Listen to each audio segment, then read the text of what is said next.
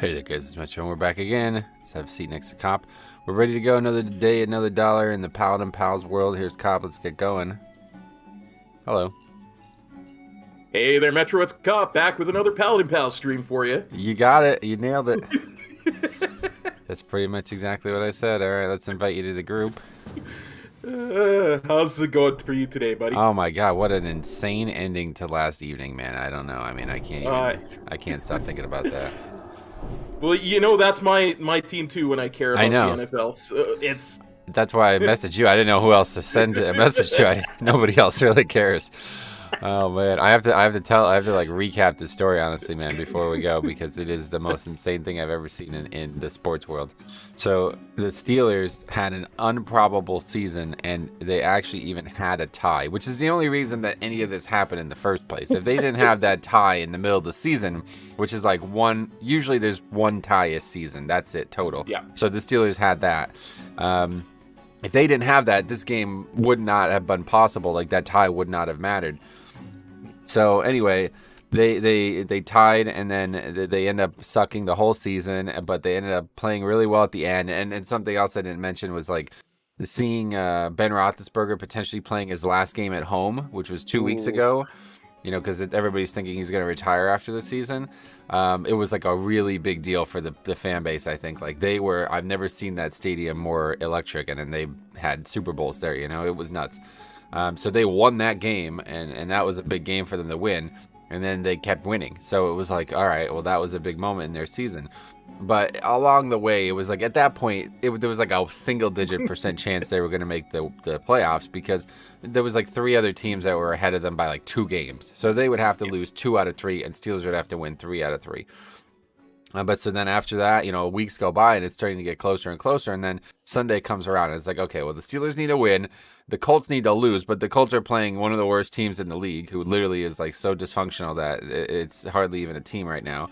And then like a bunch of other things have to happen. And so all of those things actually happened, including the Colts losing. As the Steelers were playing, the Colts lost. They got slaughtered. They lost by like 3 scores against the Jaguars, who are like the worst team in the league. So then the Steelers are in position to win, and they can't score in the 4th quarter. So it goes to overtime. And I'm like, dude, could you imagine if they have 2 ties this season? Like, what ridiculousness would that be? But they didn't. They actually converted an insane 4th down. Like, Ben's not what he used to be, but it's still pretty vintage Ben there, that 4th down conversion. So they end up breaking the tie and end up winning the game at the last second in overtime. And then so it's like, oh my God, the Colts lost and the Steelers won. They're going to the playoffs. And everybody's like, well, no, they're not quite yet. I was like, why? What's left? I mean, they're going to the playoffs. Look at the records. And they're like, yes, but the 6 and 7 team are playing each other. I was like, yeah, one of them is going to lose, and then the Steelers are going to take the 7th spot. And it's like, well, they could also tie. It's like, okay, dude, come on, let's be serious. There's not going to be a second tie this season, right? So I had the game on. I was doing some other stuff. I'm just sitting here, like, watching it, kind of not even listening to it. I just have the score on, just seeing what the score is. And the Raiders they're crushing them. They're beating them handily the whole game. The Chargers were awful for the entire game. And then all of a sudden, with like 4 minutes left in the 4th quarter, they score twice. It's like, okay.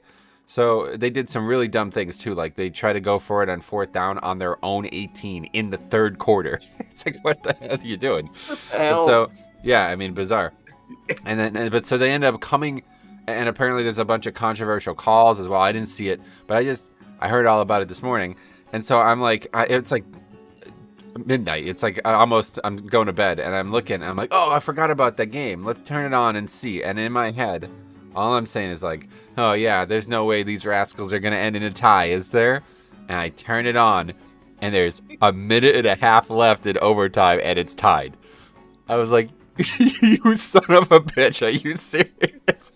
And so like, it's going to set up. The Steelers are going to lose. They're not going to go to the playoffs. Like, this is done. There's a minute left in overtime, and it's tied. It's over. Like, neither team is stupid, right? Like, they're going to let it tie. And so the Raiders have the ball. They're about 50-yard line. And it's looking like, well, there's time for maybe 2 more plays here. Everybody has timeouts. Nobody's trying to stop this clock. And so they could either try to, go for a field goal, but the broadcast is accurately predicting that, like, why risk it? Because if it gets blocked or somehow intercepted or caught, you might lose and not go to the playoffs, right? So it's like, why would you even risk this? And I think that's exactly what the Raiders were thinking. They're like, okay, now they're running the ball. There's like 30 seconds left. Nobody's stopping the clock. We're just going to go ahead and let this clock run out. It seems exactly like what they were going to do. And the Chargers are like, yeah, we're not going to let you do that. So they call a timeout and stop the clock with 31 seconds left. So they have to run a play. It's like, what are you doing? Like, you literally just gave the season. You were going to go to the playoffs with a tie. And now you're forcing the Raiders to actually keep playing.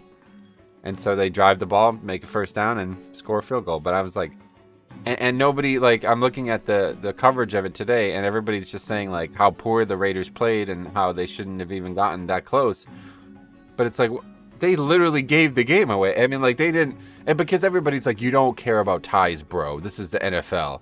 I'm like, well, you want to go to the playoffs, don't you? Like, you do care about ties. Like, people are like, they're trying to win that game. If they could stop them with that much time left on the clock, they could get the ball back and win the game. I was like, but they don't need to win the game. They just need to tie the game. I mean, I've never seen, and that's the thing, like, basketball and like March Madness is like crazier usually, like something that's even crazier. But because it's all just like opinion based on who gets into the tournament, nothing like this will ever happen. But in professional sports, when it's purely by record, and then you have ties, right? Because you can't have an NBA tie. In hockey, can you have a tie? No, it took those away about 20 years ago. Yeah, there you go. So this is the only major sport where you can't have a tie in baseball either. No, like, it's just soccer and NFL for some reason. So you can't have a tie. And so that one tie in the middle of the season it almost broke the world. Like, if that end game ended in a tie, I guarantee you next season they would be changing the rules on ties, because that would be so absurd. It would be unbelievable. Oh, but I still can't get over it, man. Amazing. I gotta watch the playoffs now. Dude, I don't even like the NFL. Like, legitimately, I really don't like what the league is about, and that has completely turned me back onto it after watching that. All right. Anyway, Steven says, "Sup, guys? Nice to see the Dream Team streaming today. The Dream Team is on the field right now. We're not going for a tie. What are you up to today, Cop?" I'm up to streaming today. That's about it. That's it? Yeah. No, okay. Temperature in this city from about this time yesterday to about the time we finish the stream will be 70 degrees higher in Fahrenheit. So 70? What the hell? What was it yesterday? Like minus 30 something. Oh, so it's going to be in the 50s, I guess? It's going to be like 40 something. It's going to be like above freezing. That's bizarre. Yeah. What a swing. Yeah, that's it. Canada's a land of extremes. I guess you're right. Yeah. Even you don't have ties, though. Come on. It's true, but and in football we do. In CFL football we have ties. Okay, so even that's yeah. Elias says, "How you doing?" I'm doing pretty good, Elias. Stomach's a little bit off because of the pressure change with the temperature, but where are we headed? All right, so heading back to leveling. It's hard to get back in it now. Let's see. We're going to Arathi Highlands. We're going to go there. Refugee Pointy. Is it with an E? Is it Pointy, or is it still just Point? I think it's still just Point. I think it's meant to be like French or something. Oh, French. Come on. Yeah, I know. Theo says, "I thought the Chargers were a good time." Good team. Yeah, no, they are. Like, that's the thing. Like, both the Chargers and the Raiders should have been in the playoffs the whole time. Like, they played well all season. And in fact, the Raiders were like the best team in the league for a few weeks. And they both just fell apart at the end, and the Steelers just kind of just kept clawing back. But never count out Big Ben. Yeah, that's what Chris Collinsworth said. He's like, Big Ben's been scrambling out of tight situations his whole career, and it felt like he just did another one tonight here at the Raiders game. You know what I mean? It's like, yeah, he's right, man. Like, he's literally always been just like one step ahead of the defense, and Just managed to squeak by one last chance at the playoffs. I was saying, now, could you imagine if he does consider retirement? Like, if it's in his head, because nobody knows for sure. Everybody's just assuming. But he hasn't said anything. If he does consider retirement and they somehow go deep in the playoffs, like maybe even get to the Super Bowl, could you imagine? Yeah. Come back one more season, you know? What if they won it all? What if they Well, somehow managed to that win it would all? be insane. I mean, that would be next level underdog stuff. But hey, Bynum, what's up? Good day, Paladin Pals. How are you? Well, I can only speak as one half of the Paladin Pals, but I'm pretty good. I am decent myself. Very good. Well Let's pick this one up. Northfold Manor. We are fighting a war for Stromgard, and we are losing. The ogres, the syndicate, and we have divided our once great city. Oh, I see. The ogres, the syndicate, and we have divided our once great city, and each faction battles the other into a bloody stalemate. But our forces dwindle while our enemy grows. We need help from the town of South Shore, but supplies are difficult to receive while the syndicate holds territory between us. Go to the syndicate base in Northfold Manor and slay them. Then perhaps pressure on our supply trains will lessen and we will get more through. See you around. Okay, Malin's request. Where is that?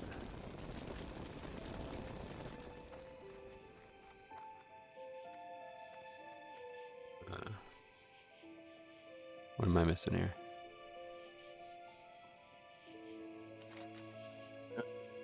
I don't see it on my questy. Do we already have it, maybe?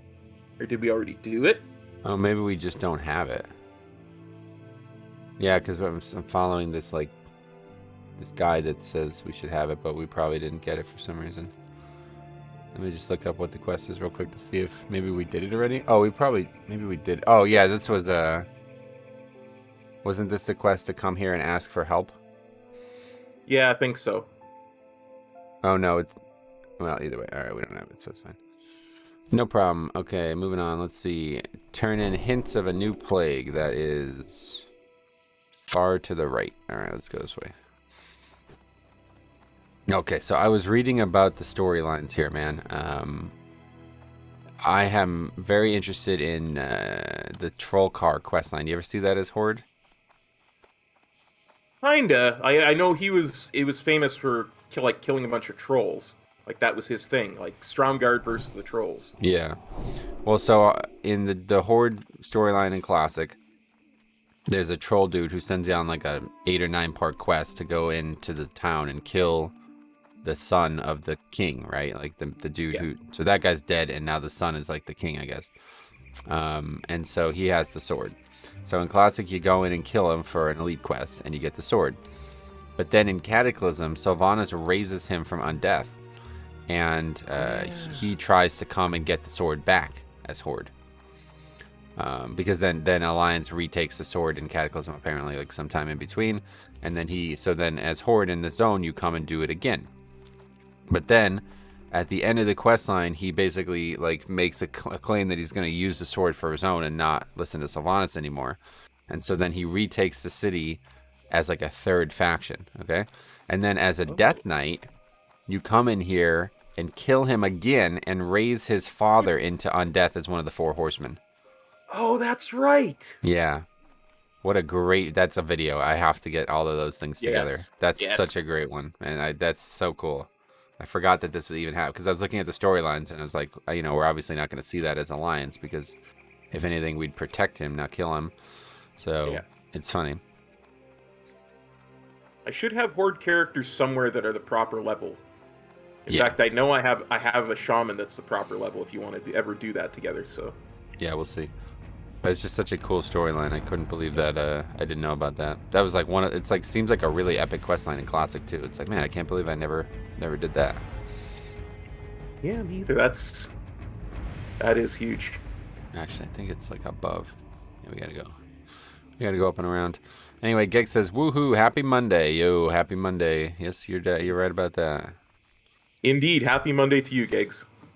We're gonna aggro, yes, sir.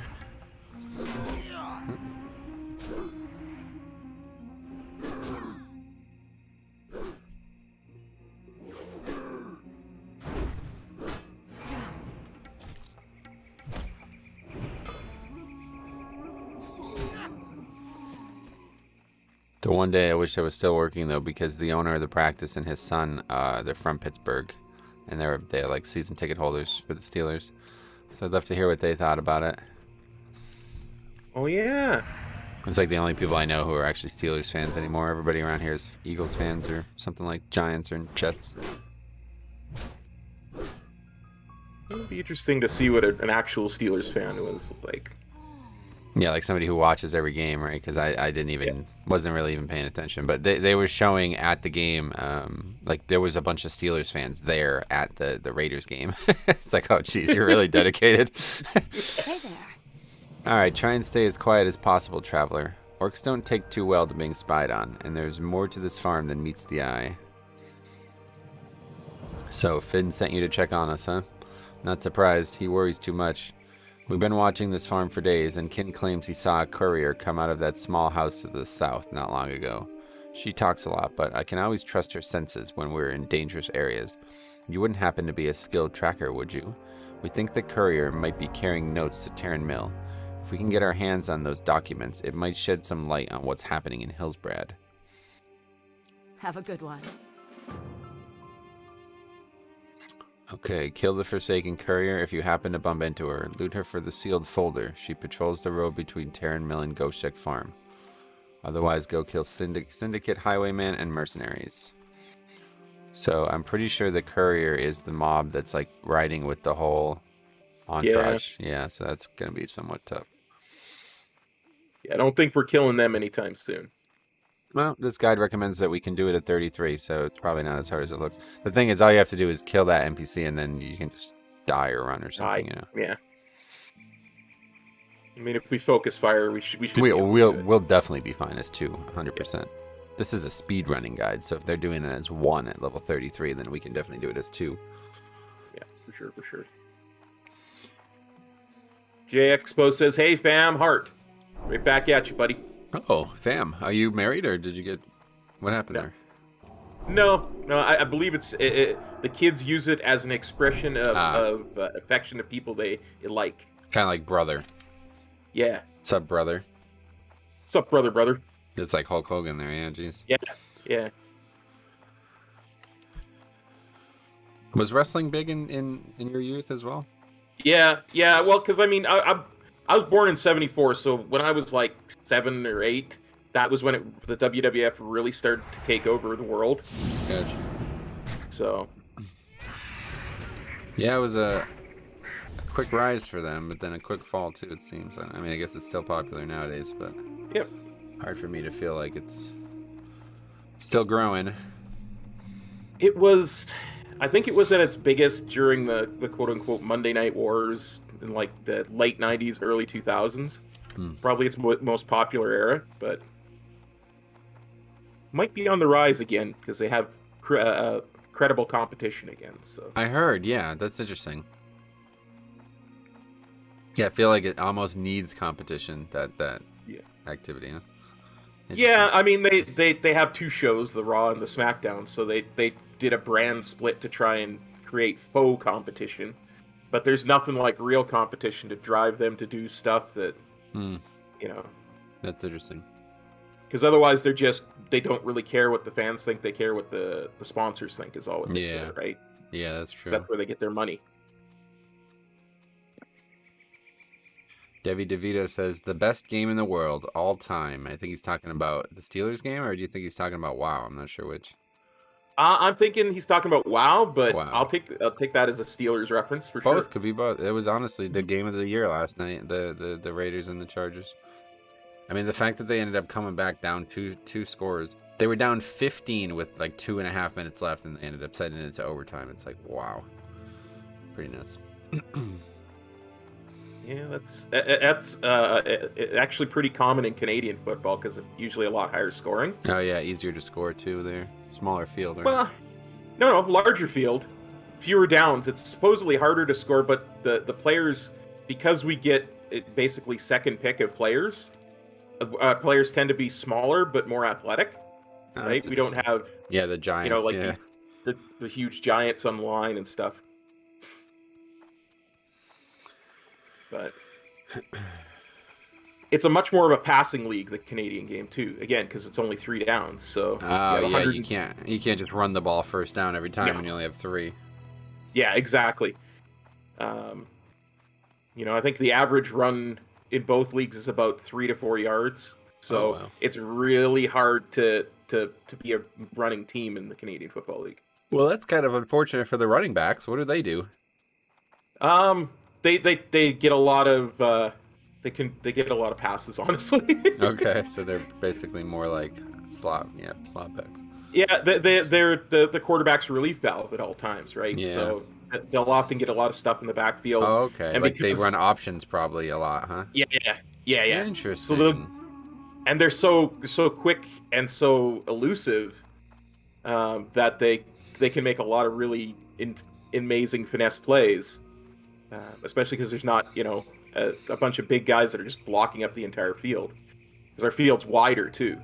Wider, that's what it is. Yeah, okay. I knew there was some difference with the field. That's interesting. Yeah, it's 10 yards longer and 10 yards wider. So, yeah, that was the other football competition thing that they had that had the smaller field. I can't remember what that was called, but arena. Oh, that's it, arena, and everything. There was like no sidelines. Yeah. They got all elite wrestling as competitions as Bynum. That's what you were talking about, right? That's what I was talking about there. It's the first legit competition they've had in a long time, for sure.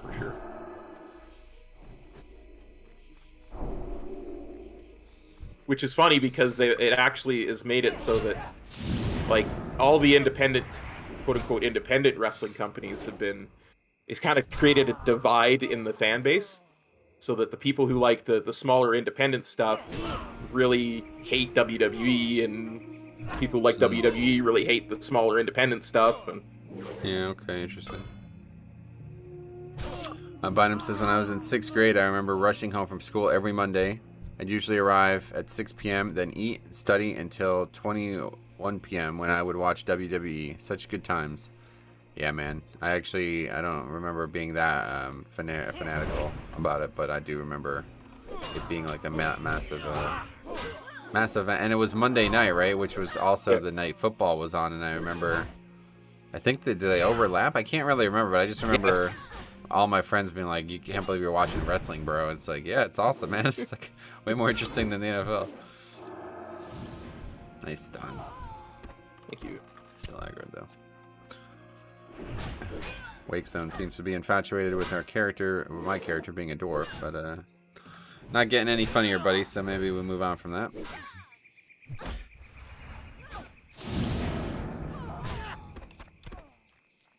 Okay, so we were looking for mercenaries. There's not a lot of them, it seems. We only need 6 of them, though. They're probably more on the inside. And there's a solid chest over in that house. Thanks to treasure tracking. We'll go take a look at it. I was having a look at all the different treasure chests in Classic, and well, first of all, there's a lot less of the different types. Like, you know how in Live WoW there's like the 8 different types in the Cataclysm Zones. There's only like 3 different types, but they actually like have them organized by level. So it's like you have, oh my god, they just like sprint away, man. I forgot how dumb this was. It's a rare there, dude. Yeah, we're aggro everything.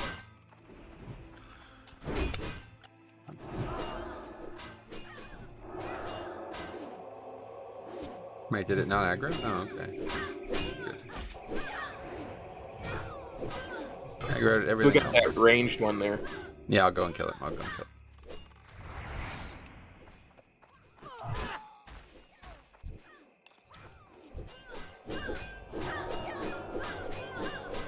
God, they're attacking you fast. The sounds are so ridiculous. I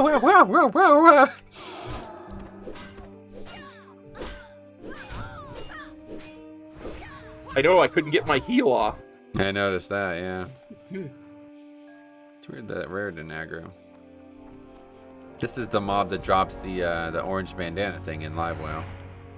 Oh yeah? Yeah, do you have it? It's awesome. I don't know if I It's a do or toy. not. It's from the new Arathi Warfront, like revision of the zone, and it drops a toy that whenever you use it, it puts an orange bandana on your face, no matter what helmet you have. Oh, nice. So it's kind of cool for some transmog, because obviously a plate character can't wear an orange bandana.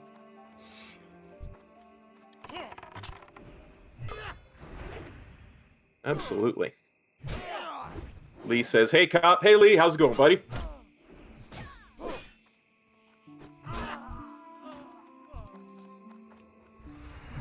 How'd TBC go for you then? I didn't get to watch much because of the Steelers game, but what happened? 5 hours, 75% of a level. Oh. Wait, what? Are you serious? So You slow. didn't even ding 61? I didn't even see Ding 61.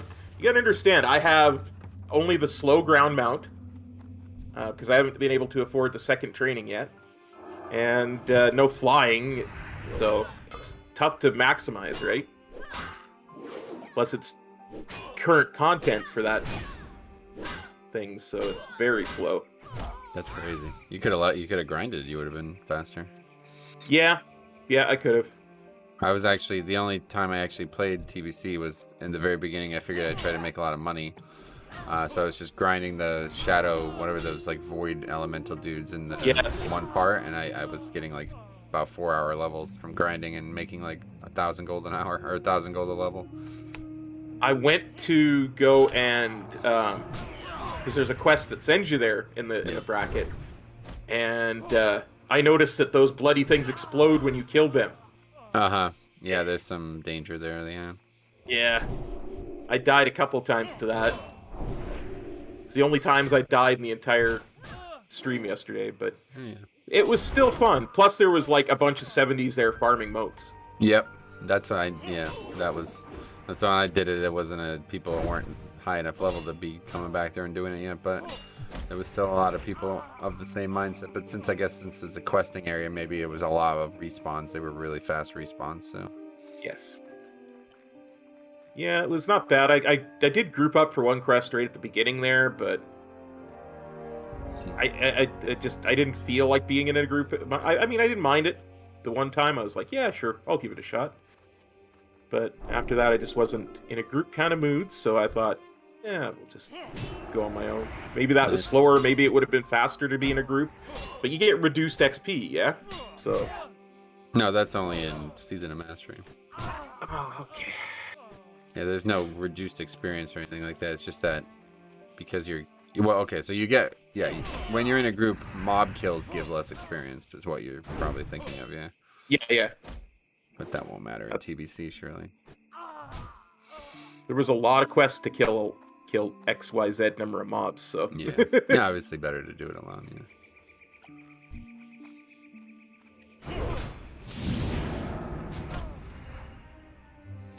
yeah. I just can't really get into TBC, unfortunately. Ooh. Strength Spirit, I have Strength Stam, so I will greed that. Oh, okay. Well, I will need that because I have gray on. All right, well, white piece at least. Glimmering Male Spalders. Nice little transmog there too. Wish you can get it, but it's actually male. So yeah, that's the thing that that's really. Not one of the ones they changed to plate. Well, who knows? I mean, it's classic, but yeah, that's the thing that really chaps me. It's like, man, there's so many good, iconic looking items for when you're leveling up a character in classic, but because you start male, then it becomes male in Cataclysm. It's like, well, that's not a transmog I can own. So I really hope they will change that. I always thought it was kind of silly to make you change armor classes at level 40. It was, I think you should just be your armor class. You think it's silly? Yeah, okay. I mean, I could agree with that, yeah. If they did that from the get-go, it would have solved a lot of problems, too. Yep. But I don't think armor class was supposed to be what it is now, right? Like, where it's just like, you know, basically it's like how they made loot was with armor class in mind. But this was more like, okay, well, it's a benefit to have plate. You know, you're going to get a lot stronger. You're going to have a lot more armor. You know what I mean? Yeah. It's like nobody cares about that now. Like, DPS classes don't even care about armor in Live WoW. Yeah, it's true. That's why they had to add that 5% buff to your damage when you're wearing all of the proper armor class. Yeah. Just to make loot a little bit more consistent. Yeah, that's the main thing. Because there would be items. I remember in Wrath, it's like leather pants, I think, or something like that every single DPS in the game wanted. Like every male or melee DPS wanted. Ret, Fury, Death Knight, Druid, Hunter, everything. You know what I mean? It's like the whole raid wanted it. It's hunter gear, bro. Literally every, like 5 of the 6 options aren't even leather wearers or whatever, you know? Yeah, I get you. That's why stuff that really only has one option, like, that's why Rogue kind of appealed to me, because you're never going to find much cloth that's going to Oh yeah, you're never going to work. Yeah, that was always cool about Rogue. So I always never had to worry about, my armor class never changed, I just went. The more I'm playing WoW, like the more I'm realizing that I feel like Rogue is like the best melee spec, the best melee class that's ever been made. How do you feel about it? Well, it's just like you're fond of saying. There's always going to be one that's dominant for DPS. Yeah, it's a pure DPS, so you're true. not ever going to be healing or tanking. You're just, if you that's can get the good only at the one spec, that's like good. that. Yeah, melee is only Rogue. Yeah, that's a good point. Yeah, I mean, if you were going to try to do the same with range, you've got Mage and Warlock. So, yeah, it's a really focused class. I find myself very focused on what I'm doing when I'm being a Rogue. Yeah, okay. It's just like so well designed too, though. I feel like they have so many cool things. Yep. Oh, and that's what I said last night a bunch of times in the stream. There's so much that you can just bypass when you're a Rogue.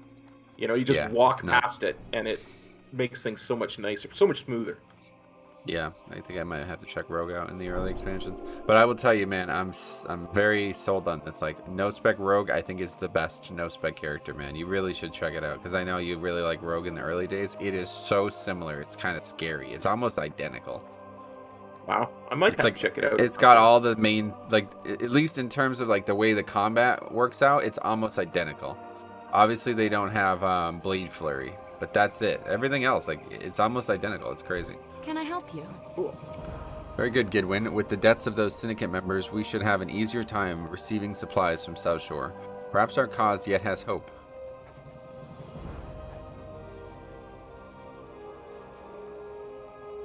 I don't know if it wants us to... I don't think we're doing this one, yeah. Be careful. Okay, so it says kill the Forsaken Courier. So that's what we got to do next, basically. Yeah, let's go do it. Find that. Although it says don't go out of your way to find the courier. You can skip this step and finish it later. But I think we can go and find it and get it out of the way. Yeah. I like to get that kind of stuff done. I hate these things just sit on the screen all the whole time if you don't finish them. So. Yeah, agreed. We have our hearts set at South Shore too. Yes, we do. Perfect. That's good.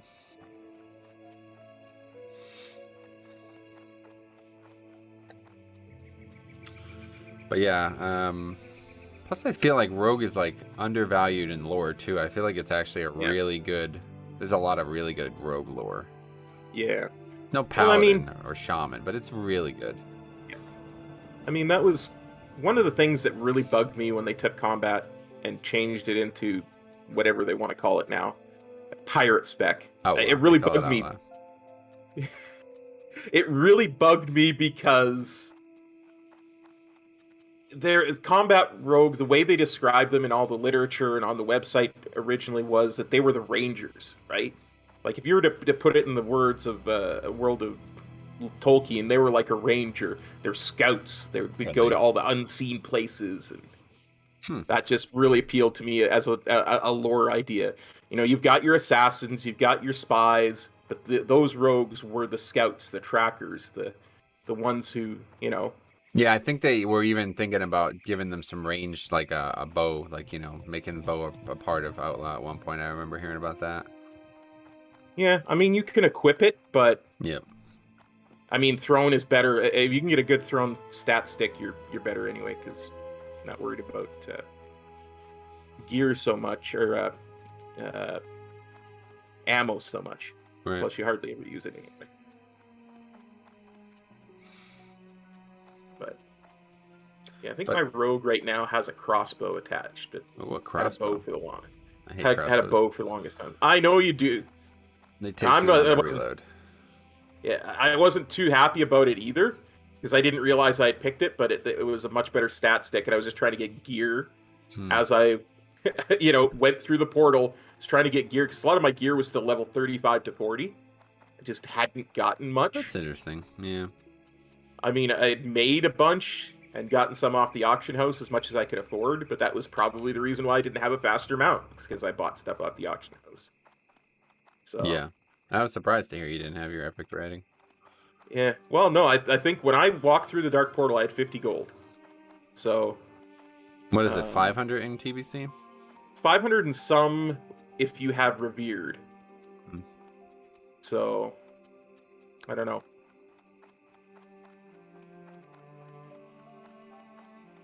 SLB says, couldn't they use shields, bucklers at one time? Yes. Hey, SLB. Yes. So Outlaw Rogue in the very beginning of Classic actually had a spell called Parry. And this was before Parry was in the game. And so as a rogue, you can use a light shield. They had a light shield designation. And you'd press the parry button. And if the mob attacked you within 2 seconds of parrying, you would automatically strike it back. Fucking awesome spell. Yeah. Absolutely. They removed that pretty quickly. Yeah, I imagine it gave balance issues, but man, like I say, that is the whole. That's really what spoke to me about Rogue, lore wise, and the whole idea of it wise, right? Yeah. Like being that guy that stands toe to toe and is so agile that you don't get hit. It's not that you have a bunch of armor and Yeah, big shield that's or cool. anything, you know? You're right. That is know what I cool. mean? That's the only one like that. Yeah, there's nothing else like that in Classic.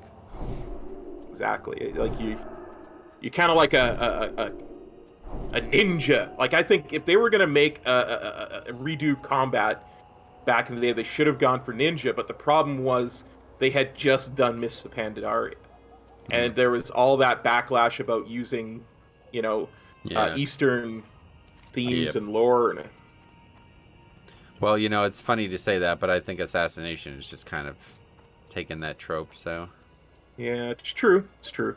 But now, so this is very interesting to me. I don't know if you know about this. Did you ever do the outlaw or the rogue stuff in Legion, like the artifacts? You did them, right? I did a little bit of it. I never continued on. Like turning it into outlaw just broke me. I just meant all the long artifacts. You did all of them? I think I did all 3 of them on my rogue. I'd have to go look. Yeah, because I'm just learning about this now. The assassination one takes you to Duskwood. Did you know this? I didn't. Oh my god, it's ridiculous. It's like, wow, what are they doing? They're taking you to Duskwood, and you're gonna kill Althea Ebonlock because she's turned against the Alliance. I was like so gutted when I was looking at all the Duskwood stories when I was making that video from last week, and I was like, oh, why did you do this, Althea? You were supposed to be on our side. It's like one of my favorite characters. I'm gonna have to do that. I never did any of those. All right, I don't think this is even up, so let's just go ahead and move on. Sounds good. The nice thing is, we should at least hit it on the way back. I guess so, yeah. Yeah, I mean, it does say, like, you can get it done later. I don't know when we're coming back, but... Okay, so now it wants us to fly to Wetlands. Okay.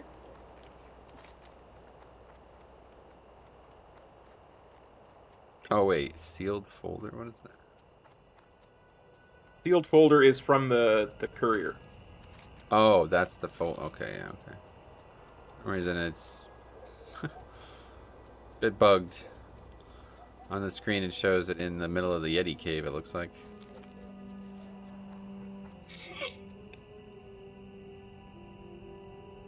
Do not see it on my screen. Yeah, it's fine. I haven't updated these add-ons on Classic in like a month, so maybe there's something up with that. Could be. Ah, so I also heard about this too. Did you ever read those new books that are... I need to check these out. The books that are like explaining what's going on with Azeroth? Yeah, like exploring Kalimdor, exploring the Yes. Eastern Kingdoms. No, I haven't. I've been wanting to get them, but I haven't. I didn't even know this happened. But so in the Azeroth one, it says after the Undercity has been destroyed and the undead have been forced to leave, the human forces of Lordaeron have retaken parts of it, including South Shore. So in 10.0, if they do end up doing a revamp, it's going to mean that South Shore is back to an Alliance-controlled zone. Greetings. Interesting. Yeah, how about that? Light. Menethil Harbor, right? Menethil, yes. That would be No. interesting for sure. No, wants us to go to Theramore, basically.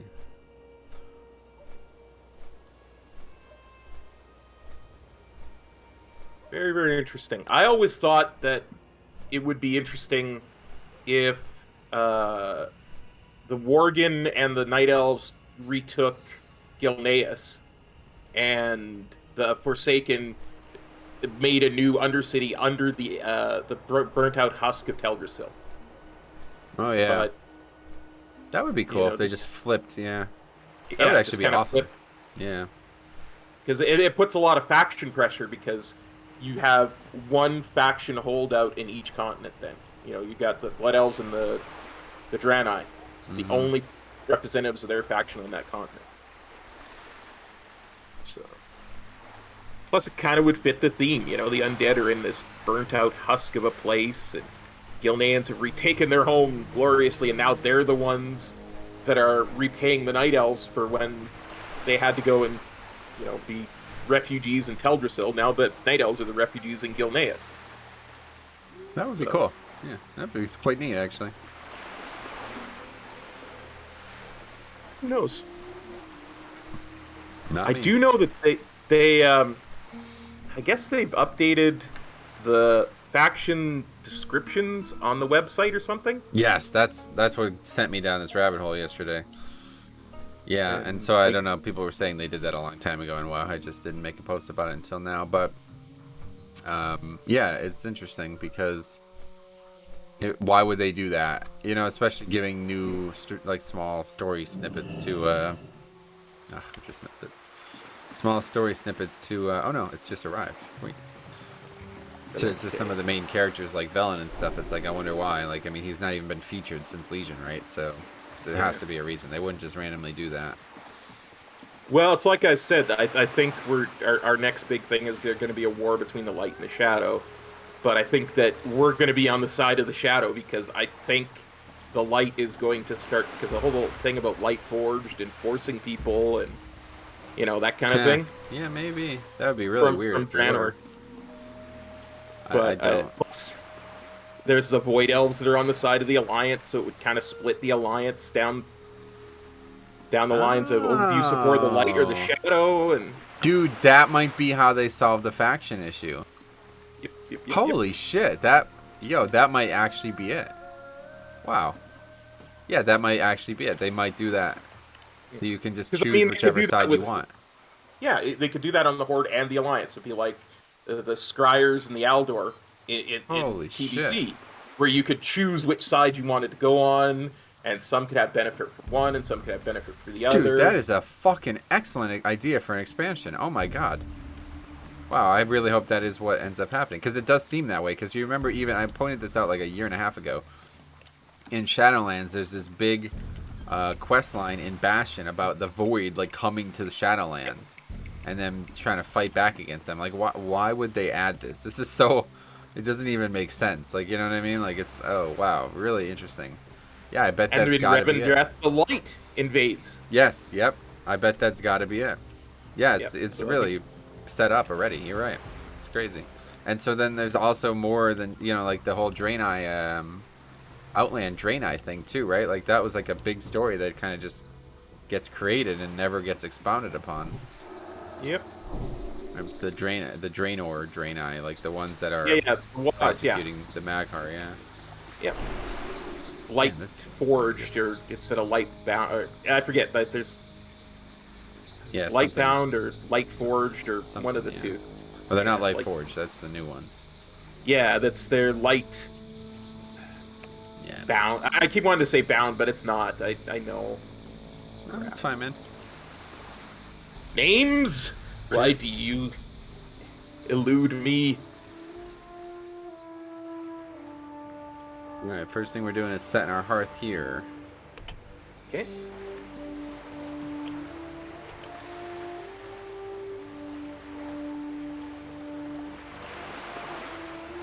Wow, it's like super foggy. I can't see the city at all. It's interesting, yeah. It's not raining, it's just dark or what, but it's like hard to see the city. It's almost like somebody was just doing that one quest with the sea monster. Oh, It's like that when you're fighting the sea monster with the cannons and stuff. Oh, really? Yeah. That's a TBC quest, yeah. Oh. That's Is that one of only the- TBC? Yeah, that's one of like the dozen quests that gets added to the zone. Oh, nice. Pretty wild.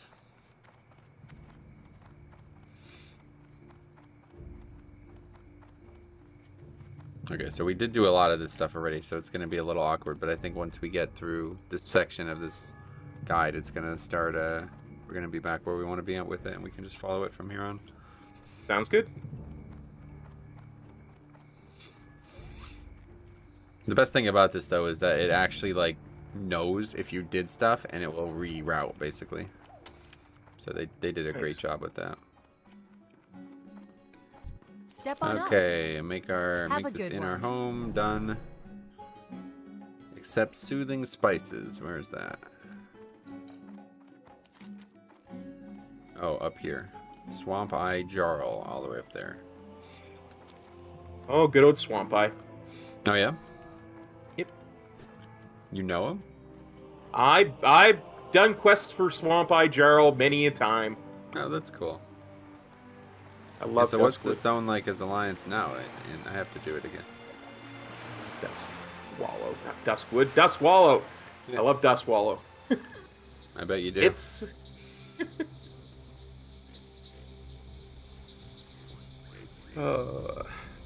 gonna leave that alone. That's fine. What is it? So explain, yeah.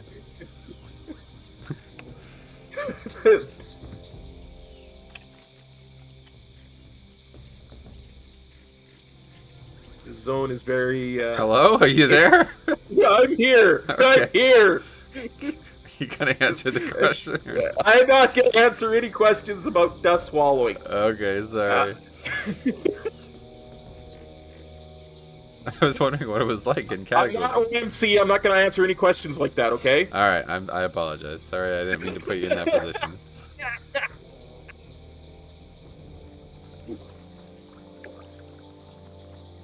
My brain went to a very bad place, and I chose not to continue You along. just gave up, yeah. I just gave up. Oh. No. I can't even think now. I laughed so hard. My brain hurt. What were we talking about? What it's like as Alliance right now? Pretty much the same as it is in Cataclysm, because the whole bombing never took place yet. They didn't Yeah. change anything. So I really thought they were gonna, but It's just funny. My mom just sent me this. One of the guys that I started hanging out with again, he was looking for a dentist, so I suggested him go to the office, and he wrote on his health history, what was the last dental treatment you received? He wrote feelings, Feelings. Instead of fillings. That's like this area in a nutshell, dude. Like the people who are successful in this area are all like illiterate. It's so strange. I don't know. It's like it feels like such a common thing around here, where like people just like can't use like basic knowledge of words to communicate.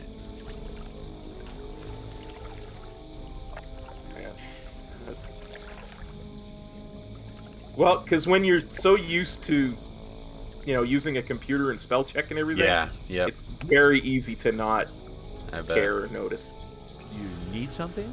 I like cooking. Good swamp cooking. Fried green frog legs and the like. And for cooking, I need spice. Soothing spice. Then I'll make a stew and stew it up and suck it down and give you some too.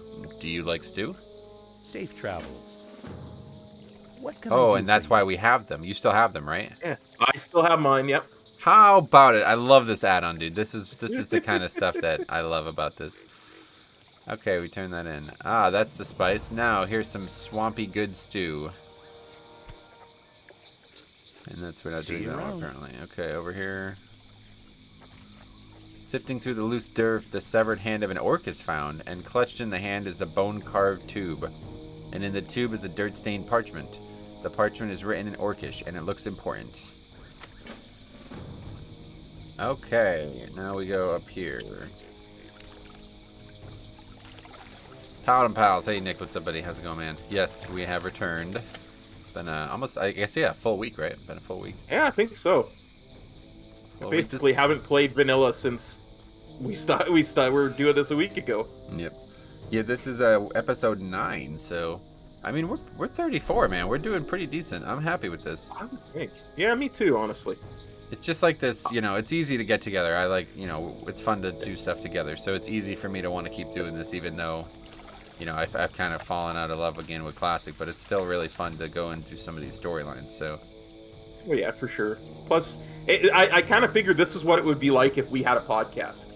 Where we just sit around and BS all day about This is stuff. better than a podcast, too, because we don't Yeah. feel like we're forced to talk about something for 4 hours, yeah. Yeah. Yeah, we should have guests on. Absolutely. First guest would have to be Harry. It's true. People don't know because they haven't been around. So Yeah, man. I mean, you really could double for Harry with your air fryer story, though. That sounds like a very Harry thing. Man, I can't believe I did that. Yeah. It's the stupidest thing. That's so crazy, dude. You could literally have been killed by that. Like, I mean, that's pretty wild. Oh, bro, cooking is hard. Bare hard, isn't it? Bare hard, innit? Why, Harry? What's wrong? Bruv, there's some ting in there. It's all melted in that. I'm like, what are you talking about, Harry? That's the food. He's like, nah, innit, bruv. I just heated things up. There's something in there. I could literally hear him saying all of these things, like.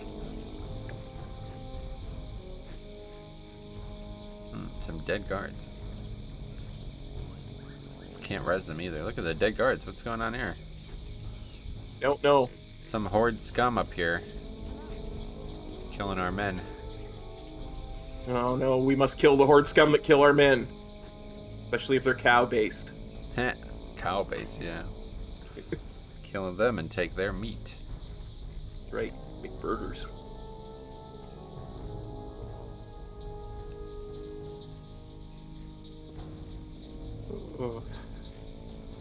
I got a butcher's calendar the other day. Do you know what that is? No. It's like a Heard thing that. that shows every single cut of meat on every animal that they might offer. Ooh. It's insane. Like, I had no idea how many different... It's like, there's like a 50 for each animal. It's ridiculous. Wow. And you just, you know, go and ask for that one and they'll give it to you. But it's like, I never really even thought about it. You know what I mean? I always thought like hamburger was just the cow. Like, but no, it's from a very, very, very specific part of the cow. And if you don't get it from that part of the cow, then it's not hamburger. It's something else. You know what I mean? Like stuff like that. Crazy. Yeah, it's a lot more complex than most people think, butchering.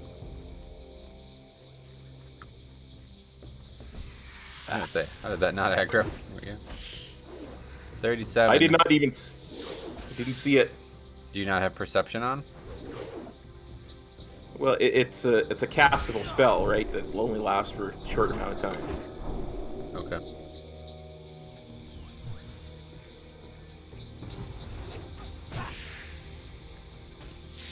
Has a 3-minute cooldown and lasts for 20 seconds, so... I see. We could have Tony Hawk on. Did you hear me talking about Tony Hawk the other day? No. Fascinating story. The guy is so like, when he was young, he was like so profusely against losing that he would like hide. He struck out in a baseball game to lose the game, and he went and like hid for like a week. Like his parents couldn't find him. They thought he killed himself and shit. Wow. And so they had him like psychiatrically evaluated, and they found out that he has a 148 IQ. Wow. It's like he's just a genius who hates losing, basically. It's crazy. Okay, Mud Big Ogre. Me hungry. Go bash fishy. Bring Mud food. You feed Mud or Mud eat you. Oh, shit. Alright, that is it. Now we go to 1,000 Needles. We already got that stuff, I think, though. Probably just, I don't know. Nah, it's fine. Just keep going this direction. It's like, we already have that flight path, but I guess it's probably still faster to just keep going this direction. Probably. I honestly don't know. Yeah, it's fine. I like roaming around the world. That's one of my favorite things to do in this game. That's why I titled the stream Wandering Azeroth. Oh, that's good. Clever.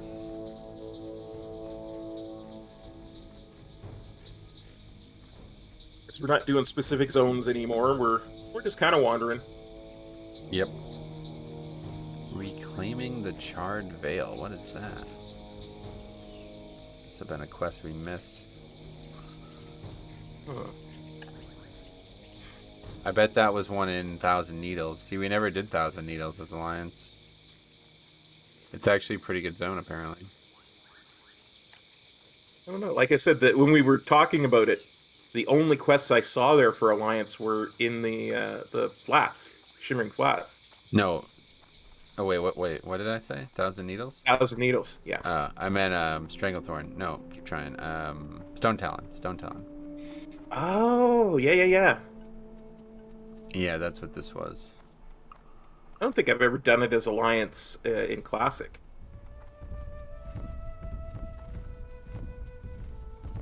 Well, we won't be doing it today either, but it does look like there's a lot of, apparently the quests that it wants us to turn in must be oh, it's a series, I see, and then it takes you to Feralus, okay. Interesting. Far south of the Barrens lies a land known as Thousand Needles. If you travel west in Thousand Needles until you reach the lush forest edge of Feralus, you will find a druid named Falfindel Waywarder. This great and wise druid is capable of calling forth great forest spirits, which can aid in the reclamation of the Charred Veil. Send word of our need. Seek him out at once. That's the quest line. Since we never did Stone Talon. Yeah, I mean, it doesn't even seem like anything happens. Oh, wait, no, there's an event. After turning in and reclaiming the Charred Veil, Falfender has an event where he walks to a stone passing the Moonwell, and then summons wisps. This concludes the quest line. Here are the lines he says during this. We must hurry. Spirits of the forest, come forth and heed nature's call. Spirits of the forest, you are needed. Make haste to the Charred Veil. And then the wisps fly up into the air and go to the Charred Veil. That's cool. Nice. Neat. It's alright. It could be better. Maybe if we saw it, it'd be better. Yeah. Rifle says, how's your day, Metro? Very good, buddy. Steelers, the whole NFL thing still got me buzzing, honestly. And Nick says, Barons music is so good. Oh, dude, anytime I can go through the Barons, I'm going to take that opportunity. It's the best zone in the game, if you ask me. And the best song from the Barons isn't even present, so... Faxi says, Feralus is one of my favorite actual vanilla zones. Just so well put together. I think it's the first great zone in Classic, yeah. Because, I mean, like, I like the Barons and everything, but, like, the Barons is really just 2 zones, so it makes it feel like a lot better. But Feralus is 1 zone, and it actually has real quest density. Like, there's, like, a lot of quests and a lot going on in Feralus. And it has a max level dungeon in it, too, you know what I mean? Like, it feels like the first real, like, late game zone, you know what I mean? Gotcha. That and Dustwallow, because Dustwallow and TBC kind of, that feels that same way. It's got a Nixie in it. There's a lot of quests, especially in TBC. You get even more. Yep. But everything else, like, you're doing, like, Hillsbrad, and it's like there's like 6 quests, and you're kind of like running back and forth 7 times to do them, you know. But in Feralus, it's like you pick up 12 quests, and you go spend like an hour and a half, and you do all 12 of those quests, and you come back, and then there's 12 more, and it's like feels more like a modern questing experience. I got you. I don't think I ever quite got to Feralus in vanilla. Oh, it's not very good as Alliance, but it's awesome as Horde. It's definitely got. I mean, it really. It's such a good zone as Horde. The Alliance one's a bit of a mess because you have to come from the one side of it. There's 2 flight paths in Feralus, which is interesting, but one's on the far right side and one's on the far left side. So it's like you have to keep going far to go to do the quests. Anyway, Rifle says, which NFL game? Talking about the Steelers. The Steelers. We had the Raiders and the Chargers both needed to. They both played, and then if they drew, the Steelers were going to not be in the playoff, which was such an absurdly unlikely thing to happen in the first place, and it almost happened. So I'm still like, I can't get over that, honestly.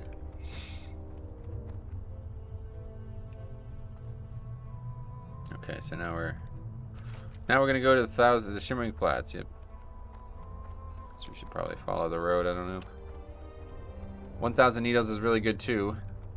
The terrain always felt really dangerous to me. This is still one of my favorite zones. I just really wish that dude, this is how much of a basket case I am, okay? I'm going to tell you this right now, and you should understand this. This is who you're playing this game with. I was so gung-ho to play Classic. And one of the major things I wanted to do was play a Tauren in Classic. Like that, I was so hyped for that. When that launched, all I wanted to do was level that character, right? Yeah. And then when I found out that my favorite song in the game is a Cataclysm edition and is not present in the classic zones that I wanted to go replay as the Tauren, I basically just lost all interest. Oh man, that's like the major. I mean, it's just it was like 50% of the interest just gone immediately when I learned about that. Because one of the main things I wanted to do was like have like a Tauren experience. Like I wanted to do Camp Tarajo, I wanted to do Thousand Needles, I wanted to do Feralus. And in all those places, the Tauren song does play, which is the most bizarre part. Like, I cannot believe that they actually did this. In Cataclysm, they add the song, and then they put it in places that are no longer Tauren. Like, it's not, you can't go to Camp Tarajo anymore. You can't go to Thousand Needles anymore as a Tauren. Like, it doesn't exist. But they put the song there. So I was like, oh my god, I can't wait to actually go there and hear the song. It's going to be so great. I can't wait to do this. And I'm like, wow, I've been in Mulgore for 10 hours. I haven't heard the song yet. What's going on? I look it up. It's Cataclysm. I'm like, well, that's unfortunate. That was like the whole reason I made the character. Oh my god, I mean, that's just me though. Like, who else would be upset about music? I don't know, man. Yeah. Music can be very evocative. It can really connect with us. It really does. That song is like the best song in the game, man. Like there's nothing like it. When that plays, it just gets me so emotionally connected to what I'm doing. I came here on my leatherwork. I did the Nomad, the leatherworking only, no spec hunter, and I sat here in the modern one. There's like a big area where a bunch of turtles are beached, and like they're the only turtles in the whole zone now. They all got moved to this one little island, and that song played. And I farmed those turtles for an entire 4-hour episode, and at no point was I ever unhappy. Nice. There's not another mob in the game that I can kill for 4 hours and I'll enjoy. Not another mob in the game. Just get to listen to the tunes and just peace out. And it was so comfortable because you're literally surrounded by water on all sides. You're on this rock with like probably 40 turtles on this rock. And the song is playing, and it's just I had the inky black on, or the shade scale on, and night in this zone is awesome. It's so dark and so like immersive, and it's like, oh my god, dude, it was the best experience I've ever had outside of like any max level content. And it was like, oh, this is not a good idea, is it? Jesus. But yeah, I'll never forget that moment as long as I live, and I wanted to relive that, and I'm like, I got robbed, man. Fucking classic. Just add the music, bro. It's 2000. It's not 2004 anymore. We could add the good music. Hashtag no changes, bro. There's gonna be some changes, that's for sure. All right, Rifle says, okay, gotcha. I'm okay with the outcome of the Packers and Lion games. Oh yeah, the Packers are doing really good, right? They're gonna be a dominant force in the playoffs. Not really a huge NFL guy, which is why this is so... It's like I just found a new sport. That's what it feels like. Yeah. I watched the Duke game. They fucking lost on Saturday, man. I was so upset. And I was just like, I need a break from sports, man. This is killing me. And then Sunday, I was like, oh yeah, NFL playoffs. Let's check it out. And I'm like kind of just casually observing. And then when I heard that all that happened, I was like, oh wow, this is exciting all of a sudden. And then I heard that, what was going on with the Raiders game. And I was like, oh my god, I was so excited. I fucking stopped what I was doing and went to the television, put the television on. I never put the TV on. It's crazy. I was really invested. I love it. And the good thing is... Wait. Oh, go ahead, sir. I get that way about Kings games, right? Like, if I'd be watching one and they just, for some reason, they're having a bad game because they have 12 players out to COVID or something, and I'll be like... Oh, I don't want to talk to anybody. I don't want to be around anybody. I don't want to see hockey for a while. Yep. But when they do good, I love it. I could not love the game more. Those moments that are like unique and powerful, like moments for your team, are like not something that happen very often. So I feel like if I didn't experience that yesterday, I would be very upset to have learned that today. Like if somebody tried to like if what I typed out to you in your Discord, if somebody typed that out to me, I would probably be depressed. Like that would be very upset that I missed that. You know what I mean? Because even though I don't, like I said, I don't really follow the NFL. I think I probably watched like 3 Steelers games all season. I never watched a full one. It's like it's still my like you know if I had a team, they would be my team. So it's like to learn that they not only had the crazy season they had, managed to come back at the last minute and end up winning that game to send them to chance to playoffs, and then still almost missed the playoffs because of that fucking shenanigans that happened in the Raiders game. I would, that's what sports is to me. Like this whole kneeling and all these other politics and shit. I don't give a fuck about any of that shit, man. I just want these crazy, unique, electric moments that can only happen once a season. That's why I watch. Yeah, because it doesn't matter how, against the odds it is. Yep. That's why they play the game, because crazy stuff happens. Exactly. That's exactly right. Yep. Yeah, like on paper, at 8 o'clock when that Raiders game started, if it was some kind of simulation, they'd be like, well, there's like a 0.1% chance that this game's going to end in a tie, so we don't even need to worry about it. You know what I mean? Yep. But it fucking happened, dude. Like, it was almost not 0.1, you know what I'm saying? Like, it's actually insane. Like, that's sports right there. It's almost like if you were a cynic, you could probably say, like, it was fixed, right? Yeah. Because what are the odds that actually happened that way? It's so hard to believe.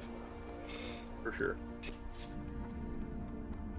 But it made me realize it the other night because I was doing the achievements in Sanctum of Domination, and there's one that you have to throw in Ner'zhul, those balls. There's this swinging pendulum. You have to throw the ball through the pendulum. That's the achievement. Okay, it's pretty crazy. It's a cool achievement. But so this is this Alliance Guild, and they're like. They're not learning very quickly, let's put it that way. The dude's picking this thing up, and he's just launching it. He's not even throwing it at the pendulum. He's like, oh, I missed. It's like, you didn't even throw it the right direction. But anyway, I'm sitting here for like 10 minutes. We're fighting this boss, and they're still not hitting it. And the guy makes it, and I was like, look at this, guys. The 16 upset the number 1. And I said this, and like there was no response. And I'm like, these guys don't know anything about sports, and they'll never know how crazy something like that is when it happens. You know what I mean? Like we sat there for like 10 minutes, and then finally got the achievement. That's exactly what it felt like. I was like, wow, the underdog finally won.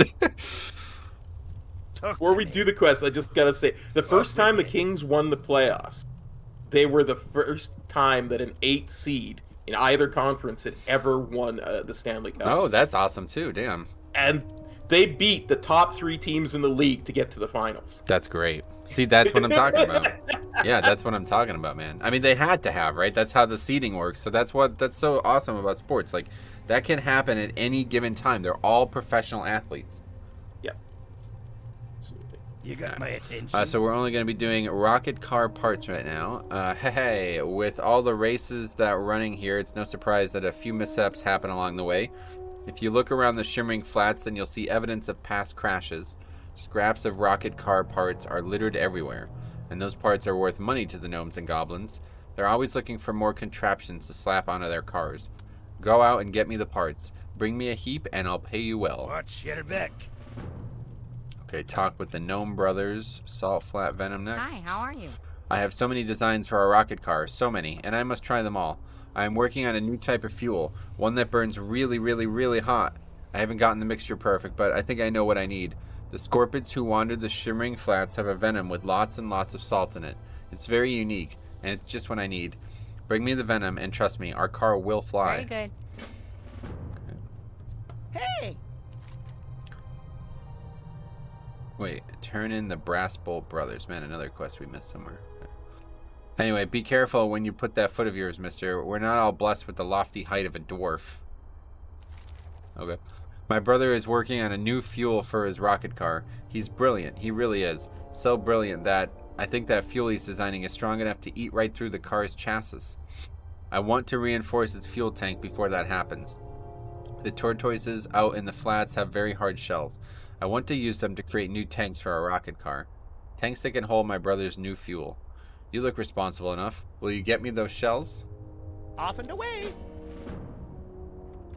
Then over here.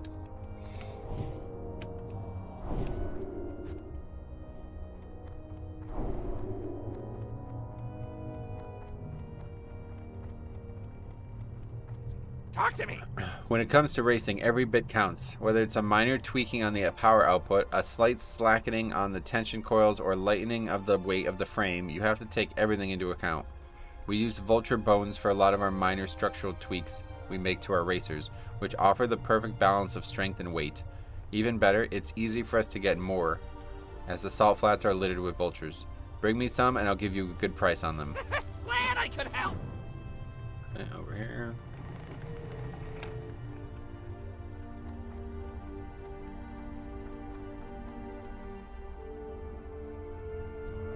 God, look at this guy's gun. That's cool looking. Expecting you. Pretty cool. Yeah, it's got the blade on it. The winds I love it. guide you. After the big crash with the Goblin's Red Thunder Racer and a Basilisk, Kronkrider hired me to take care of the track. I don't know what all the animals out on the flats are feeding on to grow so big, but we have to be careful to thin them out so they don't wander onto the track when a race is going on. Tell you what, if you want to go out and make a little profit, go out and remove the Basilisks from the area. Ancestors watch over you. Okay, and that will probably be the rest of the episode now, doing these quests. Yeah, it looks like there's a lot to collect and a lot to kill. Yeah, a lot to collect. Charles, what's up, buddy? Impart some worldly wisdom, please. What should we say? What do you think?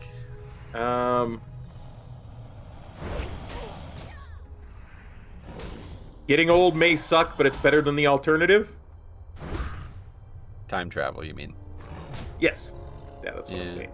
Exactly what I'm saying. I'll give you some worldly wisdom, buddy. Slow down. Take a minute. Enjoy your life. This is something that it took me a long time to learn, but there's a lot of sights and sounds to see and hear out there in the real world as well. So don't waste it. Don't waste the opportunity you have. You never know when it's going to be gone. Absolutely.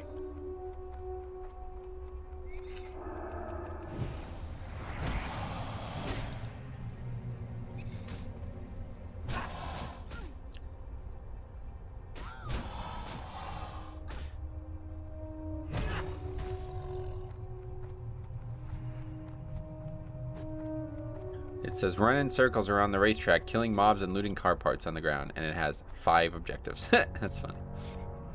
We got a lot of stuff to do here.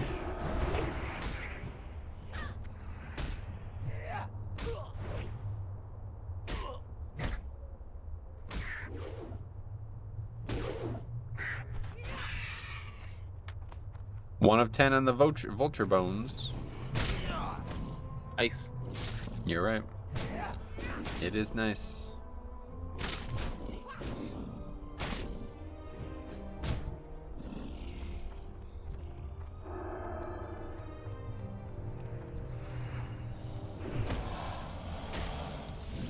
At least the Basilisk is just killing them. Yeah.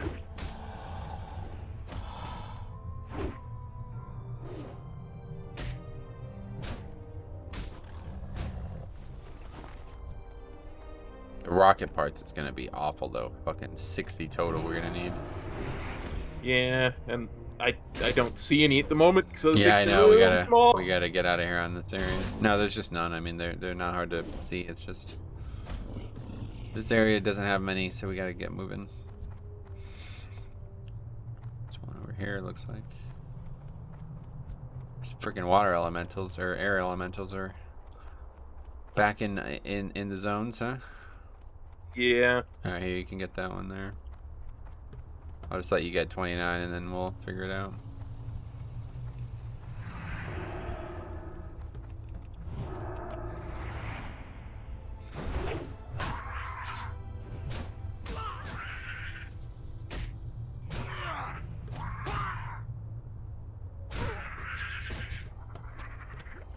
This is another good area, though. I mean, it's pretty dense, you know, a lot of quests. Yeah, a lot of mobs. It's just like one-dimensional, though. Like, once we finish all these quests, that's actually it. There's nothing, no follow-ups to any of them. I think there's like one quest chain here that like takes you to like all over the world, but I don't think it's worth. Oh, really? Yeah, like Well- I seem to recall going from here to Ratchet to. Oh, yeah, that's the ZF, or the Z, whatever the... Yeah, that's Quest for Sunken Temple, I think. Yeah.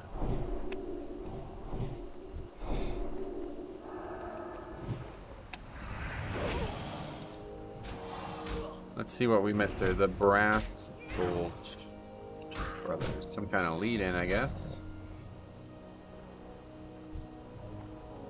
Was from Iron Forge. Okay, here's another part.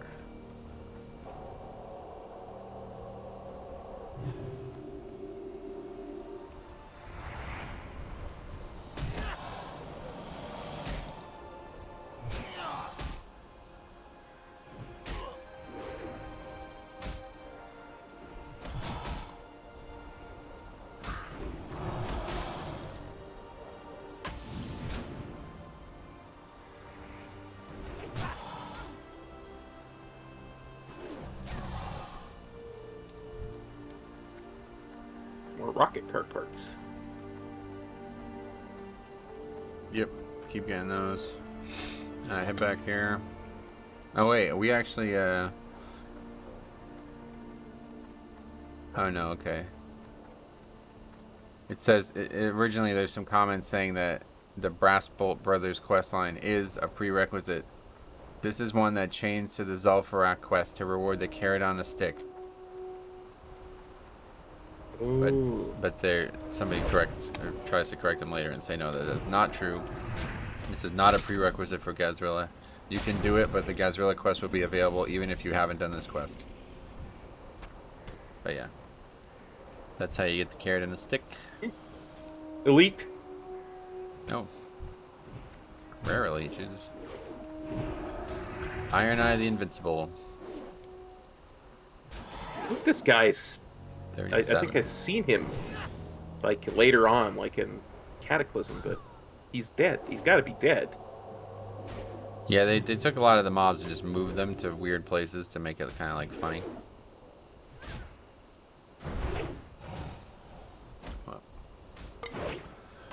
Iron Eye, the Invincible. I'll heal, dude. You got threat.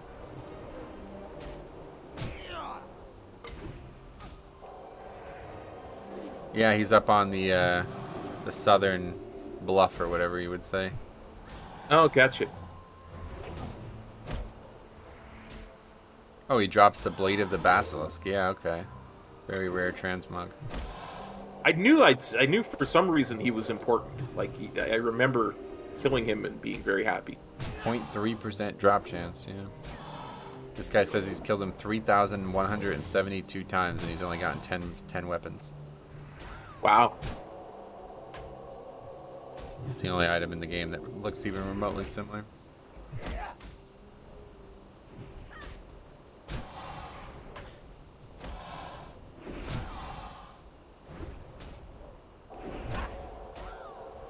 Riveting classic gameplay here. Sitting here missing 50% of my swings. Me too. I mean, he's 3 levels ahead of us, so. The only reason we're able to do this at all is because we're paladins. Yeah, we have self-healing is the main reason, but yeah. Oh, there it is! How funny is that? Sells for 10 gold. Look at that, dude. Chance on hit, plus 33 defense. Ooh, That's a lot. But it's one-handed, so I will greed. Oh yeah, both of us. Neither of us need it. I guess I'll try to sell it. I think it's gonna sell That's though. It's a good amount of gold, buddy. You never know. It Nah, might. it's not gonna. I mean, who's gonna buy that? Why would you buy that for 10? I mean, get 10 gold. It's not a lot, I guess. So that would be pretty fair price, yeah. Okay, Bynum says, I really hope we get cross-faction play as soon as possible. 2 guilds that I was in on my main and alts moved to Horde. I would have agreed with you about a month and a half ago, but I am actually hoping that we don't get it now because it's so it's such a different experience than Horde that I almost don't want that to not be the case. Yeah. And I think it's also very untrue to keep saying this. Like I was on that same boat forever, but it's just not true. Like there's plenty of people doing, like, I saw like 25s listed and shit. So there's less people, obviously, but there's not so few people that you can't raid. Just think about it this way. Here, get this part. Just think about it this way. Like, eventually the game is going to get smaller and smaller. You know what I mean? So Alliance is just at that point already, whereas Horde will get to that point eventually. So it doesn't really solve any problems. But I do think that if they just double the population pool, like if you make it so anybody can play with anybody, then obviously the game halts that decline immediately. So it's a very good idea, and they should do it. But I almost wish it doesn't happen because I've actually found it's quite nice to be on Alliance. Yeah, do it's you nice know how for a much? change. Yeah, Faxi said, do you know how much that used to sell for on live? That's 200K. That's what I'm saying. It's the only item in the game that looks like that, and it's like a sub 1% drop chance. It just dropped the first time we ever killed the mob. Maybe on Classic it's not a 1% drop chance. I don't know. Anyway, what add-on is that? Which it's showing the 2 route to level up, bro. It's called Rested Experience. It's like a paid leveling add-on.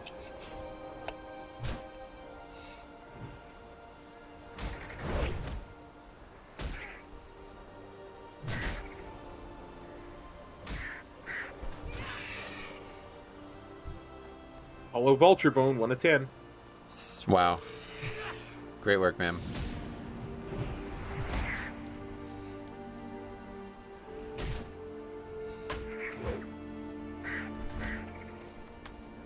Two of 10, so you can just go and gather the parts that are around here while I kill some of these.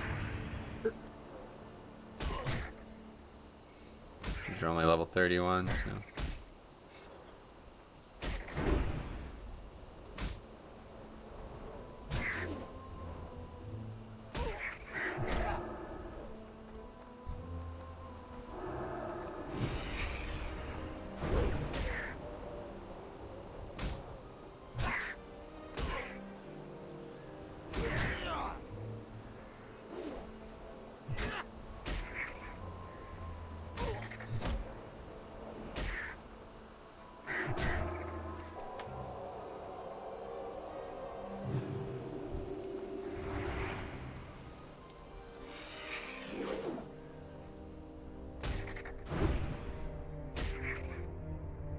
That's a good little area because there's a lot of vultures and there's a lot of parts.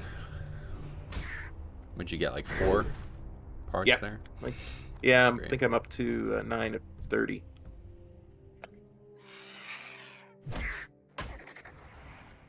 This is what WoW is at its best in, when there's nobody. Because if we come here on a busy server, these quests are going to be impossible. We're going to be here for probably 2 sessions.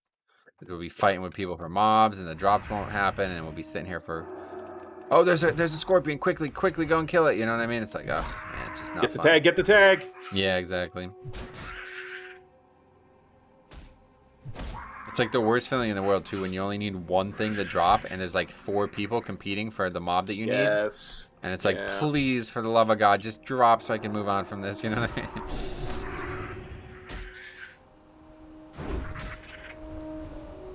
Yep.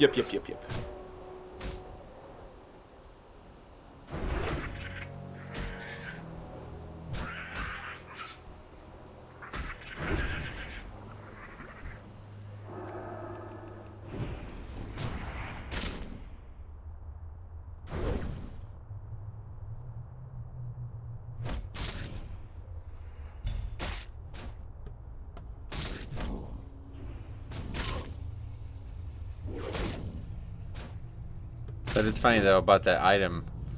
It's like, it's hilarious how just adding transmog like quadruples its value, right? Because frankly, it's not a very good. I mean, it's an interesting item, but like, is anybody gonna spend that much money on a tanking sword while leveling? Like, I don't think you would. I mean, it's, you know what I mean. Not really many people play tanks while leveling either. So, one-handers. I mean, I don't know who would even use that. Maybe a rogue. I guess it's probably a decent rogue weapon. It's actually pretty damn good. It's 25 DPS, so that's just as good as a Varrigan's Fist. Yeah. It's up there with Varrigan's Fist.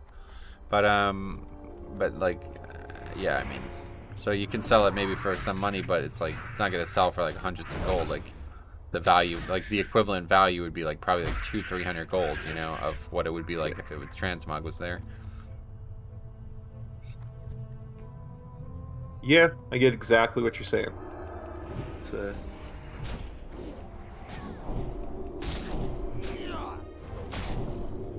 thing is, I think people realize that eventually there will be transmog, because eventually there'll be Wrath Classic and Cata Classic. No, I don't. I don't think So there'll be Cata Classic. That would be really. I really hope there won't be Cata Classic. Let's put it that way. I don't see them not doing it because they want to preserve a copy of every stage of the game, like every stage the game was in. I don't think they do, though. I mean, where are you getting that info from? That was never expressly stated by Blizzard. I don't know.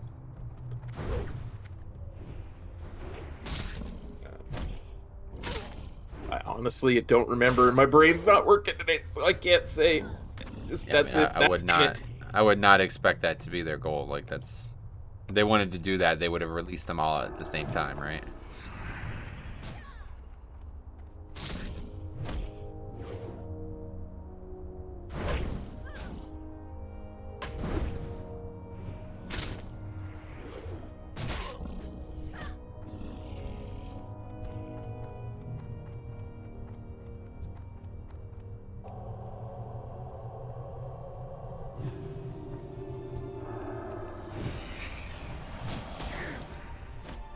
I think like the classic thing just pushed them to make a decision, and then that decision, you know, it worked out. So then they're like, what else can we do? And so obviously TBC was a logical choice, even though it was a bad one, and it just ends up harming the classic community overall because now people are split up between the two products. But then so they do that for Wrath, and then what? So now we have 3 versions of the game split up. And then are we doing Season of Mastery still? Are we doing TBC Season of Mastery? Like, who fucking knows what we're doing at that point? We're gonna have like 5 versions of Classic. And then so they add Cataclysm too on top of that? Like, what's the point of even... I mean, I don't know why would you even play Cataclysm? Cataclysm is still there in the life. That's what I said about Wrath and shit too. It's like, Wrath has not changed. It's exactly how it was in Wrath on Live WoW. You want to go do Wrath content? Go get 5 of your friends together and make a level fucking 10. And go do Wrath content. You can literally do everything that's in the game. There is an important piece of Wrath content that they took out in Cataclysm. What and is that's the battle for Undercity. Oh, okay. Yeah, you're right. I forgot about that one. That was taken out in Wrath. That was later in Wrath they took that out. Was it? Yep. Yeah, it was originally removed because it was causing a ton of server issues. Yeah. Because it actually takes place in Undercity. Yeah, and I mean, it was their first experiment to what would eventually become scenarios, so it's important for that reason. It's why they said when they announced Cata that they learned a lot about phasing. It's just a cornerstone for a lot of the good stuff that's come since. Yeah. So it would be nice to be able to do that again. Yep, I guess that's the one thing that's not there, you're right. I was thinking about that last night. I was thinking that what about Wrath would be important and I can't do as on the current servers, and I was thinking, yeah, that's right, the battle for Undercity. Where you going? I got feared. Oh. Yeah, I don't know. It's just such a shit expansion, honestly, in my eyes. The only thing I would ever be interested in seeing would maybe be Death Knight, because how unique they are. Yes. Yeah. The first hero class.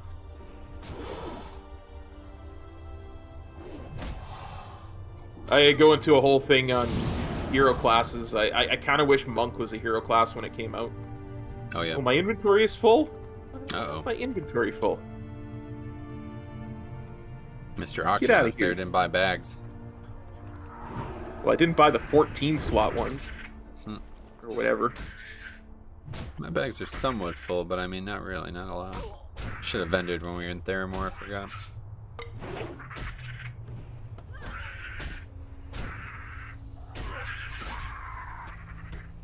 Theo says, the reason my bags are full is because it's classic. Good one, Theo. Rifle says, I like Death Knight in the beginning of Wrath. Yeah.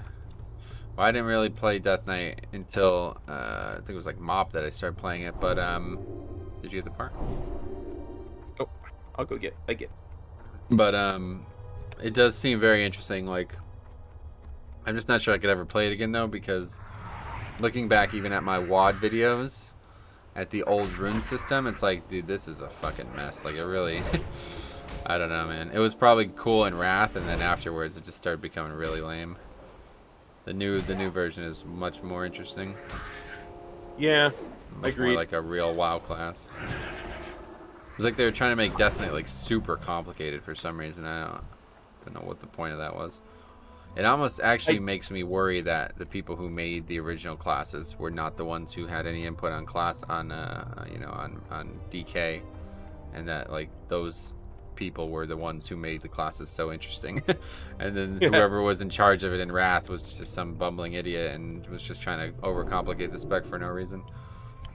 I think it was probably done more by committee and less by, okay, this is the people who are doing shamans, and this is the people who are doing No, I know rogues. that, but I'm just saying, like, the overarching, idea behind it is so different than every other class in the game. It's just, I don't know who designed it. 3 classes that tank, Yeah. Okay. Or 3 specs that can all tank. When you die, you turn into a ghoul, which gave you a second life, and it was just as powerful. Yeah, I remember that, actually.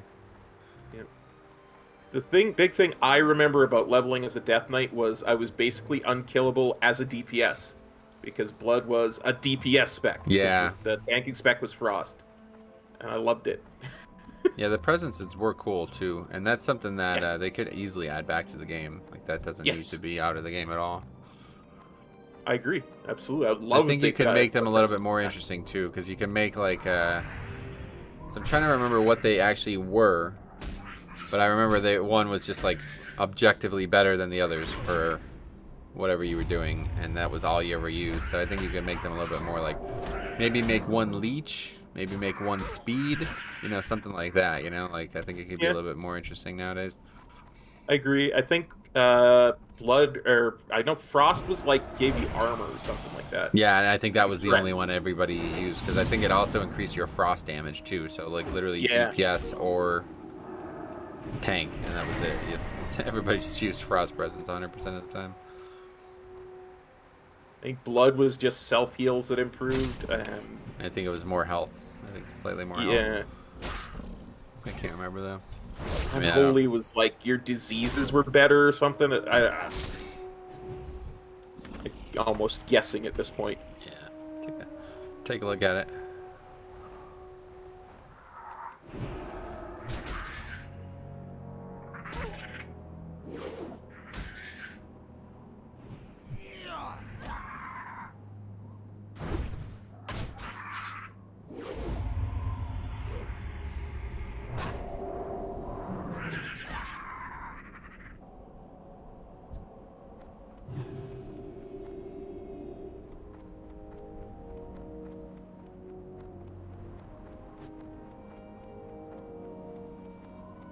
So this has to be a later version, because it says blood presence increases threat generated, increases armor and stamina, lowers damage taken, and restores a % of damage dealt as health. There's no way that was what it was. Exactly. That has to be later.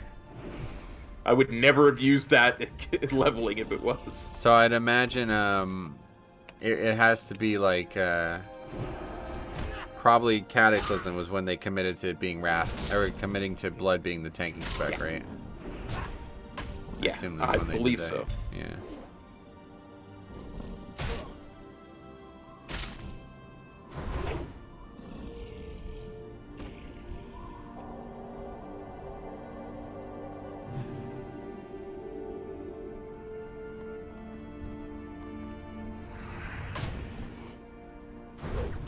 Oh yeah, I forgot about this blade barrier. Whenever your blood runes are on cooldown, you gain the blade barrier effect, which decreases damage taken by 5% for the next 10 seconds. Pretty cool.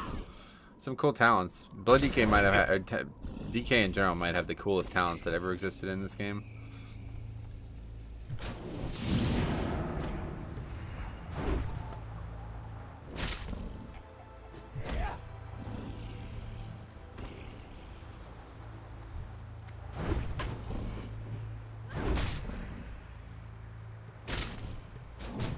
They had the original tank racial as well. Tank double dipping racial. Parry rating by 25% of your total strength. Forceful deflection. Goes on to be a concept that every tank benefits from nowadays. Nice.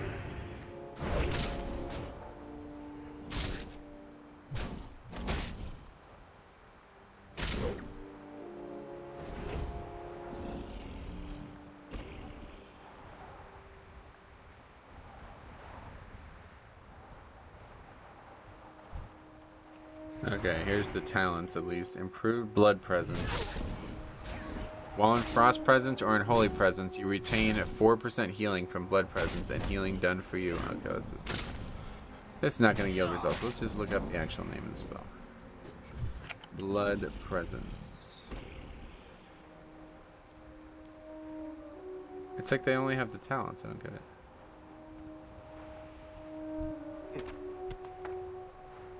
These like jank-ass private server websites, you know? Yeah, Strengthens the Death Knight with the presence of blood, increasing damage by 15% and healing the Death Knight by 4% of damage dealt. So that's what it did. There you go. Yeah. Okay, Frost Presence. Let's see.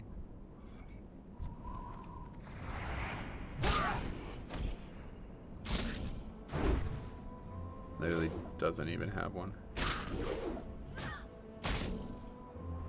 I don't get it. Why is it so hard to find?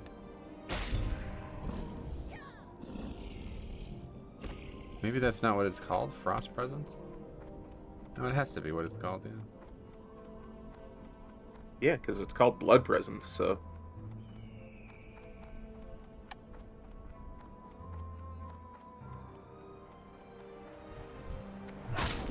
Anyway, Unholy Presence infuses the Death Knight with Unholy Fury, increasing attack speed by 15%, movement speed by 15%, and reducing the global cooldown on all Death Knight abilities. Only one presence may be active at a time. Yeah, it was speed for Unholy. That's right. It's like, yeah, and then it eventually becomes actual movement speed later on in Wrath when they, or later on in WoD when they completely change how they all work. Yeah.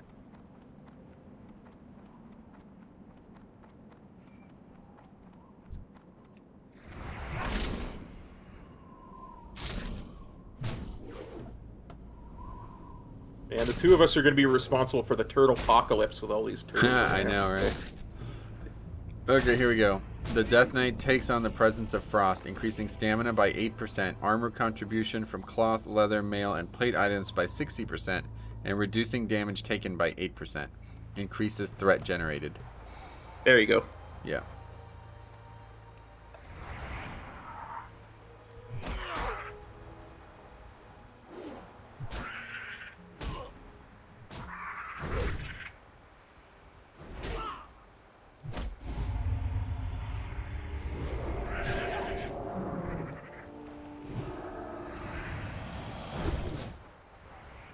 Are we making any progress on any of these? How many parts do you have right now? I have... Let me just check real quick. It's so tough to see. 23. Okay. Rifle says, yeah, I think the president should make a return. Obviously don't make them so OP. Well, that's the thing, though. Like, they should be OP. Because if they're all balanced, you know what I mean? Like, then that could just be part of the class's tuning. But I don't think they would ever do it like that, first of all, because that's just dumb. Like, it's the thing is, the ones in Wrath, they don't seem to have niches. Like, you're either a tank or a DPS. Like, you don't, there's nothing else, right? So, like, why would you ever use the Unholy one? I don't really know what the point of that one is. But it's movement like, speed, isn't that why they gave it movement speed at the end of the day? Well, it doesn't give movement speed in Wrath, that's what I'm saying. Just attack speed. So, yeah, it's kind of like... Oh, that's why, because it was for people who wanted to dual wield, opposed to two-handed. But I don't think it was actually better than the blood one. This is my point. Like, just not better, because it's just numerically inferior, you know? But anyway. On Wrath private servers, tanking as Frost is the way until ICC. Yep. Yeah, I've heard.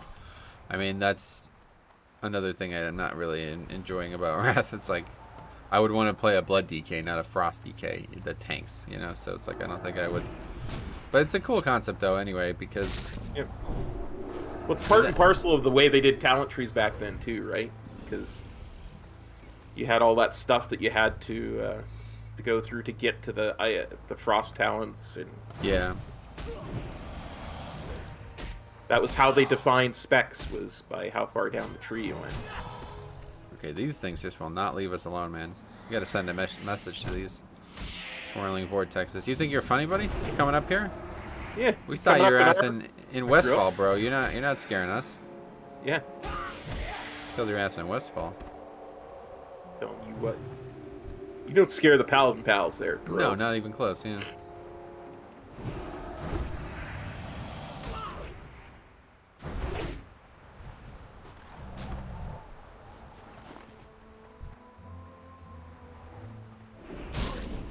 This is like.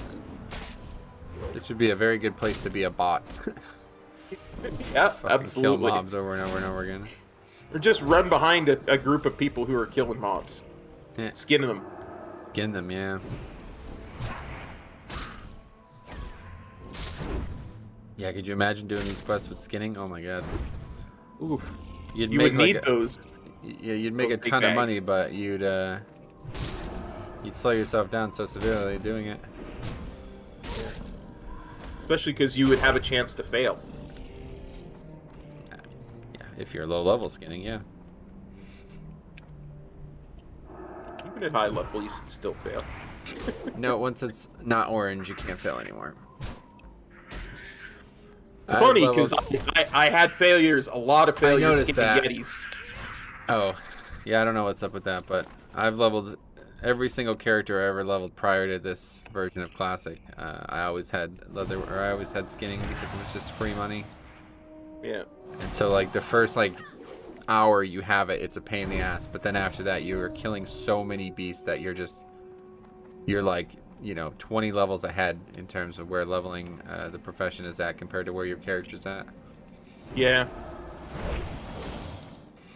No, I was just making the thing is, when I was skinning Yetis up in Winter Spring there, I'd already maxed out skinning.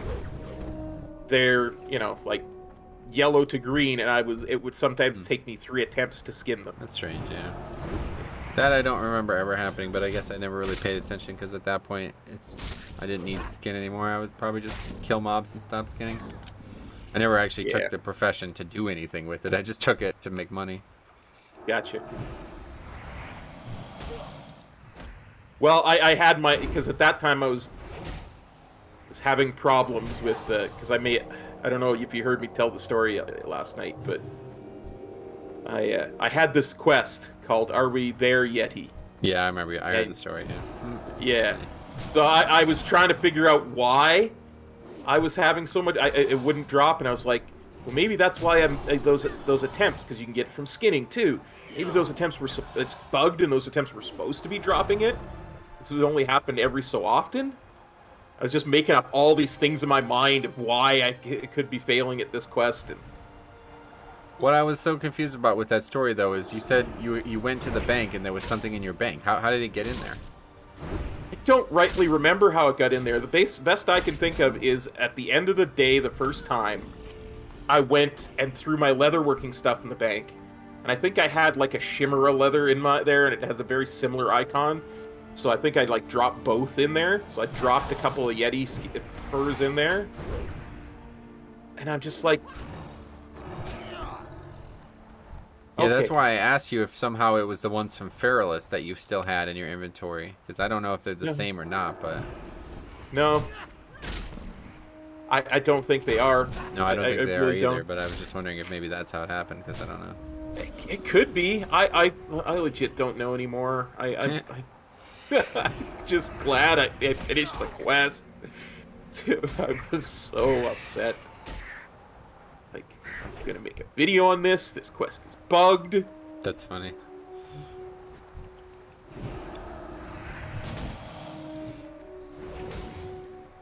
I'm gonna get to level 60. I'm even gonna finish my leatherworking. I won't have finished this bloody quest. I swear, I got like 300 rugged leathers doing that. Like, it Yeah, was that's a lot of money. legit a stupid- What'd you do with that money? I didn't do anything with the money because I finished my leatherworking. Oh, you actually used it? Yeah, I actually used the rugged leathers. Did you? That was an interesting choice. Don't you just go to TBC and level it like 10 times faster? No, because you have to finish the vanilla stuff first before you can do this with TBC stuff. Oh, really? Are Yeah, you gonna yeah. pick this up or what? I'll just get it. I don't see it, sorry. I'll get it. I'm sorry. I didn't see it. Okay, I think we should go back around this direction. Okay. Because the ones on this side are much higher level. Yeah, that's one of the things about TBC is you still get, for most of the professions, you'll still get vanilla reagents dropped. Yeah, I know. That's what I'm saying. I'm pretty sure you only have to take it to 275. You don't have to take it to 300. if I No, remember correctly. not with leather working. It's Oh, no? all not hide leather on Hellfire Peninsula, yeah. Not high leather. What do you mean? Not hide leather. That's Yes, what I know, the but I'm TBC saying leather's at called. 275, you can train the TBC version and use those patterns to level instead. You don't have to go all the way to 300. Yes, but the TBC patterns all require 300. Okay, so I'm suggesting they don't, but I guess you're telling me I'm wrong, right? I believe so, because I don't recall seeing any TBC They might have pattern- changed that at some point, because I remember in Wrath when I was leveling all those characters, when I was first starting to take the game serious, I was leveling professions on a bunch of characters, and I remember at that point you had to go through it all, and I remember you only had to go up to like, 75% of the way instead of all the way to 100% of the way. Because I remember doing that, being at 350 and starting Wrath stuff, but I'm pretty sure like I'm going by the wowprofessions.com thing for TBC. It says you go to 300. Gotcha. With Yeah, vanilla. that could be the case. Maybe they changed that in Wrath or something. Yeah. Yeah, it could be. I'll actually go look one of these days and figure it out. Ooh, a rocket car part. I'm at 26. This is gonna be 27. Nice. Yeah, there's enough in the area here for you to finish it. There's 4 more in front of me, basically. I see. I'm gonna go. I'll go get that one in a second. Yeah, just go right to left here since we need the mobs.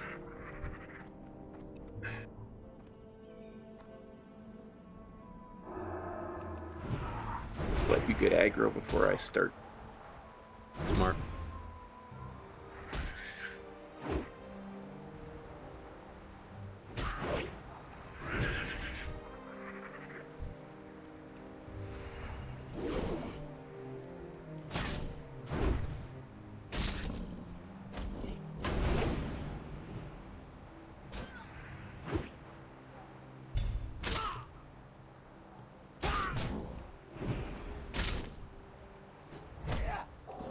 So if you could set the experience rates to exactly what you want, what would you set them to in Classic?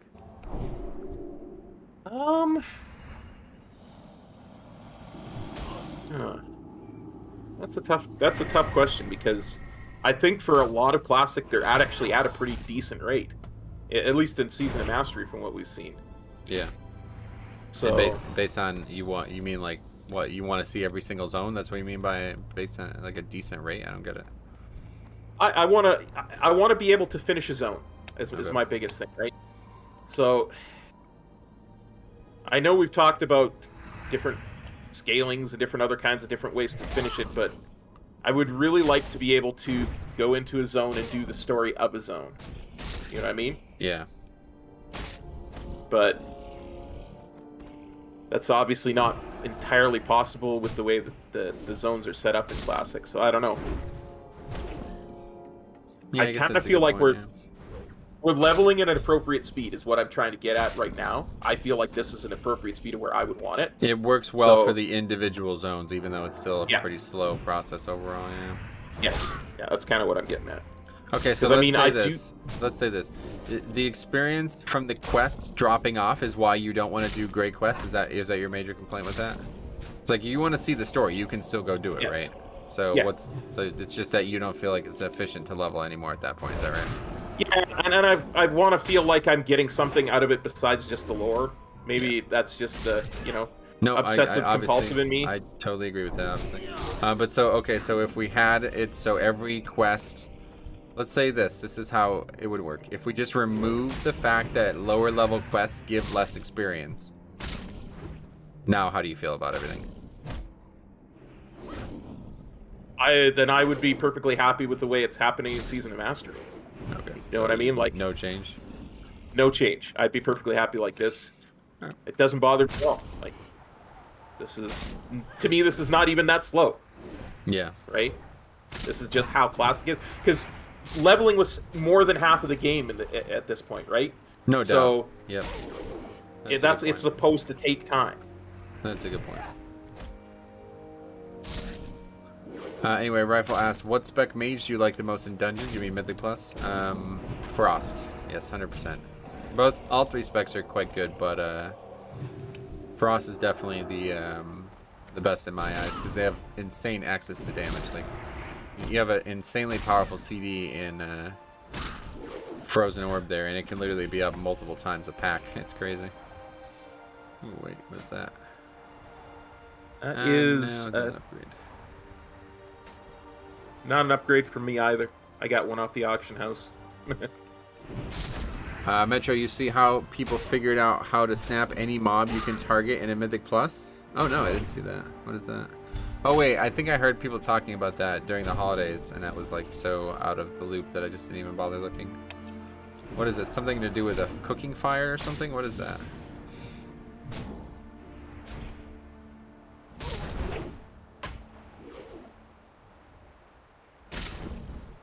Surely that's fixed, or what? Like, I don't know. People are able to do that. Surely that's just completely ruining the way dungeons work. Okay, so you're done with parts now, right? Absolutely. You get them all, buddy. Nice. SLB says, not all profs were the same, was weird, some maxed at different numbers. That might be. Yeah, that was because of the racials too, right? Because some, like that might Tauren also have be herbalism too. the racials, like, yeah. You know, the Tauren herbalism would have gone to 315 or whatever it was. Campfire, nitro fuel, a monk, use sack on them, or Kyrian link. Why a monk though? What is that? Because of stagger or something? That's so strange because I feel like all of this only happened because they add this Tazavesh trinket, honestly. Like, I don't remember a time when there's ever been a damage source that goes on the target instead of the target who dealt it. And now that feels like there's a bunch of like holes in the game that is happening with. It's very strange. Just watched the video of them snapping second boss of Sanguine Depths to the first urn and killing it. To the first urn in the whole dungeon? How the fuck did they do that? What the fuck? Or do you mean the urn on the way to the second boss? Because that would obviously be a really good decision. And I was doing that.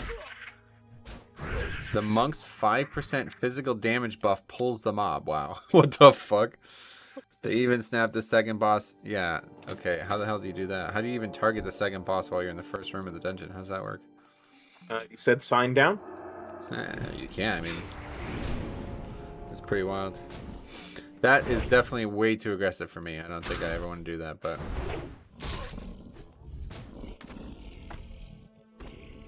pretty interesting.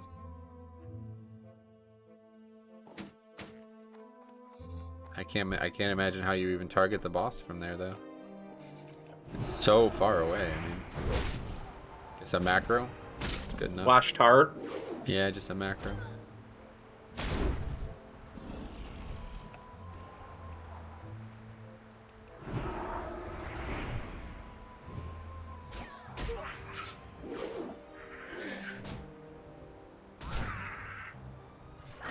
Yeah, that was something I actually made a video. You guys probably don't even remember this, but I actually made a video on this because you used to be able to just snap it up other ways. Like, you used to just be able to go down to that boss.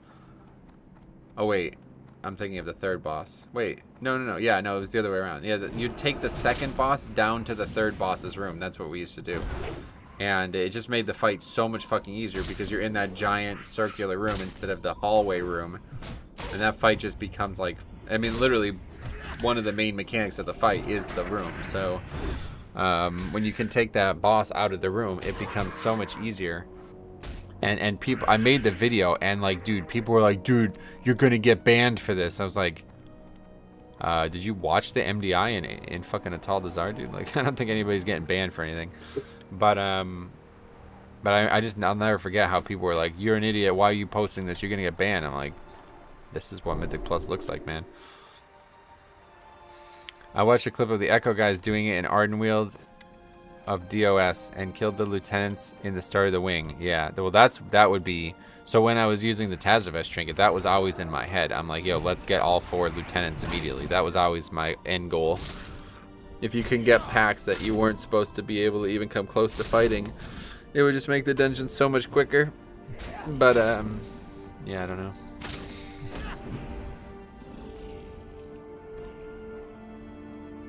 Using a bug trinket is one thing, but like doing all those things, I mean, that is a lot of stuff to set up, it sounds like. Yeah, you'd have to have a set group where you're you got people ahead of time doing stuff. First of all, you need a monk too, which fucking on its own is tough enough.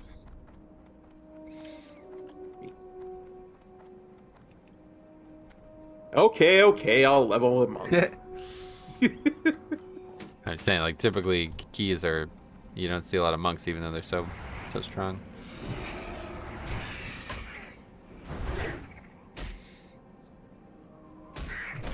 So what's the plan for the next weekend coming up here then? Yeah, we'll do the thing this weekend, and let's do it at one sitting, and I don't know. Anything more specific than that though, like what days and? Yeah. Oh yeah, for sure. Well, probably gonna start Saturday. I want to say Saturday or late morning, early afternoon. It's all going to depend on when I put out another video, if I put out another video, because I've got another video scheduled for that morning. So I might just start Saturday morning, then put the video out Tuesday or Monday or whenever is after I do the thing. Again, I'm sorry, scatterbrain today. I can't think. So Saturday is what you're planning. Yeah, probably Saturday, early morning. Yeah. Gotcha. And then you plan on this taking how long? About 40 hours total. I think that's what the other one wound up being. Okay. When I split it up over 3 days, so two full days basically of streaming, one way to the other. Yeah, one way or the other. So. Okay. And then you think probably that's it for you don't want to try to get together Monday. You probably just want to do that and then take some time off, I'd imagine, right? Yeah, that's probably where I'm kind of at for that. Gotcha. Cool. So Thursday we can definitely make sure we get together then to make sure we get something in next week. Yeah. Absolutely. Thursday for sure. Nice.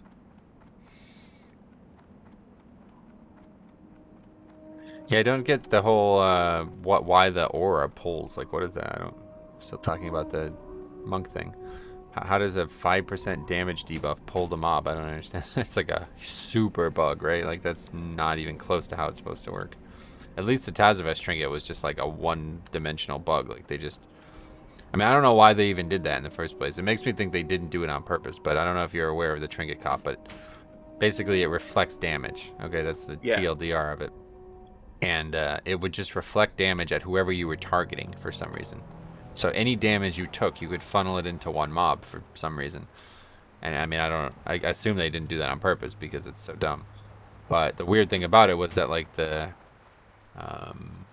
operator on the item was 100 yards. So it was like there was no, you can literally target anything in the game with it and it would just reflect the damage you're taking onto that mob.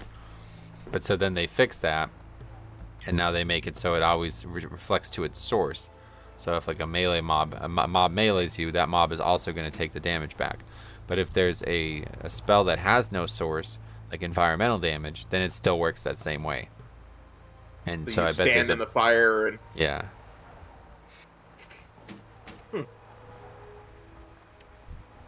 That's interesting. Tigger says the most. Good. Sorry, go ahead. I was gonna say definitely not working as intended. But... No, yeah. The most insane snap is Klotos Inspires. Who is Klotos? One of the mini bosses? I always hated in Classic, a mage could counterspell a warrior and put them in combat so they couldn't charge. That always felt so bad, says Sudden Gaming. Oh yeah. I didn't even know that, but I mean... If you're fighting somebody, then you're in combat, right? So I'm not sure. That's why they have the other charge. Intervene. Mage and warrior are just like... Mage is just a hard counter to warrior, like fucking owns warrior.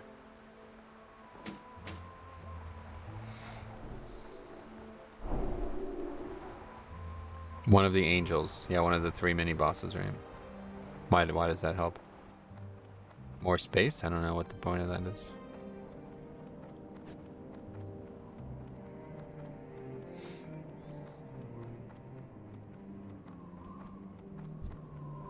You can fight them at the 3rd boss spot next to the death release. Yeah, I get that part, but just not sure what the benefit of fighting it down there is. So did they do that in the Great Push? Is that where everybody saw this? Because I missed that too.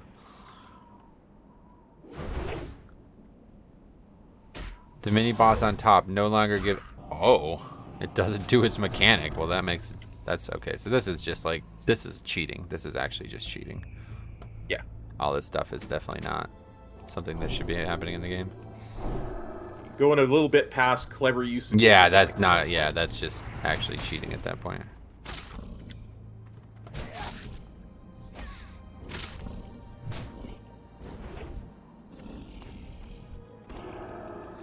Theo says, did I stream earlier? No, I streamed last night, Theo. And yes, we're all very sorry to hear about Mr. Saget. Yeah, what the fuck was that? It was. I don't know. He's Does only anybody know? 65. Yeah, does anybody know what he died from? I don't. It makes me think it had to be some kind of not normal death, right? Because yeah, I mean, he was touring, like he was doing podcasts and shit. I just saw a podcast of his. I don't know. Yeah, and especially because like I feel like a sudden death as well, like Norm Macdonald's was the same, but he was sick, like he had cancer. So it's like Bob Saget just suddenly dies in his hotel room. What's that from? Got to be something, right? I mean, 65-year-old doesn't just not wake up some days usually. I mean, I hate to speak ill of the dead, but he's known as someone who has used drugs in the past too. So oh yeah, okay. Entirely possible that there was something drug related. Yeah, what do you like drugs, don't you? Is that you? I can't remember. No, no. Oh, you don't like them. You don't like them. No, drugs are bad. Okay. They're okay. I mean, they're interesting. Like, there's this one that a lot of people are using now, fentanyl. It sounds like really good, apparently. Do you know anything about it? No, the name sounds familiar, but yeah. 75% of all drug-related deaths were because of fentanyl in 2021. 100,000 total drug deaths. 75,000 of them were to fentanyl. I would have thought the whole bunch were from people drinking bleach to avoid COVID. I don't think that counts.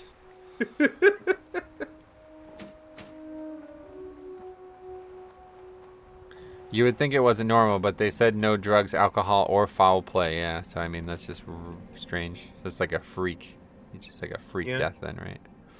Sometimes you can't detect a congenital heart defect until it's too late, too, right? Maybe that, yeah. Sadly, if they haven't said why he died yet, it was probably something that makes him look bad. That's what I was thinking. Yeah. The fact that there's no. Like he died from like autoerotic asphyxiation or something crazy, like, right? Because what else could it be? I mean, I don't know. Mythic Plus at the start of an expansion really is the Wild West. Oh yeah.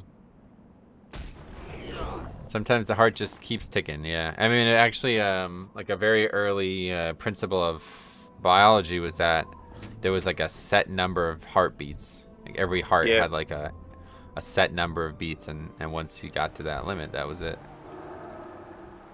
Which is funny because that's now a similar concept is being passed around as like a proponent for longevity in other ways. Like If you use all your organs less, you'll live longer, just naturally, regardless of for what reason. I suppose you're putting less stress on them. Yeah, it's a very common thing talked about in intermittent fasting communities. The less your body digests food, the less it putting strain on its overall system, so you'll have potentially more uses of it. It is the most strenuous activity your body does. Yep, it's the most completely strenuous. Like every single organ is interacting with it. That's why the time when it's most done is when we're asleep, right? Like that's when the body goes into overdrive to digest, because it's not doing anything else. So, Faxi says, "I love Bob Saget because he was the complete opposite of what his character on TV was." Yeah, yes. No, that's so funny. Like I didn't even know that about him until somewhat recently. Like, yeah, he was basically just a maniac.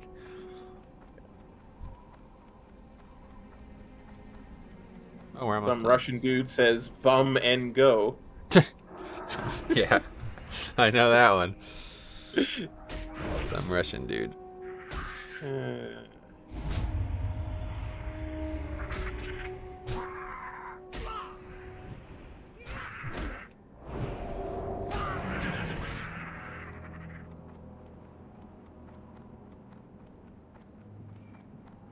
Okay, 3 more parts, 2 more shells, and 2 more vulture bones. So we actually are at a bat. Let's just head back over to where the vultures are. Sounds good. Because there's not really many vultures over here. I need 2 more. How many do you need? What do you need for all of those? I got so many stuff tracked right now. Yeah, there's just so many quests, yeah. Okay, I need 2 more tortoise shells, 1 more salty scorpion venom. That looks like it for 1,000 needles. Oh, good.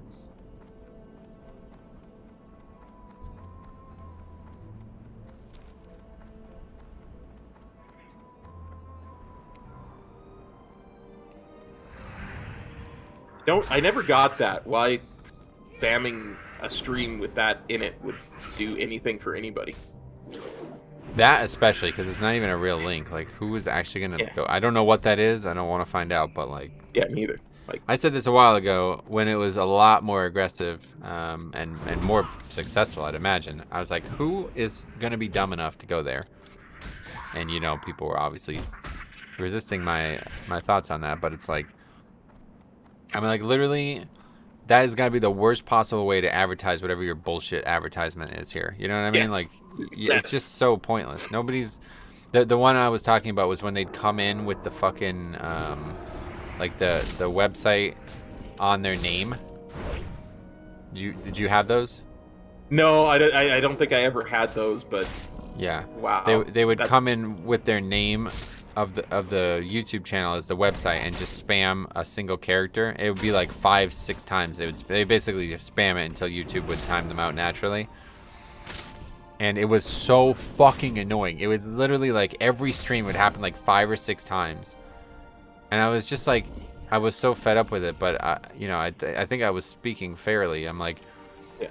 you're so fucking stupid. Whoever came up with this is so fucking stupid. Because not only are you not going to get anybody dumb enough to actually... Because, like, to get to the website, you had to copy and paste the person's name, right? Yes. It's not like you could just click the person's name. But so not only is nobody ever going to do that, people are so fucking profusely lazy. Nobody would ever do that in the first place.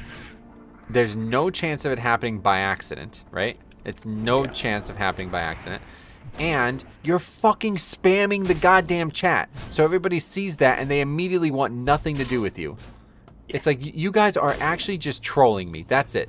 Whoever's done this bullshit, these fucking idiots in India, they're actually just trolling me. That's all they're actually doing. They're not accomplishing anything. You know what I mean? Agreed. It's like, okay, thanks for fucking wasting my time, man. That's all you've done. That's all you've accomplished is trolling me. You could have did that a lot easier. That was literally like every single stream. It'd be 5 or 6 times in the stream. I just stopped even banning them. I'm like, I'm just done with this. This is YouTube's problem. I can't deal with this anymore. I'd have to tab out like every single dungeon at least once to deal with it. It's just, it's not worth playing around with. It just really isn't. Kid Boga. I know Kid Boga pretty well. I tried to get him to join the WoW guild, but he wasn't looking for a guild at the time. But yeah, he's an interesting fella. I like that concept. If you don't know him, Cop, he basically like calls scammers and wastes their time, so they just can't scam someone else, basically. Oh, interesting. And he does it in like a really funny way. Like most of them are like humorous as well. Like they're like he'll pretend he's like an old woman and he's like super confused. You know, like they're trying to. That's probably like their ideal candidate too. It's like they wish that they get an old woman every time because then she's not gonna have any idea that it's a scam half the time. You know. And so like I remember the one like they were trying to get it. They always try to get you to buy a gift card because that's not refundable. Like once they get that money, they have it. Whereas like if a credit card gets stolen or something like that, you can get that back. But so they always get you to try to buy Google Play cards, but they're barely able to speak English, so it sounds really fucking lame how they say it. But anyway, and so like he's got this like potentially like 90-year-old woman on the phone, and she like doesn't even like he's like the guy Kid Boga's pretending that like he doesn't even know what Google Play is. And so like he's just in Walmart and he's like she's like I'm gonna again the person playing the woman, I'm gonna have to ask somebody for help. And the Indian guy's like, no, do not ask anybody for help, just get the Google Play card and get out. He's like trying to like minimize his footprint on the community. It's like so fucking funny, man. It's actually hilarious.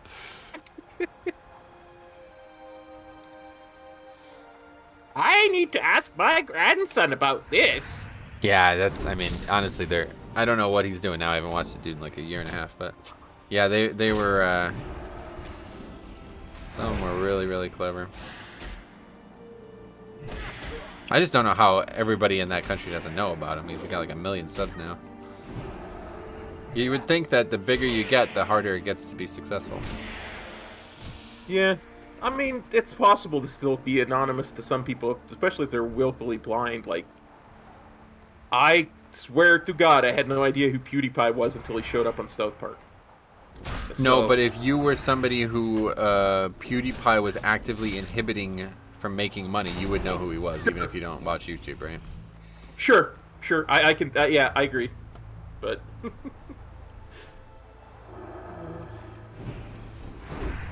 Bynum says he probably has videos on YouTube. That's all I ever watched. I didn't even know he actually streamed. I guess it makes sense. Yeah, you just make like clips, compress everything into a video. Oh, the other really good one was he pretends he's like this really like aloof girl. So one of the common scams is like a hijack of your PC. And then they try to get you to pay them to fix it. Even though it's like, yeah, I've heard of that. Mostly just like smoke and mirrors, like nothing really is a problem. Yes. But anyway, so he would like let these scammers onto his PC, and he'd have like a bunch of pictures. And like they would think, these scammers think he's actually a girl, and then he'd have like a bunch of pictures of like naked dudes and shit instead of chicks. And they would get really mad at him. Like they're like, "What the fuck?" I thought, you know, like they would get really mad at him. It was really funny. Because they basically be like sneaking into her private photos to see, like, and they think they're gonna find some gold mine in there. You know what I mean? But then he's just trolling them basically. Pretty funny. Oh, that's good. Then there's another guy who's actually like super serious technically about it, and he like, I don't even know how this happens, but he calls them and like tells them information that nobody should know about what they're doing, and tries to make them so scared that they will stop. Pretty crazy. Nice. Yeah, that's far more effective, I would imagine. Like he's like, he tells them like exactly where he like has their exact address and even knows exactly where they're sitting in the room that they're in, and he's like, I'm gonna call the police from the area that you live in and all this stuff. It's like, wow, pretty crazy. Nice. Pretty sure that's illegal, but because the person doing it is also doing something illegal, I don't know if anybody would ever care.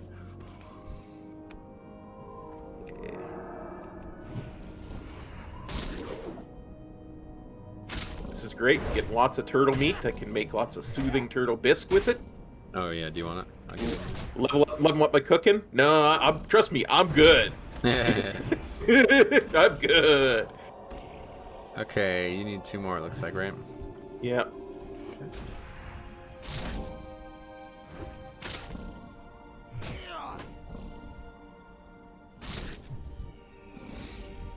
Well, one more. this hasn't been a very efficient. Well, it actually didn't take that long. Actually, I thought it would take like 3 hours to do all this, but it only took like less than an hour actually.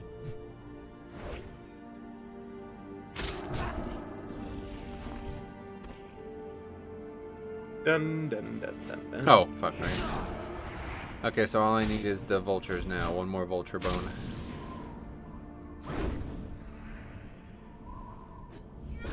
Go back to... Actually, we can just kill this one. Maybe I'll get lucky.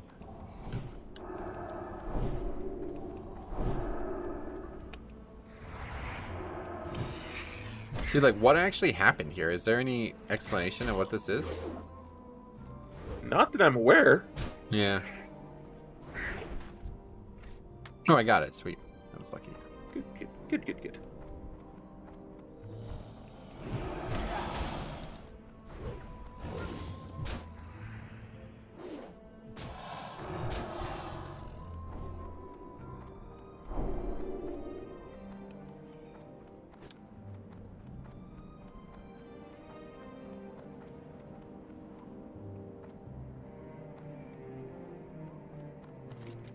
Okay, turning all those in. That will definitely get us. Well, you're probably already 35, huh? Nope, 6%. Okay. So we'll definitely both get to 35 regardless. Start putting points in vengeance. Oh, shit. Yeah, you're right. I didn't even realize that. Oh, that's awesome. That's like my favorite talent in the game, man. I just love those white rings around my character's hands. I don't know why. Yeah, you mentioned it. It's a completely unique visual. Sun Gaming says 1K Needles music is kind of low-key enjoyable. Gotcha. Yeah, I mean, I like a lot of the music. I don't really dislike... There's only 1 or 2 zones in Classic that's fucking awful, and that's like Plague Lands. It has like no music. Same with Fellwood. They have like no music. It's just like this weird sound.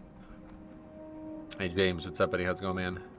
Time is money, friend. Alright, do you have those bones for me? I was just about to start working on lightening the steering rig, but I don't want to tear her up without all the parts I need.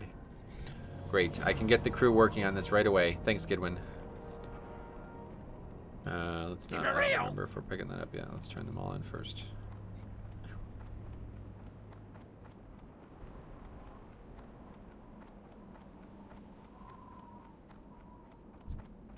What brings you here? I hope you didn't kill any of the basilisks on the tracks themselves. It takes a long time for the carcasses to decay in the sun, and I'd rather not have to take a shovel up to clean up. Oh, shit. Sorry, man. Didn't realize that was going to be an issue for you.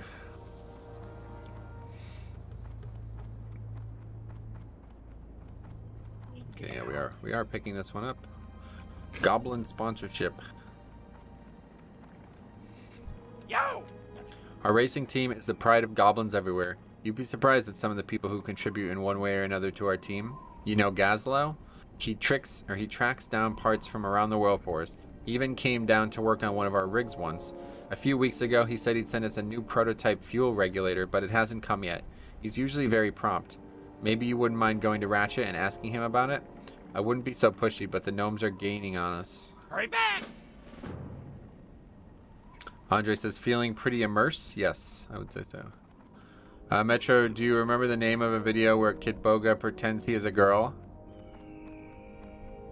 No, I mean, it was this. He basically, at the time I was watching, he basically did like 3 characters, and one of them was the girl. It was like every other video, you know? I don't know what he's doing nowadays. Anyway, but not sure if that's the one you were talking about. There was like hundreds, so I have no idea. Actually, over here first. Can I help you? Okay, my brother is making progress with his new fuel design, and that has me worried. I need to start work on a tortoise shell fuel tank as soon as possible.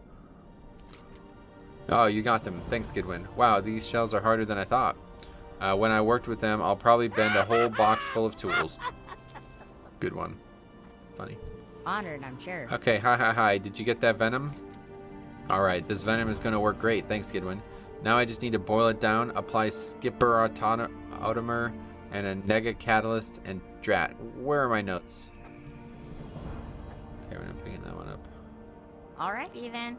I'm picking either of these up, I guess. Interest you on the pint? Rocket car parts. Gidwin, have you been out into the flats? Did you bring back the load of parts I wanted? Whoa, look at all that. There's some good stuff in that heap of junk. I'm sure I can pawn it off for a hefty sum. And is that an ear I see squashed between those 2 sheets of metal? Ouch. I sure wouldn't want to be that pilot. Thanks, Kidwin. Here's your pay. And here's some advice, free of charge. If you look hard enough, you can always find profit in someone else's tragedy. Oh, that's great. Thanks for the advice. Okay, now we're picking up these other 2. Wharf Master Dizzywig. I make it my job to get people what they... Would you have a question? Hey, good. I was just gonna say, I don't really think that's good advice. Oh, Find yeah. profit in someone else's tragedy. I think that's actually pretty poor advice. Poor advice. Okay, yeah. It's rich advice, really. I make it my job to get people what they need, and the gnomes over there need a parts order filled. Their parts were shipped to Ratchet a few weeks ago, but I haven't been able to make the trip. So, are you ready for some legwork? Go to Ratchet and give this parts order to Wharf Master Dizzywig. He'll probably be at the docks. Do this for me, and I'll have more jobs for you. Jobs, my friend, with serious profit potential. What's your back? What's on your Okay, mind? Hemet Nessingwary. I have a package for an old customer of mine, a dwarf named Hemet Nessingwary. The package took weeks to arrive, and Hemet's long gone by now. He said he was going to Stranglethorn to hunt the beast there, but he left me some money to send his delivery when I could. Hemet's a rich dwarf, and it's a good idea to keep up relations with the rich ones, yeah? So you want to deliver the package for me? I heard Hemet has a camp in Stranglethorn, north of Grom Gol. Hey, good. Great. Okay, so now we're going to go get the flight path in Tenaris. Excellent.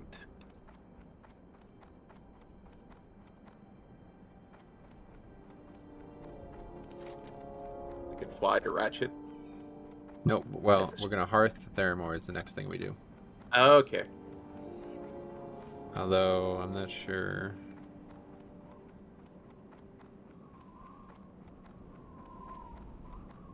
Oh yeah, we're just gonna run to Ratchet. Don't we have that flight path already? Thought we were already Yeah, in I guess Ratchet. I don't know why. I just think we've done all these quests already that it wants us to turn in. I guess we'll find out when we get there. I don't think we have any quests to go back to Theramore, right? Oh, wait, actually, no, that's not true. The Orc Report? What is that? That was the thing we dug out of the dirt by Swamp by Jarl. Oh, okay. We at least turn that in then, yeah.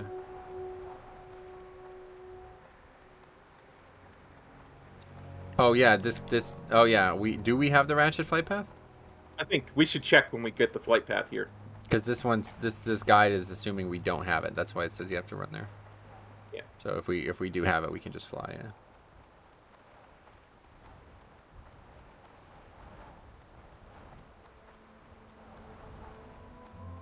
I thought we grabbed it when we were doing the Varigan's Fist quest. Yeah, that's yeah, we certainly. It wasn't Varigan's Fist, but it was the one that we just did, Oh yeah, we were Scythe of coming down Elune. through the Barrens and Scythe stuff. of but- Elune, yep. Yeah. Yeah, that was the first time we were actually at the Barrens on this character.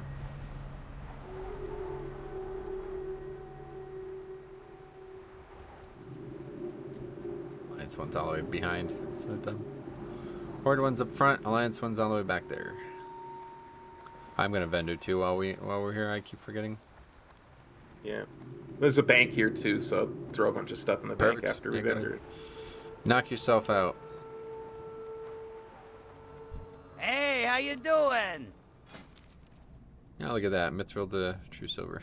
All the recipes are there. Thanks. Okay, vendor.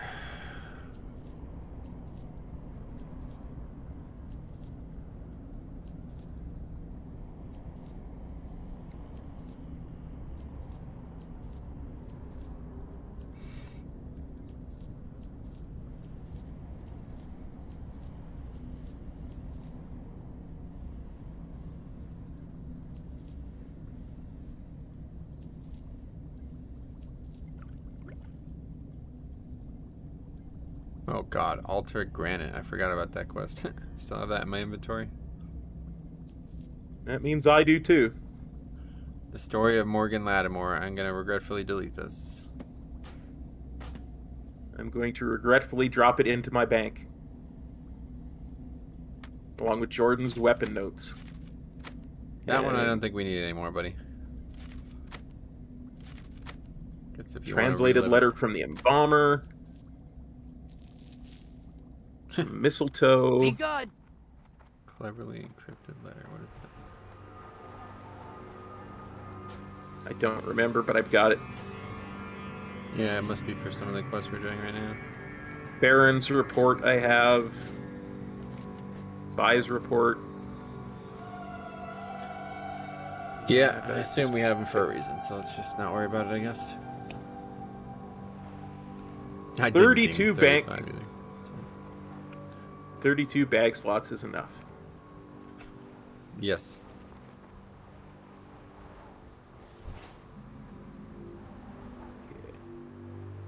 Got it. Got it. Welcome. So yeah, we'll hard See either you way since we soon. do have that one quest to turn in. Absolutely.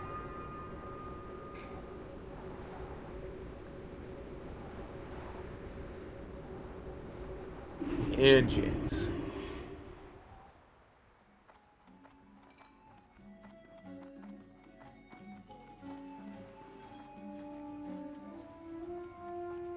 I think this guy like moves around. Oh no, okay.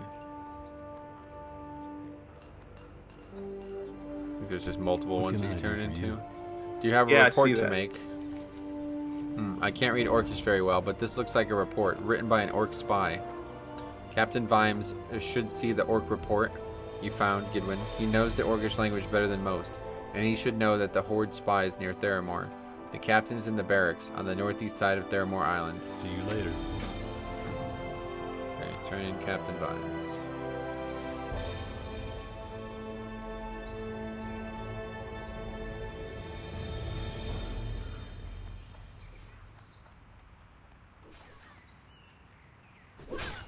Greetings.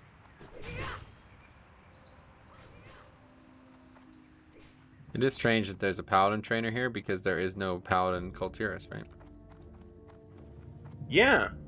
Kultirans aren't paladins. Yep.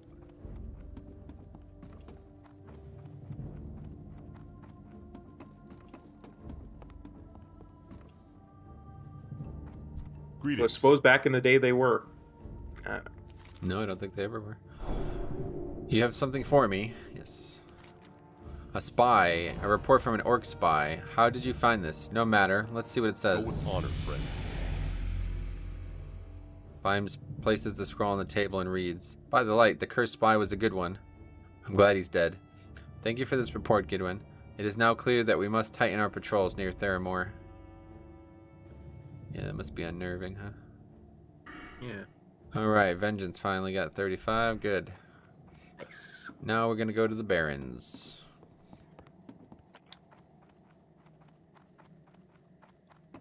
Ratchet. To Ratchet. Okay, now actually wants us to deposit stuff in our bank. This is usually a pretty interesting part of the guide, so we'll see what when we get there.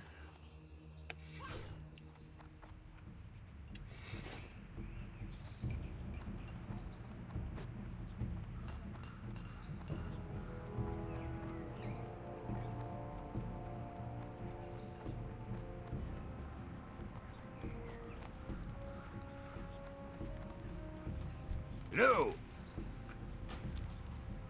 See you soon. Yeah, you can actually run from... Oh. It wanted us to do that because the Hungry quest. Forgot about that. Oh. Oh well. Anyway, it wanted us... but yeah, you can actually run from Theramore all the way into Northwatch Hold. Did you ever do that? No. Yeah, you can do that Sounds still right, on though. the live game, yeah. In fact, like in the live WoW, because the zone gets split up into Southern Barrens, Northwatch Hold is technically part of the Southern Barrens, but it still connects to Northern Barrens and to Theramore and to Dustwallow. So you can like stand on like a triangular position of 3 zones basically. It's kind of weird. Move like 1 yard left, you're in one zone. Move 1 yard right, you're in another zone. Nice.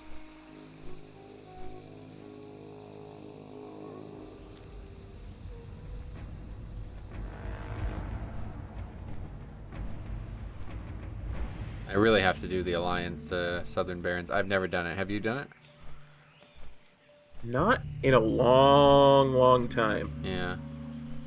It seems so. I imagine it's probably would be a mirror to the Horde one because it's all about warfare, faction warfare at that point. It's just like the zone is so well organized for Horde, but so poorly organized for Alliance, and I'm very interested in understanding the quest flow of it. Because you start in that base that's like so far away from the rest of the zone. I mean, Northwatch Hold is basically not in Southern Barrens. You know what I mean? Like, yeah. So. Because it all revolves around how the Alliance destroyed Taraho and really fighting for position. Yeah. Okay, so it wants us Farron's report, cleverly encrypted letter, Alteric granite, and any of the Myrefin heads we had, but we didn't get any of those because we didn't grind. So make sure you put those 3 things in there: Alteric granite, Farron's report, and cleverly encrypted letter. So we're depositing those in our bank for some reason? Yes. Okay.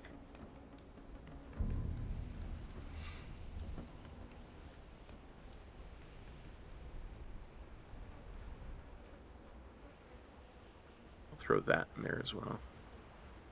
That.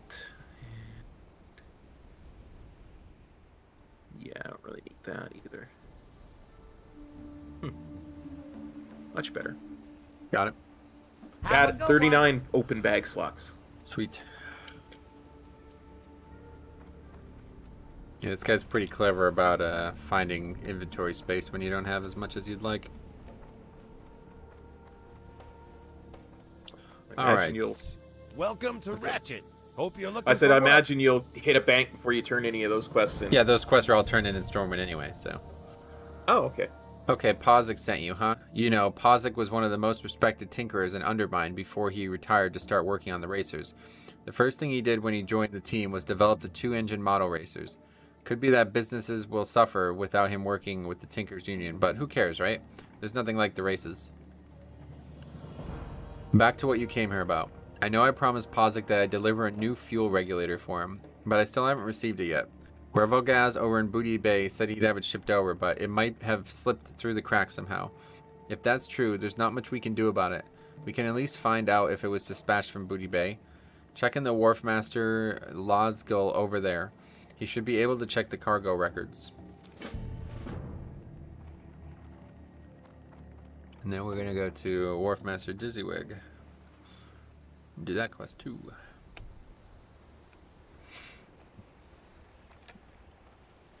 Then we're off to Booty Bay. Oh, we could throw stuff in with. We can turn stuff into Thamet then too. Wow. Yeah. Hey, how you doing? Speak up. Tell me you are dropping something off or picking something up. Oh yes, parts for Cravel. I'm glad you're here. These things have been sitting out here for days, and I was afraid they'd rust. Here's Cravel's package, Goodwin. And when you deliver it, tell him if he wants more special orders, then I'll have to pay his tab. Keep it real. Okay, let's take the boat to Booty Bay. That's the next thing we got to do here, Cop. Cool. I think we can accomplish it. This one's going to be pretty tough for us, I think. Make sure you're right up against the edge here, waiting for it. I am. Just in case we miss it. I don't think we will. No, well, you never know, dude. Might fall asleep. Don't worry. If it gets here and you're asleep, I'll wake you up. Oh, thanks. How would you do it? I'll say something. I'm assuming that would wake you up. Yeah, I'm a pretty light sleeper. You're right.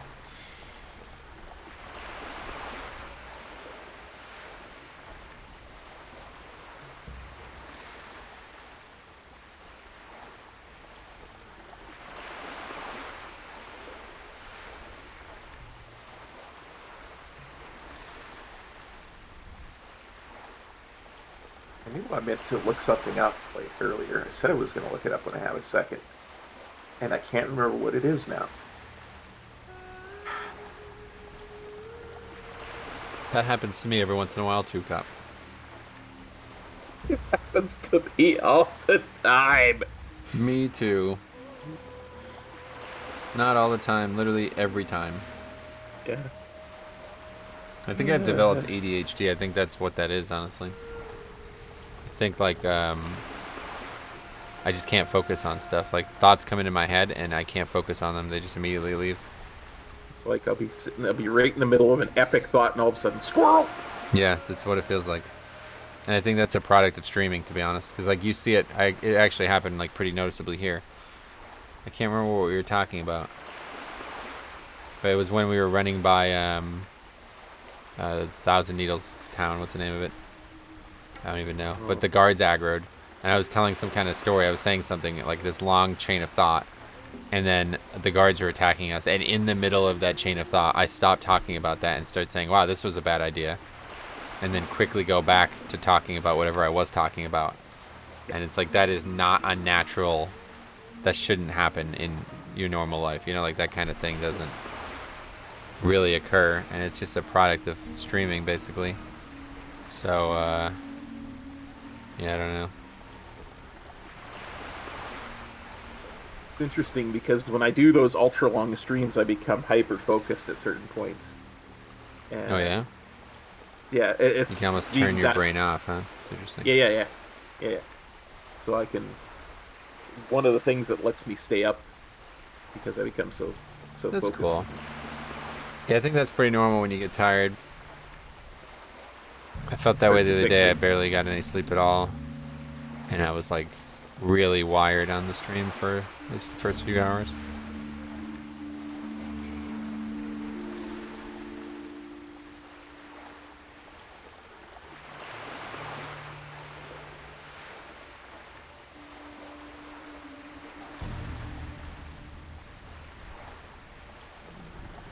I had a point about that, but it went away. Makes you jump. What happened? I said I had a point that I was going to say about what we were just talking about, but it Oh, just yeah. went away. It's like I had a thought, I was about to verbalize it, and then it was just gone.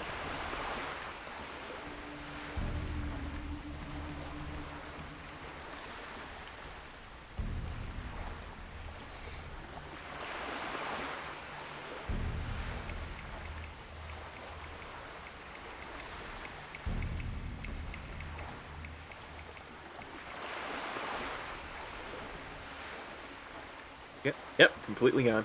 No chance. Yeah.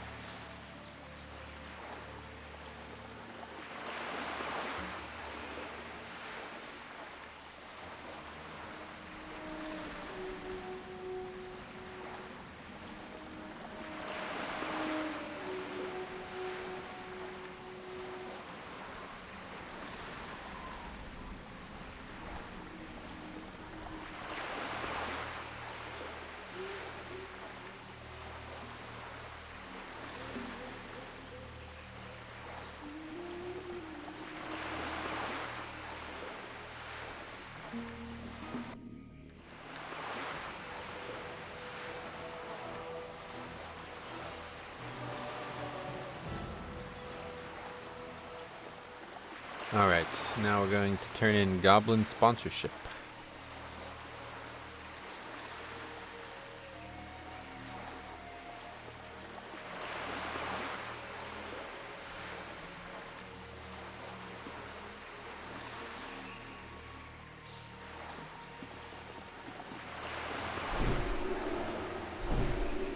Navigating the world like this is just like the best part of classic leveling though, man, I'll tell you. Yeah, it's very relaxing. Yo! I see some interesting characters come and go here at the port. Watch yourself, Gidwin. It's never very clear who to trust. What with all the shady activity that goes on here. Shipments to Ratchet? Let me check the logbooks. No, the most recent shipment I have on the record of going out to Ratchet were boots from Drizzlick. Hasn't been much else, other than building supplies and tools. Definitely no race parts. I'm afraid I can't be of much more help to you, Gidwin. If you'd like to follow up on it more, I'd suggest you go hit up the Baron himself. If there's anyone who knows Revelgaz's business, it's Revelgaz. You'll find him at the tavern across the harbor, top floor. Have a good one.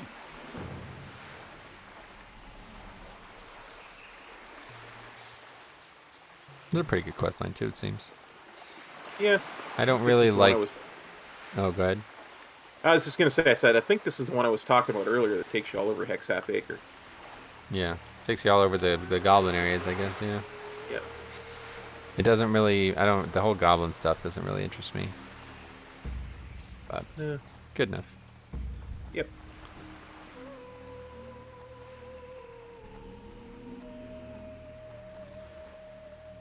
Booty base cool, though.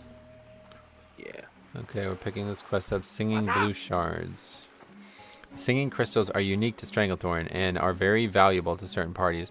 I can move those crystals, but the cursed venture company makes it hard for an honest entrepreneur like myself to gather any. I'd like to hire you. The basilisks in Stranglethorn eat the crystal. This gives them their hardened skin, and sometimes decent quality crystal can be harvested from it. You can get it back from any basilisk, but the less nasty ones are along the south shores of Zulkunda to the north. Keep it real. Okay. Not picking the other one up. Setting our hearth to Booty Bay. Where's that? Upstairs? Oh no, right here, right here. Time is money, friend. Right here. Be good. Okay, that's that. Go upstairs, speak to Kibok and Krazik. Where are they? Even further upstairs. Yeah. Ah, here we go. Kibok. Yo! Hostile takeover. He's done it this time. Bad enough that Gelriz muscling out the moguls who were appointed by the trade princes. Now he tries to cut in on the most notorious pirates. Revelgaz won't have it, and he's told me to take care of the problem in my own way. My way? Theft. The venture company geologists near Lake Nasferidi are deeply interested in those strange blue crystals they have been finding in the mines. Bring me samples of the stone from their geologist. I don't care what you have to do to get them. Hurry back! Supplies to Private Thorson. That's over here. Talk to me. Yes, I do have something you could do, actually. Lieutenant Doran and his followers up in the north need their regular supplies from us. They haven't been delivered, and with the trolls attacking, I'll need someone else to do it. Doran's camp lies northwest of the road at the entrance to the Stranglethorn from Duskwood. Give the supplies to Private Thorson. If he's not in the camp, then he'll be patrolling south of it. He'll take care of them. Mind you, if you fail, you'll owe me restitution. Glad I could help. Investigate the Time camp. is money, friend. Basically, both of these we're picking up. I've gotten reports of a group of hunters that have set up camp upriver of Venture Company mining camp on Lake Nasferidi. Now, normally I wouldn't care, but improbably I heard that Hemet Nessingwary was one of the hunters there. He's certainly well connected, if you catch my meaning, and you never can be too safe. Why don't you go check out the camp, Gidwin? See what they're about. Keep it real. What's up? Nice. Hurry back. And Yo! Haunted Isle. Baron Revelgaz has had me keep an ear out for rumors of the strange and out of place in Booty Bay and Stranglethorn. I don't usually put much stock in ghost stories, but I heard some sailors in the tavern talking about a haunted island off the coast. Water elementals and a raving goblin ghost, they say. If you're going to talk to Revelgaz, could you relay that story to him? Glad I could help. Yes. Okay. I have Turn in work the for one Haunted such as Isle. you. Interesting. Some time ago, I seem to remember reading a book once that suggested, of course, a troll legend it was. It was Krazik's. If Krazik's report is true, perhaps I would soon be able to add the Stone of Tides to my collection of ancient artifacts and relics. If there is indeed... Stone of Tides now. If there is indeed a goblin mage and water elemental haunting the island, it could mean the Stone of Tides can be mine. I want you to locate this haunted isle. Find what's going on. Oh, and if perhaps you want to find out more about the Stone of Tides, take this script to the Stormwind Library. They should be able to find you a copy of the book I first came across in the legend. Could it be that Gazban actually discovered the stone? What is that about? Library script. You can't read it. That's a strange thing. You could take that to... I've never done that quest. Keep your nose clean Either. in my town. Okay, Goblin sponsorship. Oh, sure, of course, I know what you're talking about. Nope, you can't help though. Some of my men were supposed to go track down the blueprints for the fuel regulator, but they came back empty-handed. See, the venture company Shredder out in Lake Nazfareti has been equipped with a new model fuel regulator. I was thinking that Pazik would be able to take advantage of it if he could get some details. Unfortunately, Kazel, the foreman out there, appears to be a little more clever than I gave him credit for. You seem like you might need more luck. You might have more luck finding the blueprints, though. I know he keeps them in his house, but they're almost certainly under lock and key. Okay, that's it. Accept supply and demand. Where's that? Up here.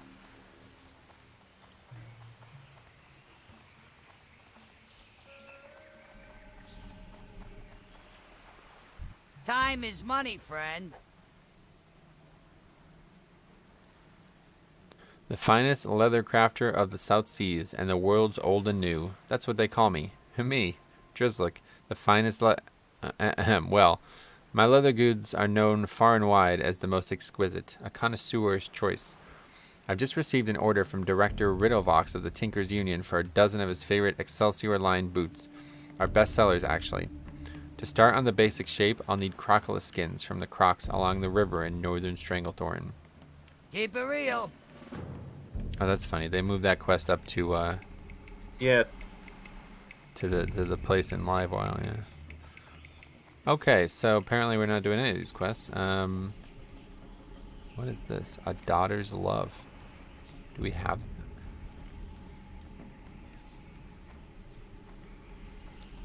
Hold on, let me look this up before we make a dumb decision here. Okay. A daughter's love.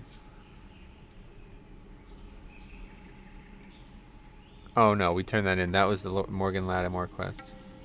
Gotcha. But I guess it is still faster one way or the other. To go, so instead of, we're not going to do what it says. Oh, also it says throw away the library script, but I'm going to hang on to that because that sounds interesting. Yeah. But it says instead of fly to Westfall, instead I think we'll just fly to Duskwood. Probably Sounds faster. good. Actually, like, I don't even know. Maybe it is faster to fly to Westfall.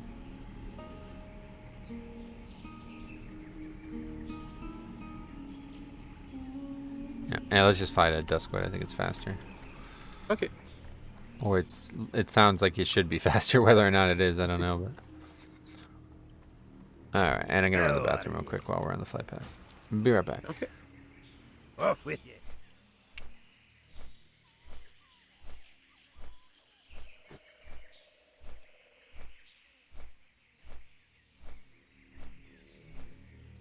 I will also be right back.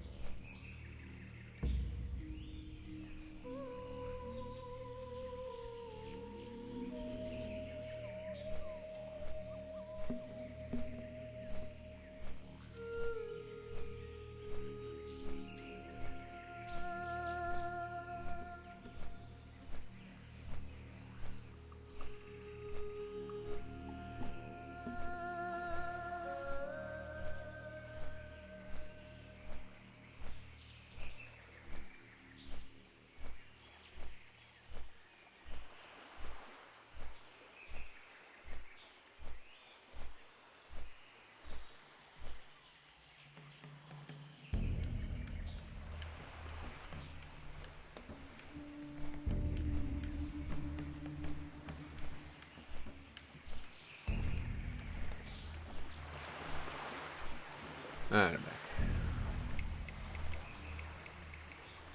Alright, so we have a bunch of quests up north here, I guess, to do, yeah.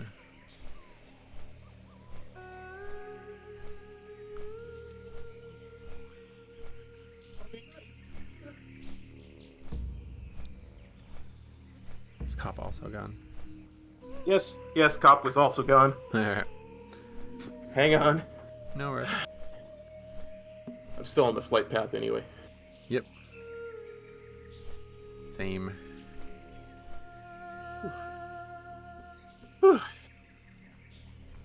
We're back. It's good. It's good to be back. Indeed. Yeah, I don't think this was a good idea. Going to Duskwood? Yeah, I don't know. I'm just not sure. It's pretty far away. Yeah, I don't know where we're going, so I'll just follow you. Well, we're just going to the north of Stranglethorn, which there's no flight path to now, so... Oh, gotcha. Is it faster to fly to Darkshire than run to the north of Stranglethorn than it would be to just run all the way from the south to the north? I don't know. Probably not. It's probably slower. I think the only reason we would have done this was to go turn in the Duskwood quest that they still wanted us to turn in, but we've already done them all. Gotcha. Mr. Bruceson says, how about a boat, eh? Yes, a boat would probably be faster. If there was such a There was thing. a boat.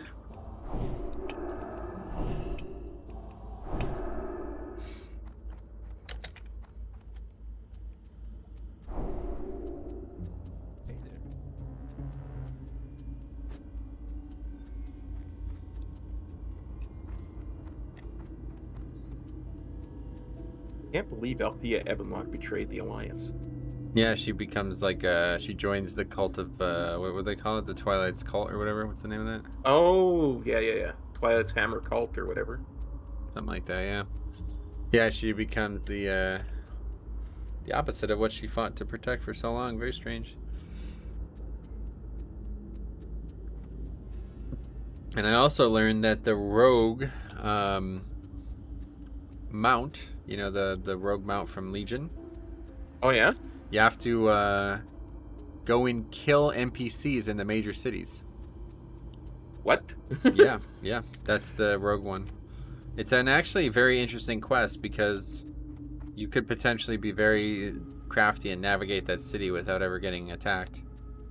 Yeah, I imagine. But in Legion, that was very doable. But now, since the guards are higher level, it's much harder to do that quest. Because the quest is only level 45 quest, but the guards are level 60 now. So if you want to do it at level 45, you're fucked. You're just going to be very, very difficult to do, I'd imagine. For sure. Because now the guards will see you through stealth and everything. Kilo asks, are you getting the mount soon? Well, not too soon. Probably another... At least, I would say probably 2 more episodes. Yeah, sounds about right. 35 now. It might be maybe at the late part of next episode. I think we probably get... I think we'll probably get 36 today. Today, yeah. That's what I was going to say. And maybe 38 next time. And yeah, it's just like unlikely very to get... maybe 40. Yeah, very unlikely to get 4 levels in one session regardless, so... Yeah. But I know there's some really high density coming up. Like, I don't know where this guy's going to take us, but usually like 38 to 42 are like the fastest levels in the game. That was always like when I would stop grinding and start questing, because once you do there's a couple like paths of quests that are just like really, really efficient, and they're all really easy to get done, so. Yeah. For sure. Kilo says, I actually have a rogue story. I think they might have changed it a bit in Legion. There was a part where you are wanted in Stormwind and flagged for PvP against your own faction and can gank other people in PvP. Oh, yeah, interesting. I wonder if maybe that's the same quest. I don't actually know. Might be. Probably not, because it sounds like the opposite. I can only imagine myself trying to do that quest and just getting destroyed. Yeah, you would never do it. Yeah. But if you did it at 60, you'd have no problem. Yeah, for sure. Mr. Bruceson says, haha, I was wondering if you would say about like a boat, which I have heard some Canadians do. No, that's No, a boot. boot it, eh? Yeah, eh? a boot, not a boat.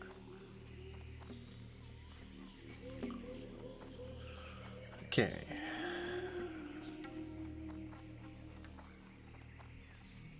Wait, what is this? Supplies to Private Thorson.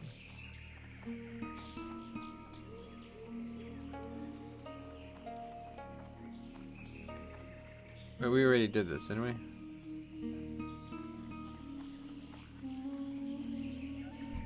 Oh, We he's right did there. some stuff, yeah. I just don't really know if fucking land handsome again because he's gonna die.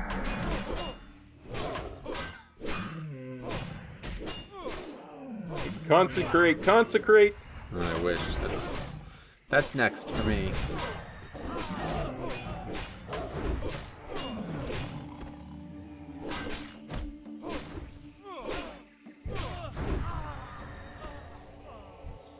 I think I don't really understand. Oh, that's wow! Holy shit! Yeah, Big time need on that I'm gonna one. need. I have no neck. I have no neck. Nor do I. Now I have the neck. Rats. Thanks, ma'am. Hello. Okay, yeah, here we go. Yes, what do you want? Oh, supplies from the goblins. Strange seeing a dwarf deliver them. Usually they send their own. No matter, you didn't touch them, did you? Good, good. We wouldn't want anything to happen to our mines. Oh no. These land mines will help us defend ourselves from the animal Curzon and his men. Thank you for bringing them. If you need further work, I can probably find something for you to do. And you won't have to deal with those goblins, See you later. How are We you? already did the Have a follow good up to one. that. Yeah, so that's funny, because that's the opposite order, I guess, normally.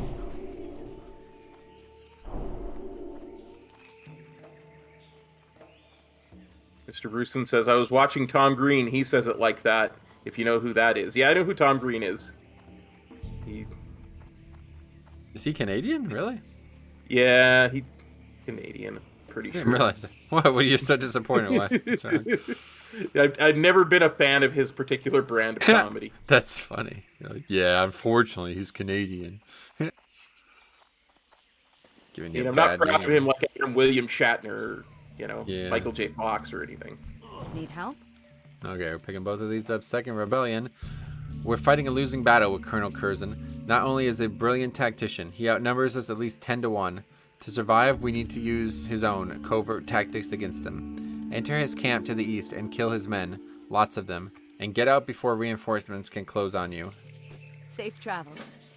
What can I do for you? God, this is Farewell. just like, look at what she's wearing. I'd love to have that exact transmog on. That's such a great. You got a little leather, you got a little mail, you got a sword and a shield on. How cool is that? That's very good. Much better than my own. Yeah. Okay, bad medicine. You have a chance to have a chance against Curzon. We need his healing supplies, his healing support neutralized. He has gathered around him a large number of medicine men who heal his forces with jungle remedies and poison our fighters with venom fern extracts. We need those remedies to cure our own people, and we need a sample of those extracts to study so we can make our own remedies. Search the Curzon compound for both. His medicine men will have the remedies, and the extracts are probably stowed in some of the camp's supply boxes. Be careful. Oh, my quest log is full. Oh, Mine too. Oh, we can think- drop that one that's gray. Journey to Astronarch. oh, definitely drop that one. Yeah, good call. Hey there. Safe travels. All right. Time to get moving.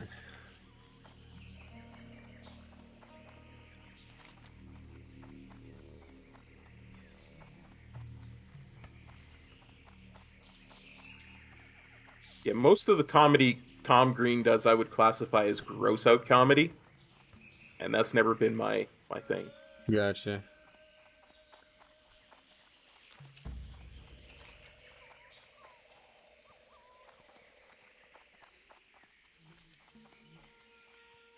Okay, so here's all the things we have to do. 10 shards, 2 river crocolists, 1 venom fern extract, and then kill all the Curzon fighters. So I think the crystals are gonna be done along the way. I don't think we have to focus on those. Probably just head over to the Curzon area first. Actually, let's head over to the Goblin area first, yeah.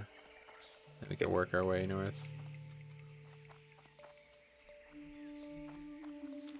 Do we need to stop by Hemmett's place and turn stuff in at any point, or?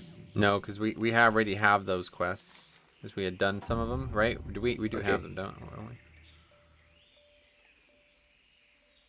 I mean, I don't think we picked up the follow-ups to the ones we did. Okay, well, either way, it's not acting like we need to go there, so I'm just gonna trust it. Okay. I think we probably did the ones that it wanted us to do, so then it's just acting like we don't need to go over there. Ooh, look at your hands. Mm-hmm. Glow. Love it.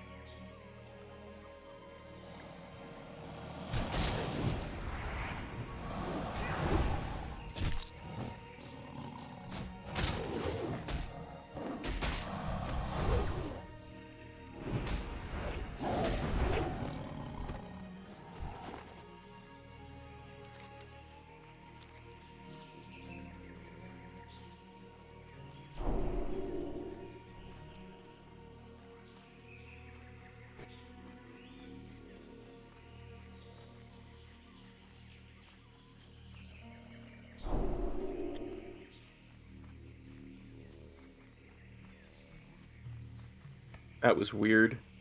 What?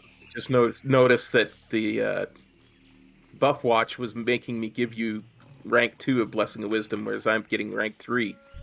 Yeah. Yeah, that's because you never let it fall off and reapply it naturally. Okay, gotcha. Like, it'll just track whatever you apply, you know, so if we somehow leveled from level 1 to 60 in one sitting and we never let the buff fall off, it would still just be applying rank 1, you know? Gotcha. I mean, I did do that, but I just when I reapplied it with the buff watch, it was still giving me the old one. Yeah. So Yeah, I mean, I like, never you actually never- applied it. You never on you. I don't know. It seems obvious to me. Like the add-on just tracks whatever buff you tell it to track, right? Yeah. So at one point you told it to track rank 2, and now you have rank 3. So you have to tell it to track rank 3 now. You know. So you have to unclick it and re-click it whenever you get the new one.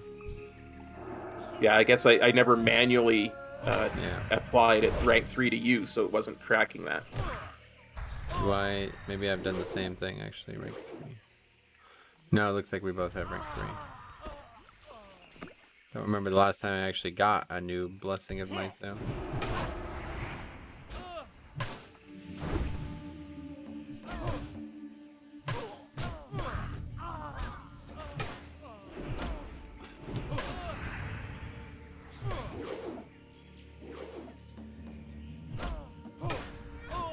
Not sure if it wants us to do this Bookie Herod quest. Since we're doing everything out of order, it's hard to be sure.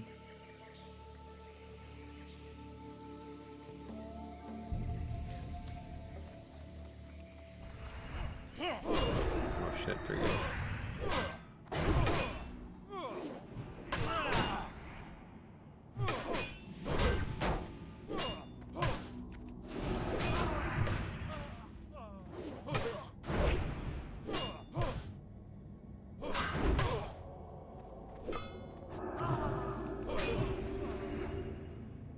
Another great looking mob. Sword and board with leather on. Now that we talked about the rogue thing though, maybe they're just meant to be the rogues, not warriors. It could be.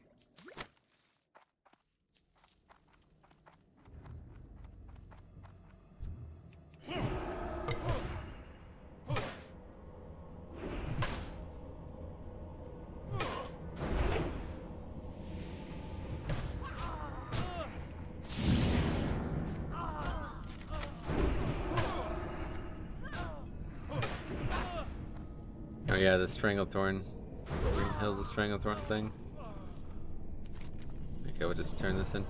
These are Bookie Herod's notes and records. Among them are a list of supplies within the camp, material requests for Colonel Curzon, and various letters and correspondences. Although no mention of Private Thorson is found in these records, hidden within the books of one of Herod's ledger books is a small brass key, and after further studies of the notes, a few references to a secure, strong box are contained among various papers. The box is somewhere within the stockpile, the cavern complex at the back of Curzon's compound. If this secure, strong box is found and the small brass key can open it, then perhaps the mystery behind Thorson's detection will be revealed. Not sure we'll actually do that, but just in case. Yep.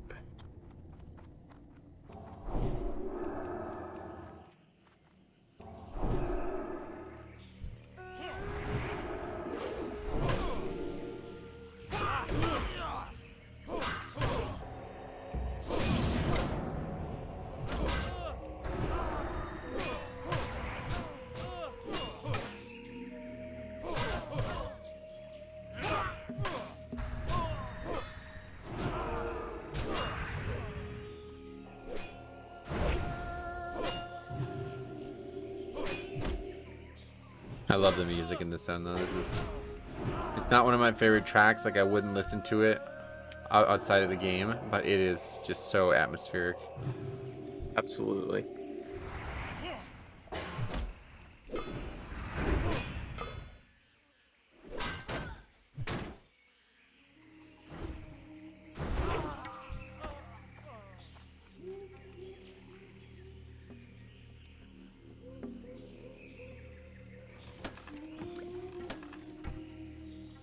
Man, these chests suck. I cannot believe how bad these are in Classic. You don't even get an item most times. Just get a bunch of random shit. It's like healing pots and... Yeah, it feels like it's bugged, honestly. I don't know when the last time I actually got an item from a chest was. Yeah, it feels like you're not supposed to get them until later. Maybe. I mean, it's level 35, dude. Yeah, true enough. I don't know when later is.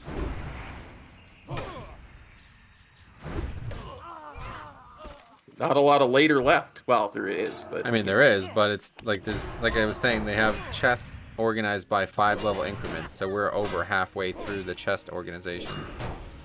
I can't imagine that it would take longer than that to start reliably giving items. I think it could just be that people ride by and just take the item and then leave everything else. That could be too. Yeah.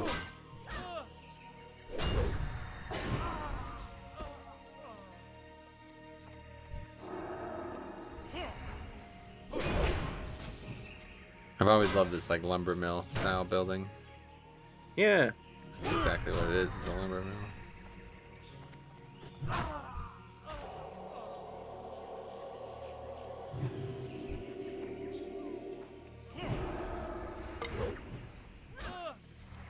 Very nicely designed. Yep. Feels right.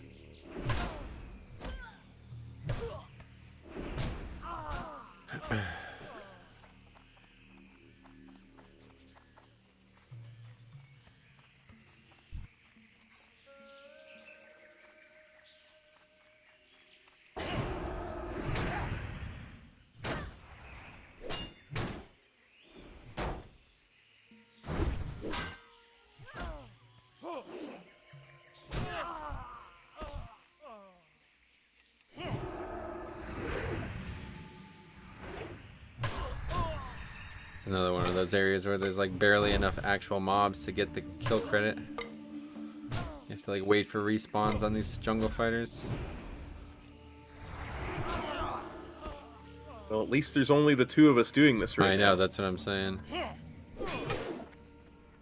That was like what I was trying to explain. It was like my main issue with TBC yesterday. It's like there's quests, especially in Hellfire Peninsula, there's literally so few mobs for that you actually have to wait for respawns to be able to get the quest done, even if you're the only person there.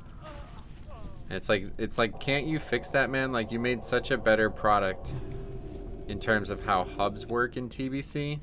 but you still can't fix that problem, it's like, that's pretty embarrassing. Well, and some drop rates are just off the chain still in TBC too. It's like Well, that's an even bigger issue, but that one, at least we expect to be an issue. yeah. You don't expect for there to be a quest that says kill 15 mobs and there not be 15 mobs for you to kill. 15 unique mobs. Like, surely they would never make a quest where it's kill 15 mobs and there's only one mob and you have to respawn them 15 times to kill it. The credit, right? Like, I mean, that's basically what happens in some quests. Yeah, for sure.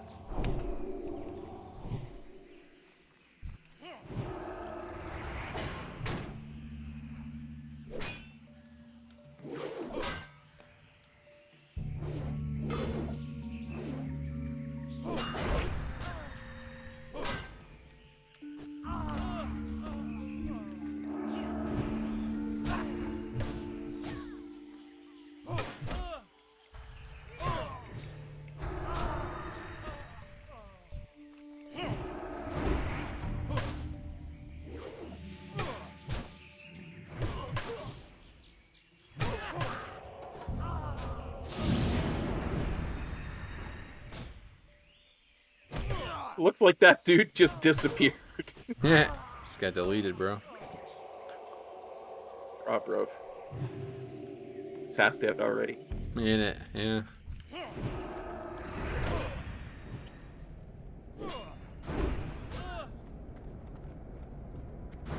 But yeah, seriously, I made this point a while ago, but now that we've played so much Classic, it makes me feel like I was even more correct.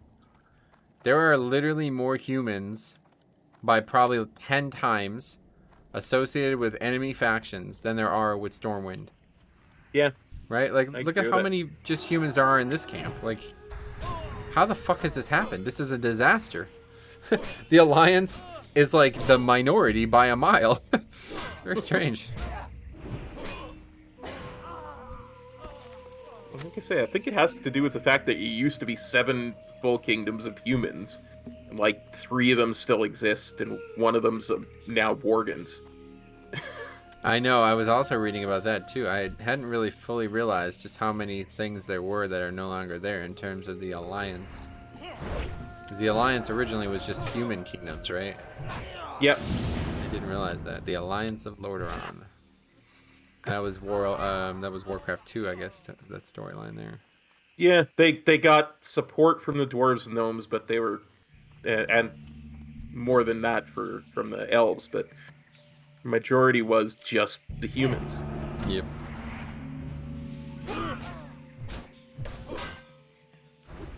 Yeah, so it's Lordaeron, Stormwind, Alterac, Stromgarde, Gilneas, Theramore. No, Theramore is part of Kaltiris, but Kaltiris, yeah. Wait, did I say Kaltiris twice? No, you said Gilneas, but Theramore is part of Kaltiris. It's not its own thing. Anyway, I listed 6, but what's the 7th Yeah. one? I can't figure what it'd be. Okay. Dalaran. Oh, Dalaran is the Dalaran. 7th. That's right. Yep. Yeah. Only that's part elf, part human. Yeah, it's Mostly still part of it. Yep. The 7 kingdoms before Westeros was popular.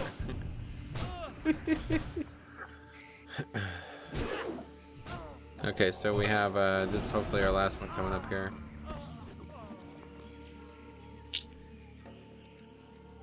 You need 1, right? Is that correct? Yes, I believe I need 1 left. Yeah, 1 jungle remedy.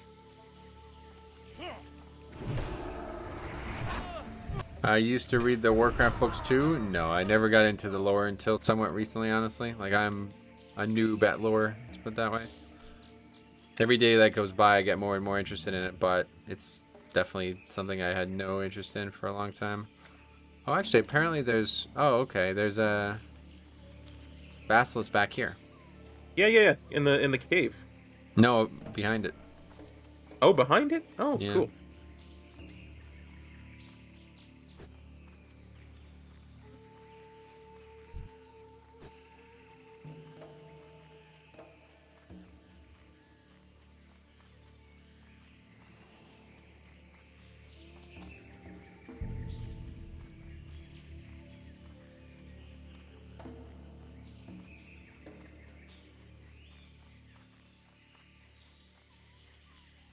connection okay there, dude? You keep like teleporting back and forth. Yeah, it's fine on my end. Just playing on an Australian realm, so Gotcha. that's as good as it's gonna get, I guess. Just checking. Just checking. I mean, I don't think I'm having any issues. No issues on the stream, at least.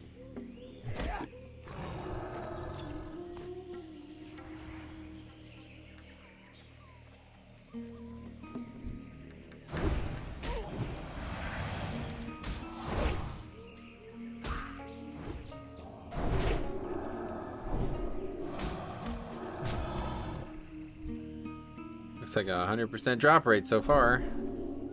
Don't jinx it, brother. Don't jinx it. I don't think there's anywhere near enough mobs back here anyway, so. It'd almost be like we just were talking about that. Yeah, no, there's plenty of mobs in the zone, at least, just not the right spot for it. I just forgot that there was actually some back here.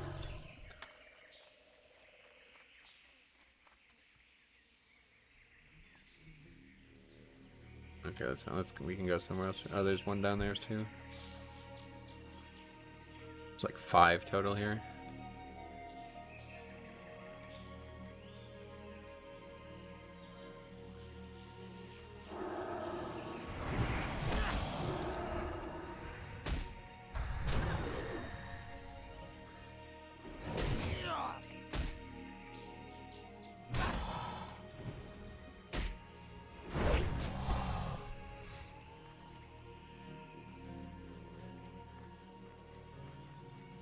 I'm liking this quest. 100% drop rate so far. Yeah, it's nice. Problem is not enough guys. I always get messed up when I come here to do quests, though, because I always think that the basilisks are meant to be in the cave, but... Oh, yeah. No, they're all over the zone. There's so many different spots for them.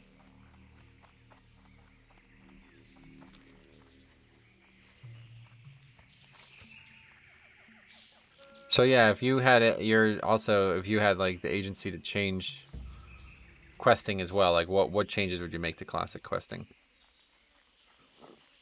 Besides like the crazy like scaling, and obviously that's out, but like what basic changes would you make? I think the first thing I would do is I would expand the quest log so I could hold more quests. I feel like I run into that a lot when I'm trying to specifically do a single zone, because there's a lot of, okay, here's 5 quests to go to 5 different zones, and That's true. Here's 15 to do stuff in this zone. So I think that's the first thing I would do. I might look at some of the pathing is a little suspect too. I think they'll sometimes send you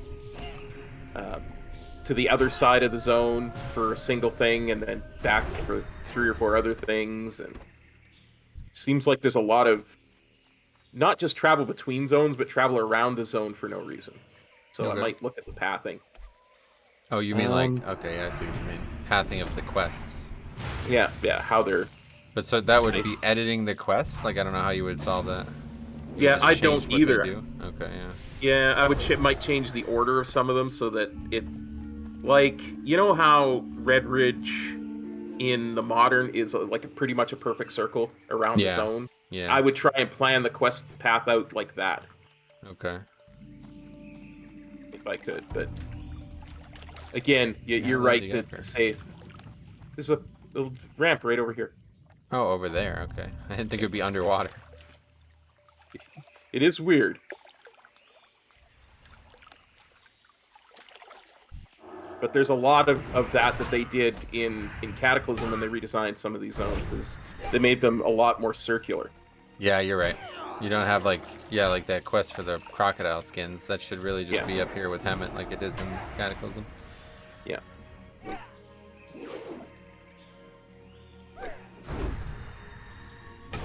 That's it? That's all you would do?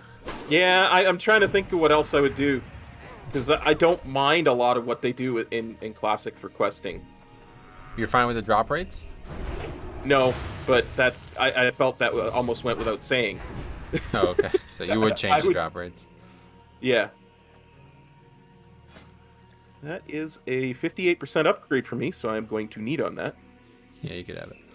That's an interesting concept because to me it's like, I think, I just don't know how you keep it balanced though, because like, if the quest is kill 5 mobs and loot 5 items, is that a different experience than if it's kill 50 mobs and loot 5 items? You know, I think it is. Yeah. So I guess I would probably change every single. The problem is this is like so difficult. I think it's not as bad as people make it sound to just leave it as it is. Yeah. But if I did go really, really aggressively, I think I would change, every single kill quest that needs loot. I would change all of those to 100%. Or maybe, like, let's just say 50%. You know, it doesn't have to be 100. But I would say definitely dramatically improve the amount of items you're going to get, but make the item requirement twice as high. And I think that's fair. Yeah, absolutely. I have no problem with that. Yeah. At least it gives you a sense of your progressing. Yeah, that's what I'm saying. It's mostly like a psychological issue. Like, it doesn't really matter to me if it takes less time or more time. But it's just when you're sitting here killing mobs and you're not getting any quest progression for it, it's like, this sucks. This is so fucking lame, dude. And especially if it's such a low drop rate that they want you to kill 50 mobs to get 5 items, right? So you have maybe a 10% chance. You can get really unlucky, and you might have to kill 200 mobs to get those 5, you know? Yeah. So it can be, when that happens, it's a much of an outlier, but it still feels horrible. Yeah, you know? I totally agree.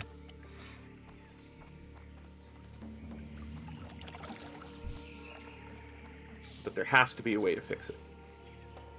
Yeah, I mean, that's a lot of work, but it's someday maybe.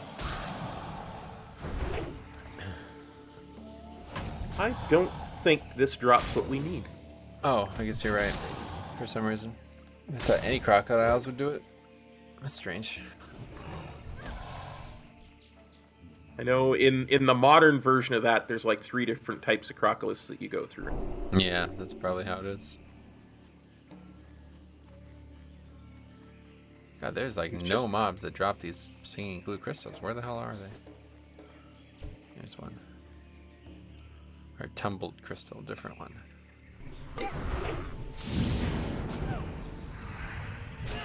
But number one change I would make past that would be make rares and treasures give experience.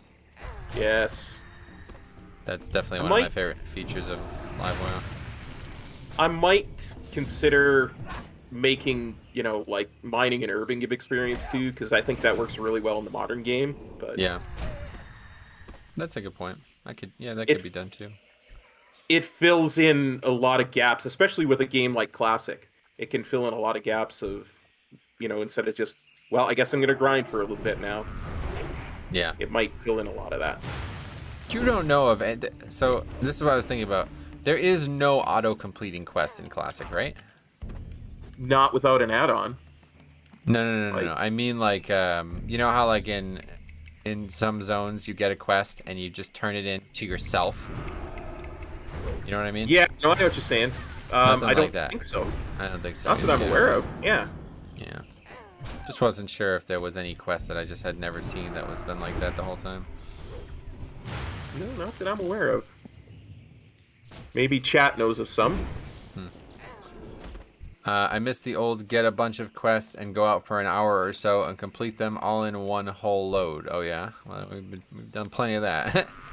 Yep, for sure. I mean, that's a bit different than how it is now, I suppose, right? Because now in Live WoW, you kind of, it's like 3 or 4 quests at a time, come back 3 or 4 quests at a time, kind of thing. Yeah. Yep.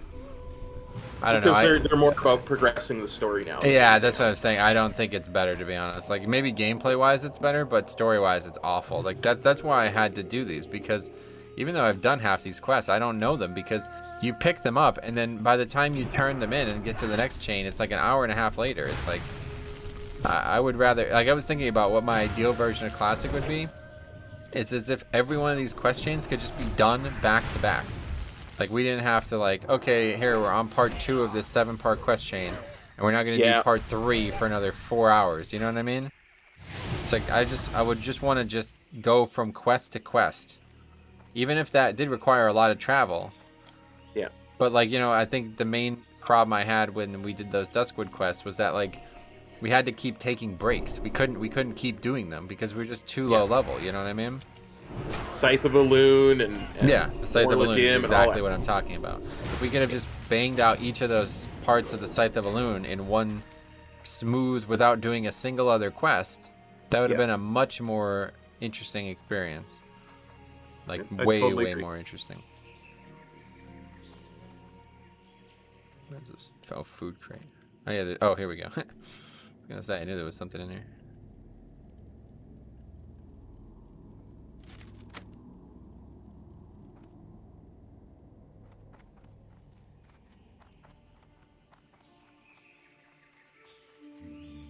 God, this quest 2 of 8 only. Jesus, it's gonna take a while. Yeah, that's definitely not 100% drop rate. Oh yeah, I know. Other ones are, but this one ain't.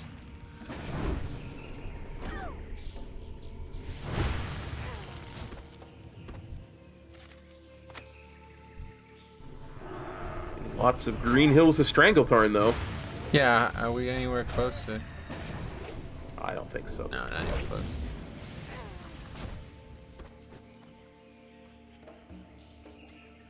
Quests like Just too that many feels of like them. it's not. Yeah, that's what I'm saying. Quests like that feels like it's not even possible to complete organically. You have to trade them or buy them. Yeah, got to go to the auction house. Because it's such a random thing, right? Yeah, You can't farm mob X for page Y. that's true too. Yeah.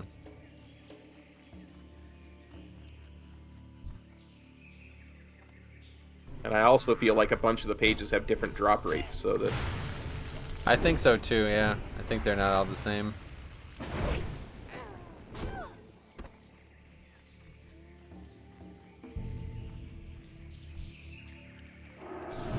I suppose that's by design so that it helps the economy. I don't know.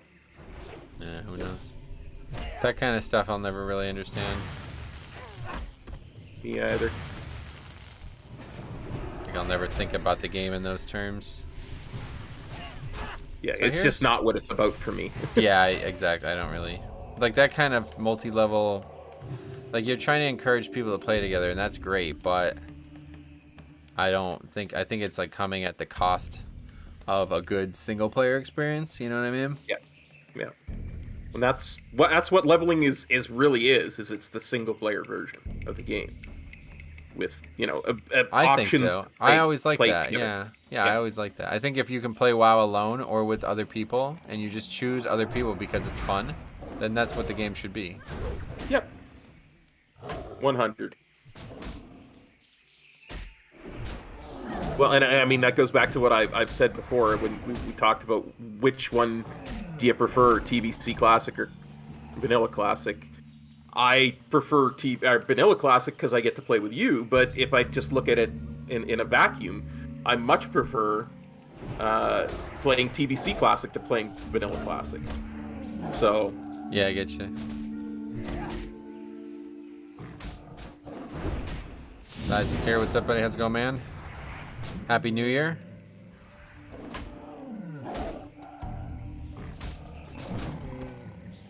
How late is too late, Cop? What do you think for New Year? to wish a Happy New Year, Yeah. I think you can wish it at any point. Like, I don't think it's ever too late. Really? No. What about 'cause I mean- December 31st? You don't think it's too late? Well, no, because you can always start your year over again and just say, you know what, I'm starting my year over again. My year is only going to be a day long, but You're a madman. What are you talking about? You can't have a Well, one day year. That's not how a year works. eh. To look at it from a different point of view, a different way of looking at it. If from an accounting and tax perspective, your year can start and end anywhere you want. So you could have a year that starts on December 31st and ends on the next December 31st. So it's never too late. If I'm talking to a business whose year starts on December 31st, Happy New Year to them. Jeez. You're gonna get a lot of hate for that opinion, man. I hate to tell you. I'm sure I will. I'm probably already canceled. Who knows? Oh, Jesus. So then Andre wants to know, what's the latest you can keep your Christmas stuff up? December 25th? You expected people to take it down the day of Christmas? The day after Christmas, Boxing Day. Okay, so December 26th is the day. Yeah. Well, okay, fine. So you expect me to go out the day after Christmas and take all the decorations we put up down that day? Yeah, well, you're not doing anything else. It's a day. No! Day after Christmas is like one of the busiest days of the year, bro. I don't have time for that shit. That's definitely not happening the day after Christmas, that's for sure. Hey, it's a holiday up here. What can I tell you? I don't know. I drive by when I go to the golf course. There's houses that they don't ever take their Christmas stuff down. They just not lit up, I imagine, over the summer. Yeah. But they have shit on like trees and stuff that probably take them dozens of hours to put up. So they probably just keep them up all year round. Yeah, I know there's people like that too. But since I have no Christmas decorations, I have no frame of reference for that, so.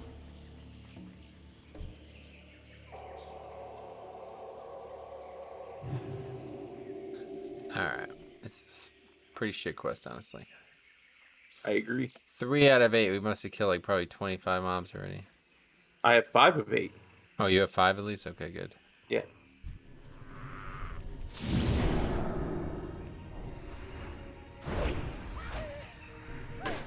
Good thing for our undying friendship, because this would be a tough one, I think. This would be the breaking point for me. Sorry, cop. We're on our own. These tumbled crystals, I'm taking all of them.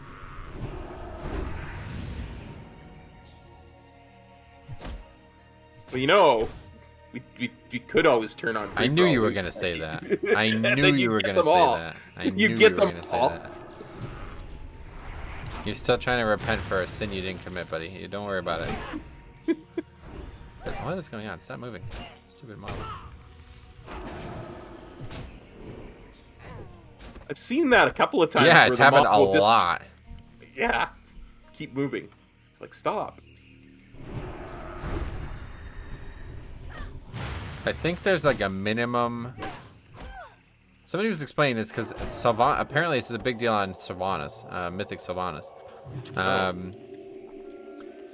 You know, she's a ranged a character, right? So Yeah. in order to get her to move, you have to stay within a few yards of her. Otherwise, she'll just shoot you instead of auto attack you. Gotcha. And so it follows the basic like fundamentals that the game were founded upon, where there's a dead zone for her auto attack, where it changes from a physical attack to a ranged attack. Yeah.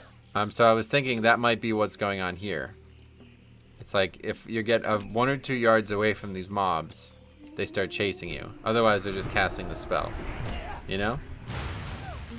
It's like this mob is not even auto attacking me. It's casting a spell, but it, for some reason, it just starts moving randomly. And I don't know what would cause that. Nor do I. Like that's. But it's not 100% thing either, right? So. No, I know, that's why I'm trying to figure it out. Yeah. You think it's just some random bug or something? I guess.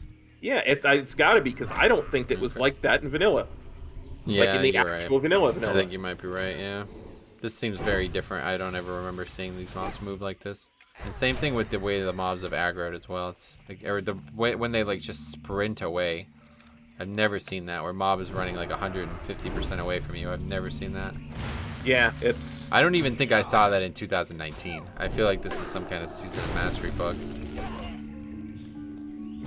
Definitely moving a lot quicker than they should be. Yeah, they're literally running faster than they would be if you were running away from them yourself. Doesn't make any sense. Almost got a little dangerous there.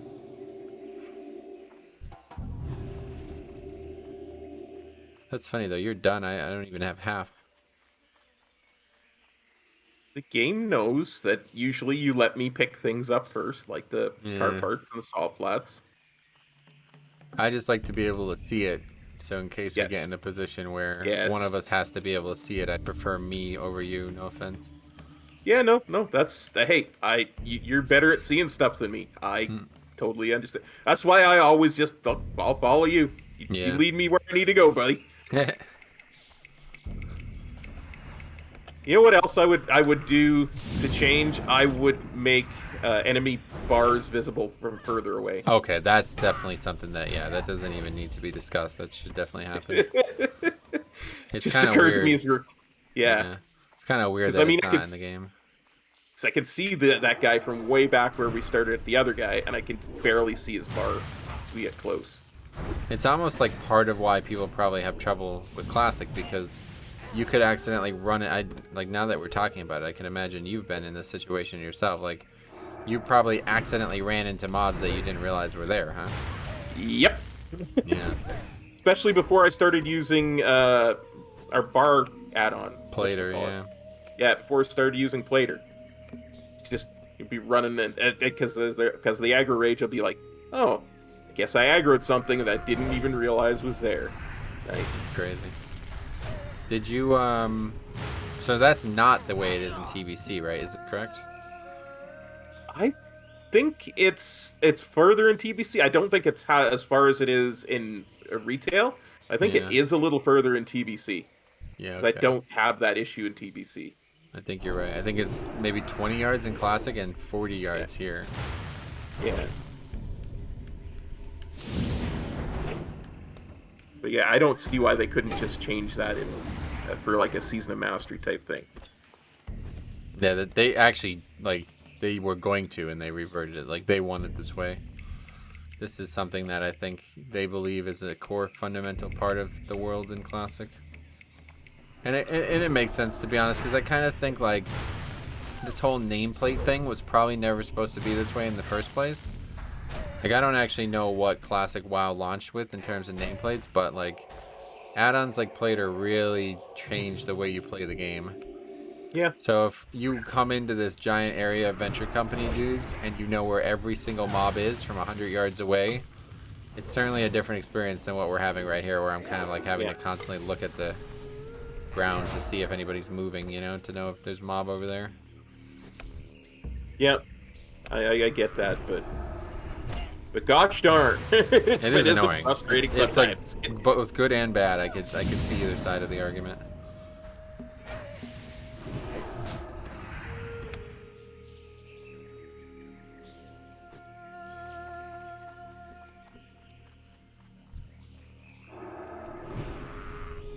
It also changes what you look for, because instead of looking for the plater, I look for text, like little red text that's barely visible. Oh, is that how you do it? I just look to see. I just stare at the ground and see if there's anything moving. That's always how I start looking for a mob. Look for something moving, because then you know there's a mob there. Yeah. Like, a tree's never going to move, you know, the grass is never going to move, so it's always, everything else is stationary. If you ever see any movement, then you see a mob immediately. Now, that's probably just experience from back when I was in Vietnam, and we used to track animals to eat, so. I got you. Back in Nam. Yeah, man. Back in the day. Back when we were in the LC, with Charlie and I can't think of any other Vietnam references right now. That's fine.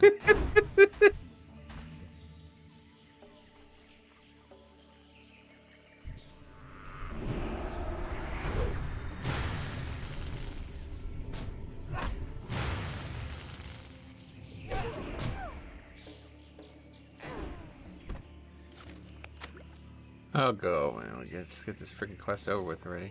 I have a lot of these pages, though, now. Oh, what the hell? Wait, it's an actual story? Yeah, you can actually read it. Shit, I've never read it. I'm gonna have to do that someday, then. Oops. Come on. There, mob spawned right behind us. Oh, I didn't even notice. I've never actually clicked on the Green Hills of Stranglethorn. Is the one from Ashenvale the same way, then? No, because it's a shredder manual. I don't think that you can story actually there, read it. yeah. Yeah. Oh, I forgot to tell you about this, dude. Oh my god, I forgot to tell you about this.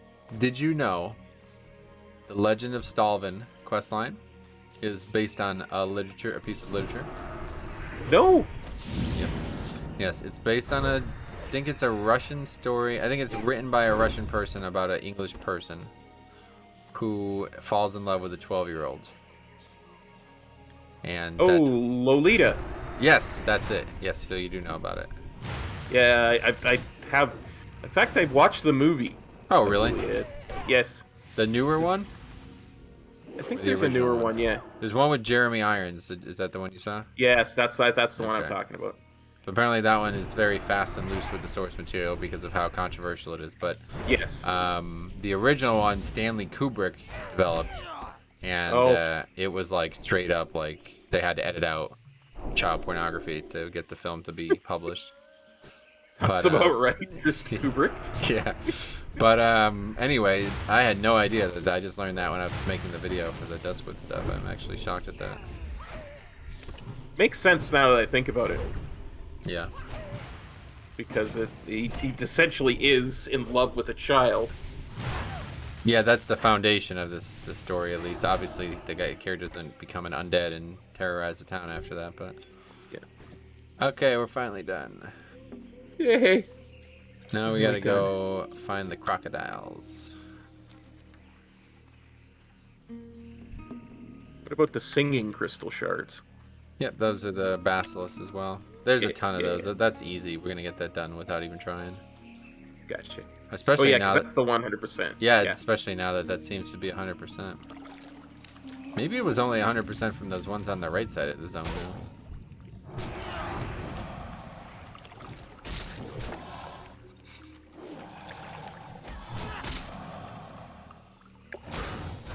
I guess we'll find out. You're right.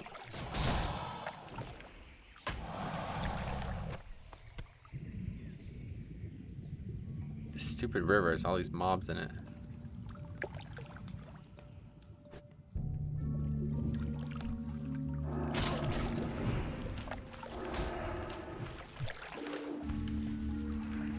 Well, I guess Stranglethorn is meant to be like the Amazon, so these are like piranhas and stuff. I think Stranglethorn is actually just meant to be like, you know, Southeast Asia. Okay. I was only like half joking when I brought up Vietnam. Like, that was a joke about get you. this. You know, I was like, yeah, this is why I know how to track mobs in Stranglethorn. I get you. But it's the same thing. Like, there's lots of brush and lots of tigers and shit like that. You know, so I assume that's exactly what they modeled it after. And it's even like feels that way with the characters, doesn't it? Like all these like rebels and insurgences and you know, all that kind of stuff. And this is where what's his face from Red Ridge fought or something like that, because he's a Rambo and it was Vietnam and. Oh really? I think. I guess so. What's that? I mean that makes sense. I don't know. Because he was in the first war, wasn't he? Or was that the third? I don't think that character actually exists. I'm pretty sure what that is a meme that has spawned from Classic because when you do the classic version of the quest line, it's literally just one quest and you just escort him and that's it. Like you remember, we just did it. Oh yeah. It's literally you just find him and bring him back and that's it. There's no follow-ups or anything. But in the classic, or in the Cataclysm version, he's like a main quest giver, and not only is he a main quest giver, but he's also a main quest giver in Burning Steps as well. Or Burning Steps or Searing Gorge, mate. One of the two. Burning Steps, I think. Yeah. I always get those two mixed up. Yeah, me too. Really? Yeah, I do them both so rarely, so. Yeah, those are two quests. Those are two achievements I don't actually have. Got to do those someday. We were talking about this on stream about Lore Master, because somebody was like talking about how I can't remember what they were saying, but they're like, doing Lore Master is so boring because you have to like kill a bunch of gray mobs over and over again. And I was like, oh no, you could actually just party sync into Chromie time even on your level 60 and do it. And the people who were talking about it, like, actually had no idea. Yeah. Oh, and Keyleth says he's also in BFA as Alliance. He's in Nazmir. Damn, that's cool. Oh, nice. Holy shit. Yeah, so you see, that's one of those types of characters, kind of like Mankirk, right? Like, Yeah. that dude was not, he's nobody, but it's just because of how popular the quest was in Community is Classic. reacting. Yeah.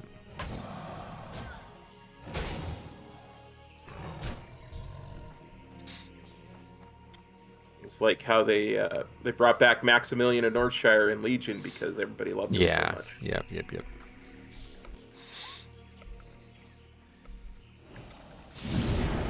Holy As a fuck. hidden follower. Jesus Christ.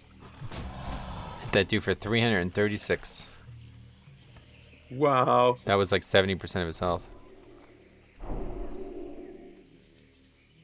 Smoked him. You're right, Cop. I did. Berrigan's Fist still doing work. Yeah, it's certainly not one-shot and stuff anymore. You remember that first day we had it and we were fighting those gnolls in Redridge and we both swung and one-shot it? 2 auto attacks, one shot. Yeah. Definitely worth the effort to get. Yep.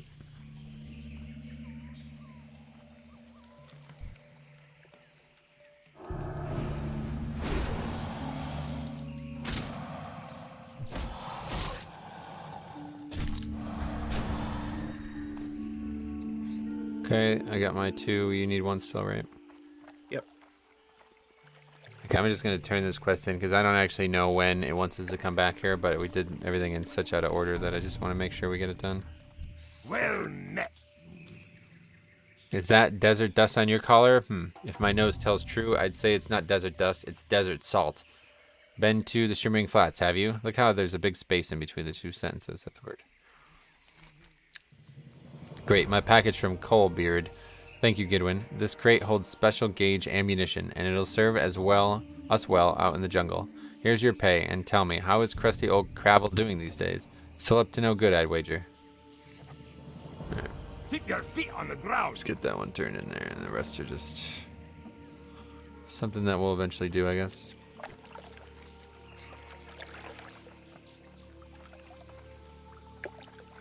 We'll get to him eventually. Okay, so there's apparently basilisks over here. Can't really see any, but... Oh, and you still need a crocodile. Crocodile skin, yeah.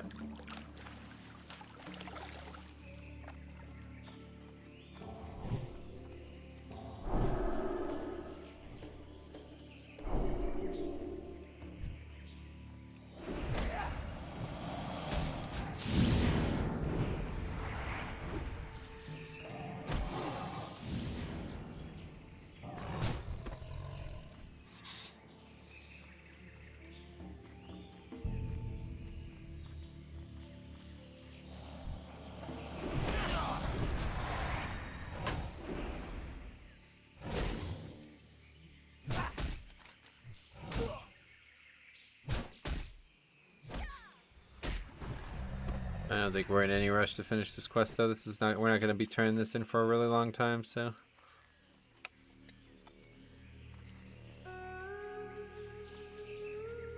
Yeah, I'm not in a rush for anything. I'm just sitting Nothing? back and enjoying. I'm just sitting back and enjoying stuff.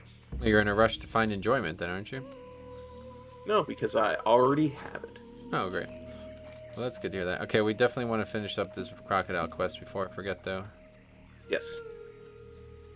I don't know of the best solution to that problem.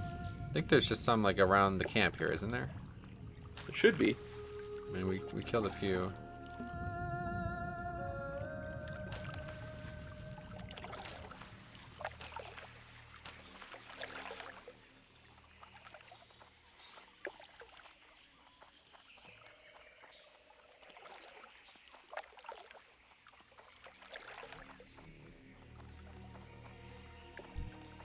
Here's one. Hopefully this will be what we need.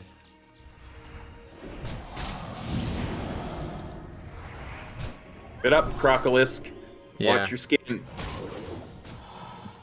if you could skin it. Yeah, probably. Yes. There we go. Huge. See, that's such a big moment. Because we were going to sit here searching for like probably another 10 minutes. Okay, so now we're going back to the Alliance camp.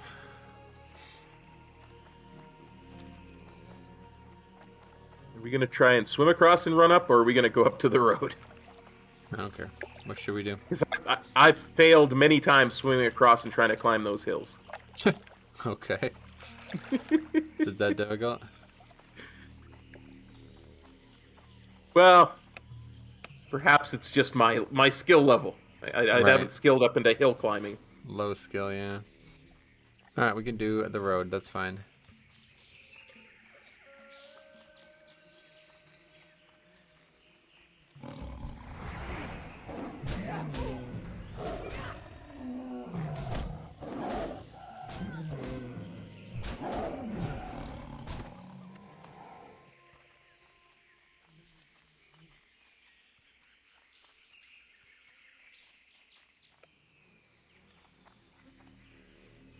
God, I freaking love this these types of bridges too, man. Even the texture on the bridge is very authentic. Always make me think of Indiana Jones and the Temple of Doom. Oh yeah, see, I've never seen the Indiana Jones films. They're pretty good, huh? They are really good. There's only 3 of them. People say there's a 4th one, but it doesn't exist. And anyone Oh. who tells you it does is lying. What is that about? Okay, let's hear the story. Okay, the 3 Indiana Jones movies, essentially he's like a Tomb Raider. He's basically an archaeologist that finds treasures and sets the world right, whatever, has adventures.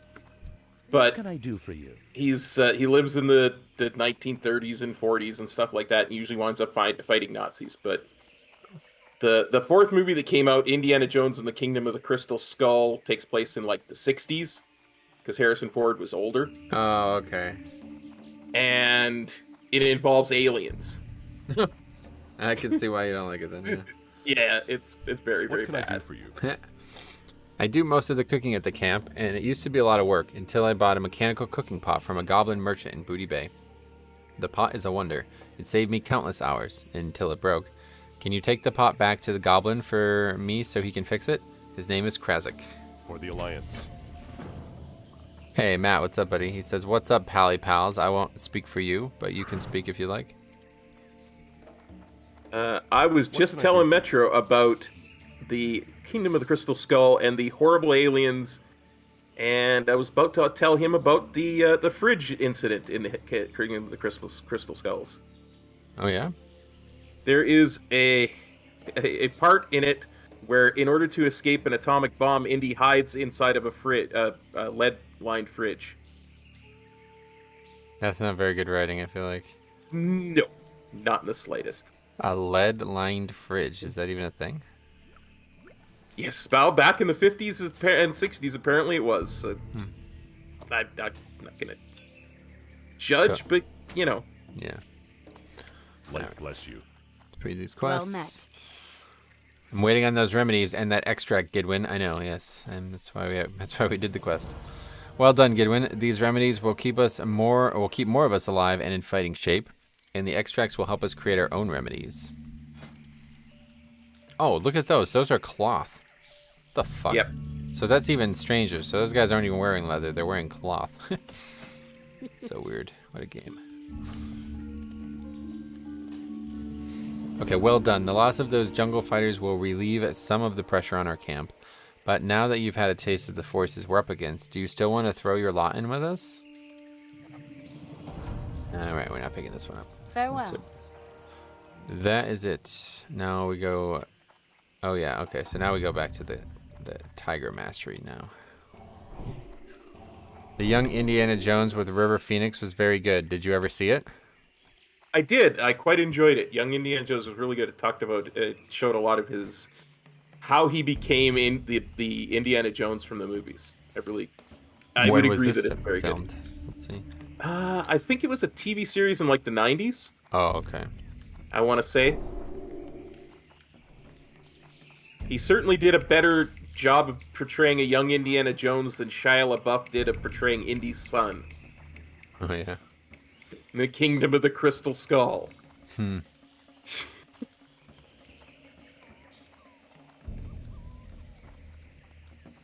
but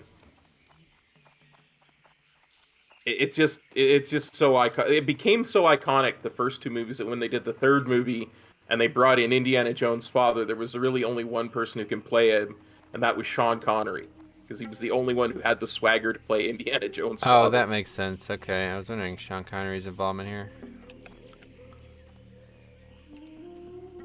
Ah. Scary.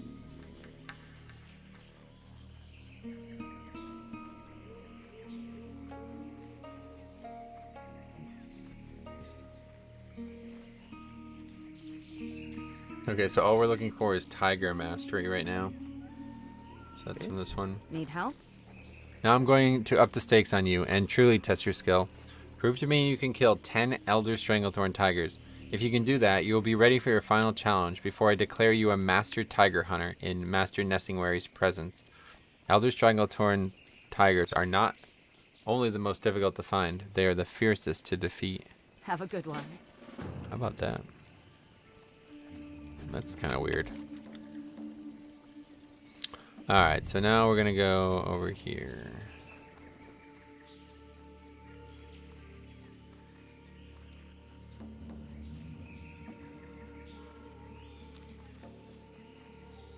Basically just keep chipping away at these basilisks, I guess is the right play. Yeah. Anytime we see him, we kill him.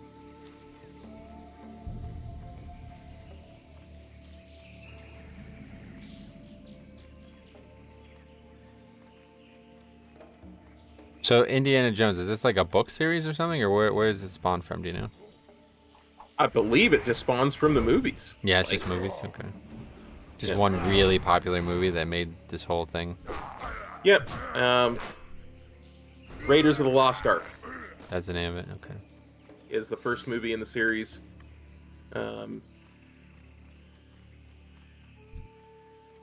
Something you'll want to know if you ever go to watch them like one after another, like to binge watch them.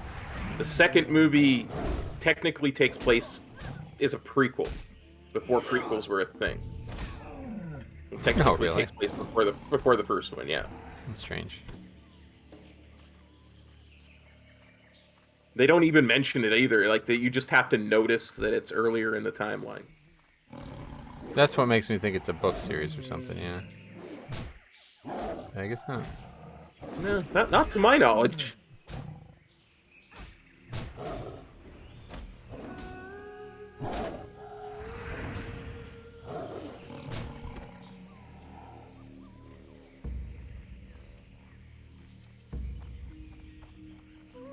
Oh, George Lucas. Yep. I had no idea. He's famous. Yeah, he's him and Steven Spielberg had their hands in pretty much every really big production from the late 70s, early 80s. It's funny, right? Yeah. They're good friends. Like, they got together on a lot of those movies, too. Oh, yeah? That's Yeah. cool. I don't remember if the basilisks are up here. I think they're down one raptors. level there. Yeah, there's Yeah. the level. Yeah.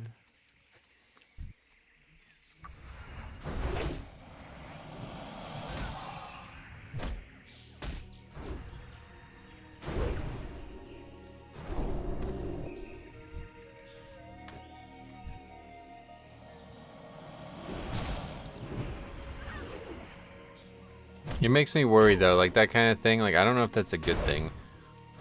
It makes me think that like they had some kind of like inside connection to every studio, and that like no like young and upcoming directors could supersede that. You know what I mean? Yeah, but on the other end of it, like, everything that they produced was amazing. So It was, but I mean, was it? Like they did make a lot of great films, obviously, but there could have been better films that we would never have known about because they just cannibalized every project that existed, right? I suppose. I mean, I don't even know what it means. Like, they didn't write the films themselves, right? So... Well, Did they- Lucas wrote the Star Wars movies himself. So. No, I know that, but I mean, Steven Spielberg is not a writer, right? No, I don't think so, I'm anyway. supposed to. Yeah. So they just probably got all the good ideas given to them, I'd imagine. Well, yeah, but I mean, a director has a lot of say in how a story comes, even if Definitely. they're not there. So, They didn't write the screenplay, though, is my point. So they didn't come up with the idea originally. sure. Let's see, George Lucas.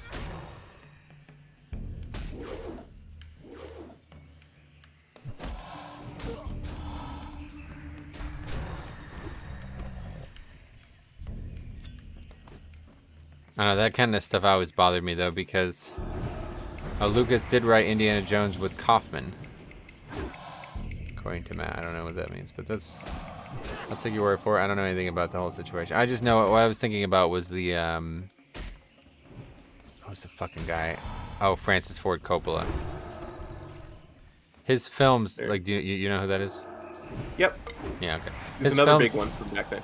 are honestly not good, and it's like, I mean, other than The Godfather, it's like I really don't think he did anything special, and his name's on everything. You know what I mean? It's like, Yep. Is that at the cost of somebody who actually could have done something special? Like, because if so, then that's, and him especially, because he's got connections, deep connections, Basilisk. and it's like, yeah, I don't know, man. I just don't really. I struggle to believe it's genuine. It's not a I mean, meritocracy, you know. There's a reason they say it's not what you know, but who you know. Yeah, well, Back that's my then. point. Yeah. For Especially sure. back then, because like there wasn't a lot of people who were able to make films, right? Like Yeah. nowadays, you and I could fucking produce something on YouTube and it could be just as good as any film, right? Yeah.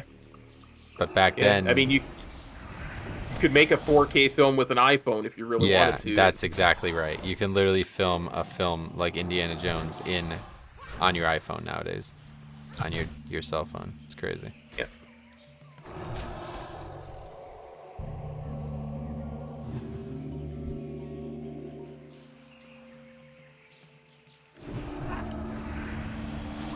Ooh, an elite crocodile. Don't think we want those. Yeah, it's not a rare elite, so. Yeah, you're right about that one. We got up here. I think we have to go to the side. Ooh, just barely. Oh, we barely did it. We did it. We're the That was Paladin good Pals. work, We can though. do I have to anything. say, yo, old cop would have not gotten up there, and we would have had to go all the way around. You've gotten a lot better with stuff like that, man. I know it's scary for you, but Well, you know, I got to thank Rusty. He helped Yeah. me with movement a lot. And I mean, I'm only partially joking or memeing when I say that. He really did help He me out did quite a help bit you with out. movement. Yeah, I agree. That's words I don't think I've ever heard anyone say before. I gotta thank Rusty.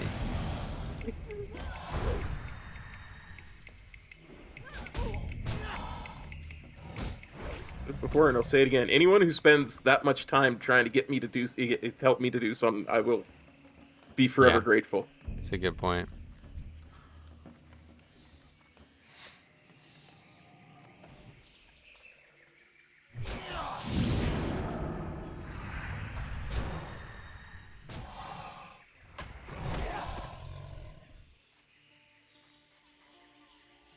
These no longer have a 100% drop chance, huh?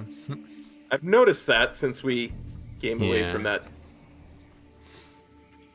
I don't think it's worth going back there, though, because how many of those Curzon fighters we'd have to fight through. Yeah, no, definitely not. Definitely not going back there. I'm just lamenting the fact that this is not going to get over anytime soon, it looks like. It does look like these are respawning very rapidly, Yes. though. Yeah. Shockingly fast. Look at that. Yep, yeah, very fast. Very fast indeed.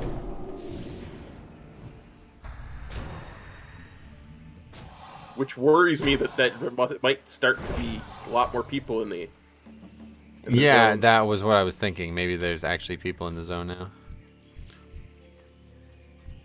Look at all the dead corpses still. There's no... It's so gruesome.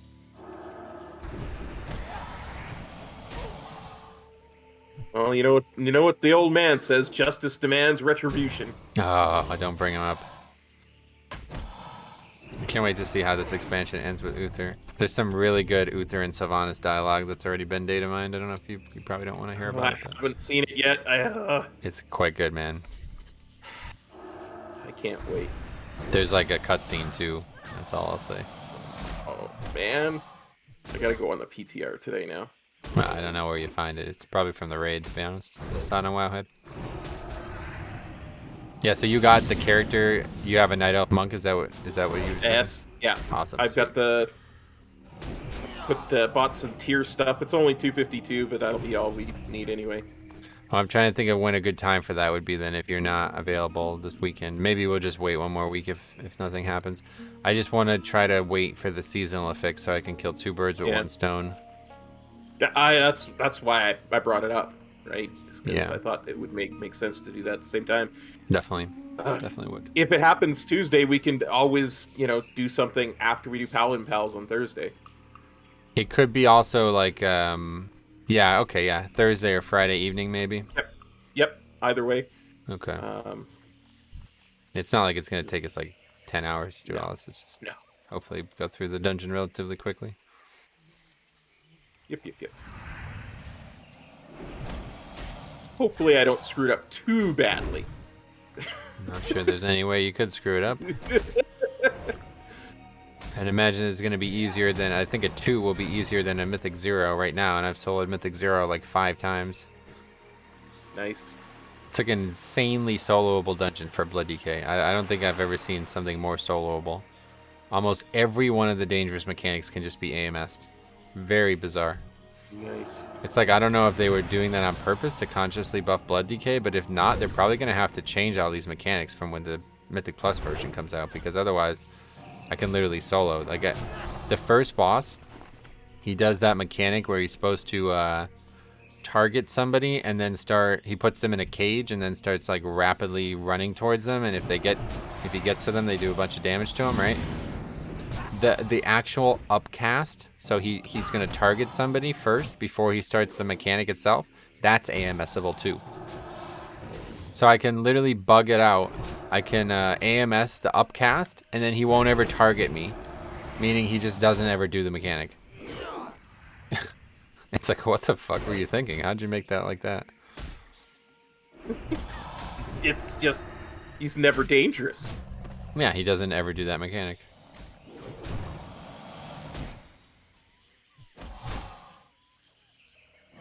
Between that and the one where he throws your weapon away, that's the only real dangerous bits.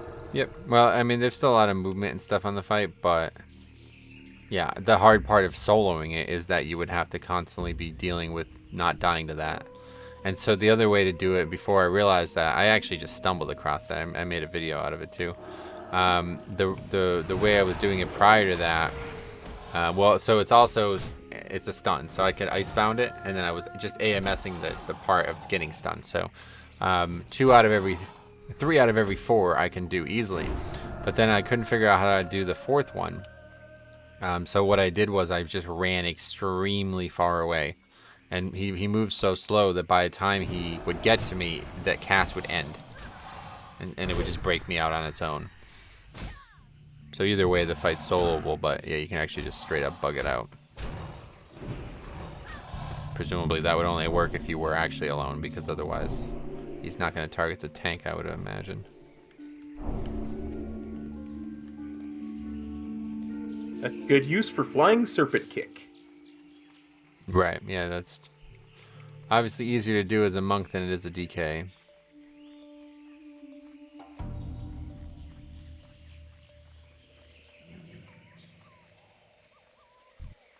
Good thing these are respawning so fast. Yeah. You're really getting screwed here on these drop rates. Well, I'm 9 of 10 at the moment, so... Yeah. Hopefully it'll keep being 1 from every mob so we can move on.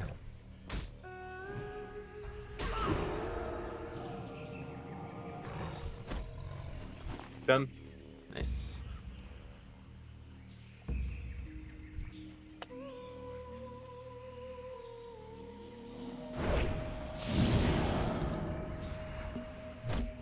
Oh, you got another one? Cool. Yep.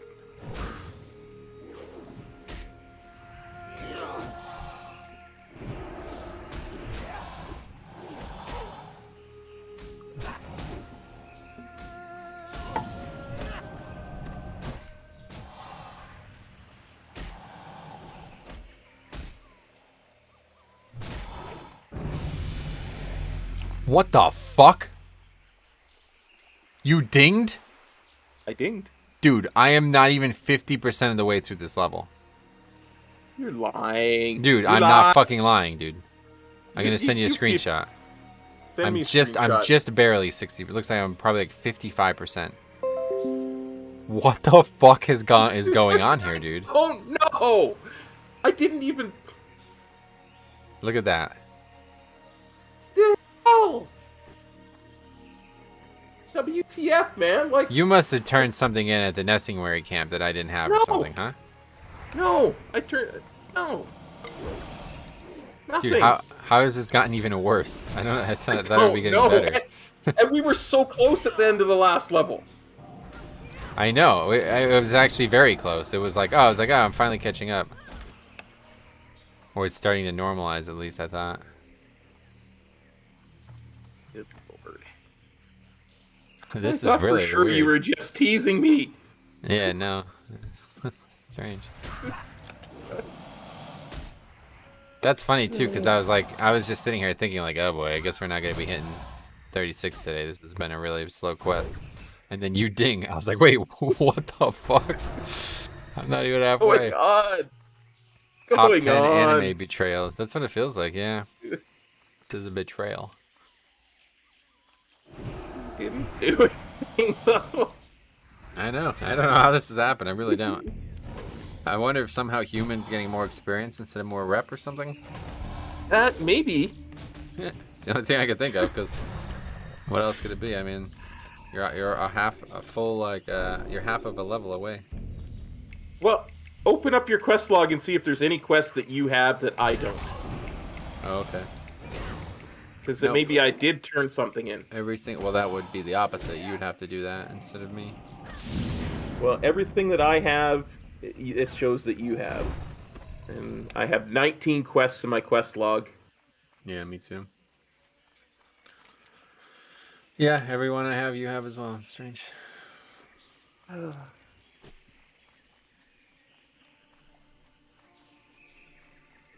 Like I said, I think it has to have something to do with the level difference. Like, once it's started, it keeps expounding upon itself. Like, we're fighting mobs that are of a certain level, and you're gaining more value from us killing those mobs than I am. And so that keeps becoming more and more of an issue every time. I think that's the only thing that makes sense. Just...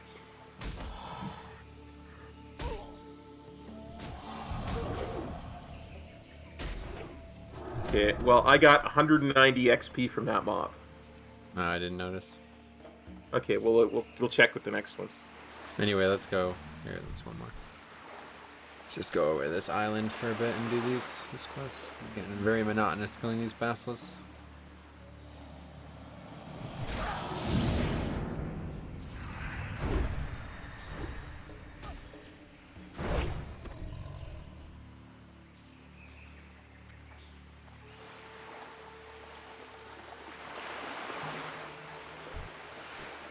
Careful That's of that elite. crocodile.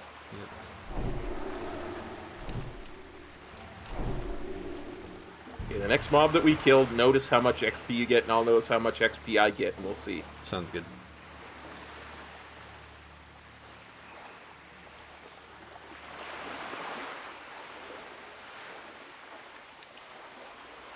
For science, at least, we need to figure this out. Let's just kill one of these. We don't even have to kill these, but let's just kill it and see.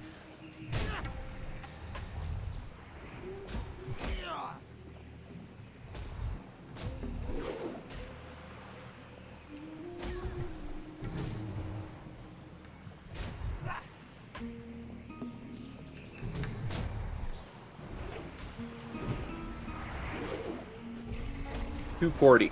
Holy fuck, are you joking? No, $240. I got 117, dude. What the hell? You It should give have you more. No, I shouldn't. Hang on. I'm going to turn off all my add-ons so I can see if I have rested or not. Okay, bear with Okay. me. You have to have rested. That's double. Literally double. That's exactly double. So yeah, you obviously have rested. Let me check. This is the Stormwind. This is why this is happening, because you keep going to Stormwind, don't you? No, I went to Ironforge this time. Yeah, I have 200% rested at the moment. Okay, I do not. So that's why this has gotten so out of control then. Interesting. Did you get credit for me discovering this, by the way? I don't know. Give me a second to reload my my add-on so I can tell you. Because Questy was off when you did it, so. Yeah, you had... Wow. How is that possible? You had 2 full levels of rested before we started this. I don't know, because I wasn't in... Where did we start? Didn't we start in... We started in South Shore. Yeah, South Shore. I spent maybe 5 seconds in Stormwind this time, off thing. You didn't log out in Stormwind at any time? No. I didn't log out. I didn't even log out in Ironforge. I spent like 5 minutes in Ironforge. It's so strange because I had some rested. Like I had a quarter of a level when we started. I had about a quarter of a level. And I was like, "Huh, that's not very much." And so then you had 2 levels. So somehow you gained 2 full levels of rested, right? Because you're already in 37 and you still have rested. We started at 34 today. So you've 36, gained... Yeah, my bad, 36. So yeah, you've gained 2 full levels and you still have rested. It means you had the maximum rested you could have had. And I didn't even have a quarter of that. Okay, I gotta go back because I did not get credit for locating the haunted island. Ah. Okay, my thing just came up. I just noticed which one it was. Sorry. No, that's fine. But we were talking about the rested. Yeah. I don't know how you didn't have more because isn't rested XP, isn't it supposed to be like a week, 8 days or something to fill it completely? We've been at least 7. It wasn't. Yeah, I mean, it wasn't that long. No, I don't think so. I don't know. I mean, that seemed like the right amount. I didn't get a full level. It'd only been 1 week. What I used to do when I leveled characters on the Star Race was I used to alternate between 3 characters, and every week I'd get about 1 level of rested on each character. So for 1 week I'd play this character, next week I'd play that character, and just keep cycling through rested. Then I legit don't know what to tell you. The only thing I can think of is that you've had this, like, you've had some stockpile of rested experience this whole time, and somehow I missed out on it. And so yours just never depletes. Like, we're not going to finish that rested, right? We're not going to get to that point today. You're going to finish the playthrough today, and you're still going to have rested from last time. And then so when we log out again, that will just keep growing, and mine will just be forming. You know, that's the only thing I could think. I get what you're saying. That somehow, there must have been some time, it probably was around Christmas. I must have logged out somewhere that didn't give me any rested at all, and you probably went back to Stormwind and logged out, because I think I remember that actually. Yeah, I think I remember coming back from Christmas or from a time off, and you were like in Stormwind and I was in Duskwood or something like that. Yeah, that might have happened for sure. I will log out outside of an inn then today. No, it doesn't matter. See if that helps. Again, dude, this doesn't actually matter. I'm just trying to figure it out. This is actually a good thing because, you know, it means that you're going to be slightly stronger than me the whole way. So that'll just make things even easier. I just don't want it to get so bad that, you know, I'm like 45 and you're 40. Well, if it ever gets to the point where you're a full level ahead, then we have to address it. But as of right now, it doesn't really matter at all. Like, if you're, like, 37 and I'm 35 still, or, you know, like, you're doing quests that are gray and I'm doing quests that are red, then, yeah, maybe we have some issues. But realistically, we're going to be doing the same quests anyway. Like, there's only so many quests we can do.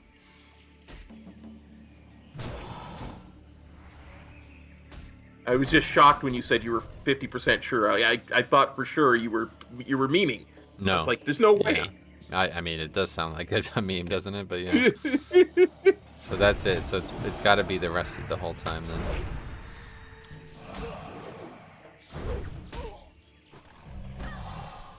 God, these fucking basilisks, man. Come on.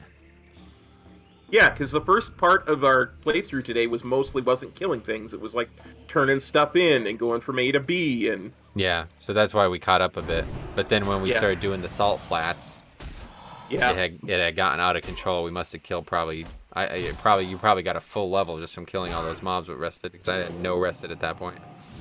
Yeah. I betcha.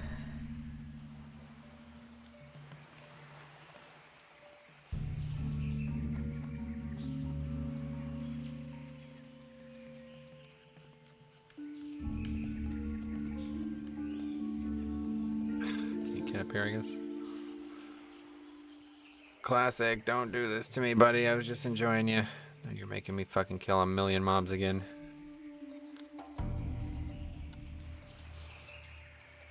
This has got to be... This is like... Yeah. I will change this 100%. 100 times out of 100. I do not ever want to have to kill 50 mobs for a quest that loots 10. It's just not fun. I don't really care. Even if I had to kill 50 mobs to loot 50 times, that would still be more fun than this.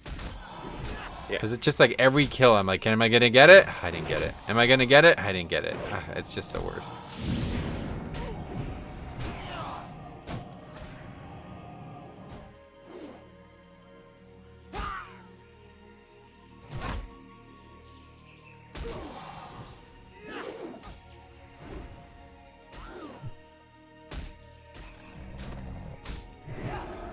It's actually funny. It just crossed through my head. It's like this is the opposite of what I like about luck. It's like in other situations, you can get like in a real world situation, you can get lucky or you can get unlucky, right? Yeah. Lucky would be like, oh, I got 2. Unlucky would be I got none. In this case, you can only get the default, which is getting the item that you're expecting to get, or unlucky, which is getting nothing. There's no way to get lucky. I can't get 2 from any one basilisk. So I either get what I'm supposed to get or I get nothing. And usually it's the opposite in games. Like in WoW, like with Titan Forging, I got the item I was supposed to get or I got something better. That's it. You could never get no item. You know what I mean? Like the item never got worse is what I mean to say. That's why random quest upgrades are such a nice thing, because it kind of counterbalances that. I love that. It's the same thing, yep. It adds good luck to a situation infused with bad luck. Yeah. And that's why it's going to be okay to wear random quest upgrades during a Nomad challenge. I know, I love that. It's my favorite part.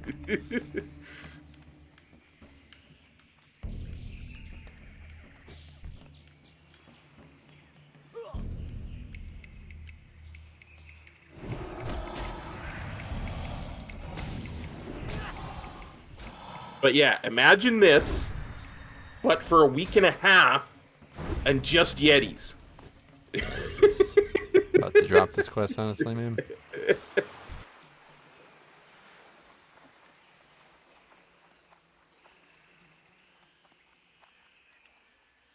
Did you check your bank? Maybe you have a couple in your bank.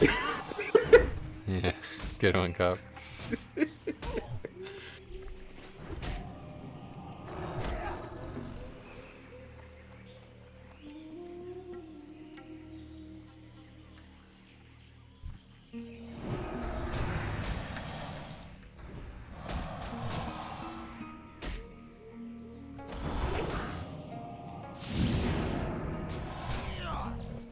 Jesus Christ, this is so bad. I still need 2.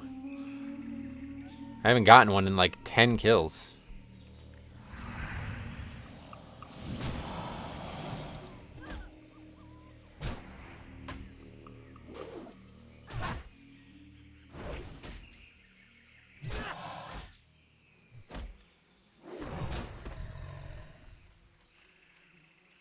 Oh yeah, I keep forgetting that this works this way. Okay, good. I got one there at least.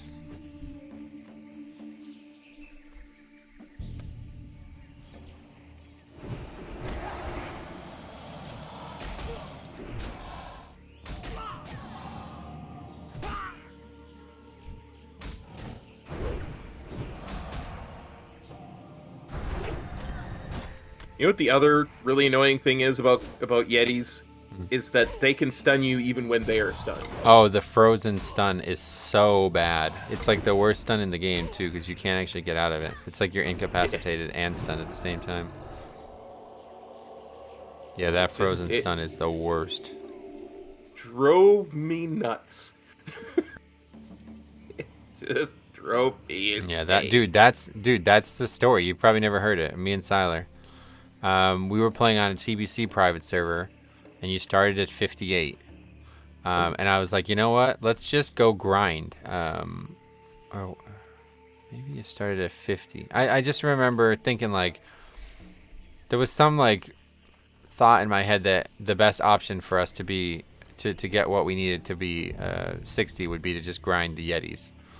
And I don't remember why we did that. Maybe we were doing that quest. It's very possible. Yes. But I remember we were sitting there killing those Yetis for like 3 hours. And then we finally hit 60. And we went and turned the stuff in, whatever. Then we went to the Dark Portal. We get into the Dark Portal. We're flying to Thrallmar. And as we do, the server crashes. Okay? And so we were offline for like probably 5 or 10 minutes. And so I still have a shit computer at the time. We come back, he's already in, and he's like, no. He's going like that. I was like, what? What's wrong? He's like, dude, I'm 59 again. I was like, oh, fuck, really? It rolled back? He goes, dude, the Yetis are fucking here again. I was like, no, I have to kill all the Yetis again.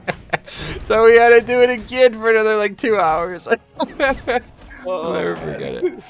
We grinded Yetis for like 5 hours that day. It was so funny.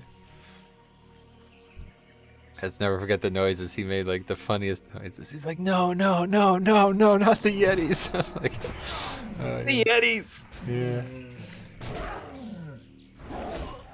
I'm right there with him, let me tell you.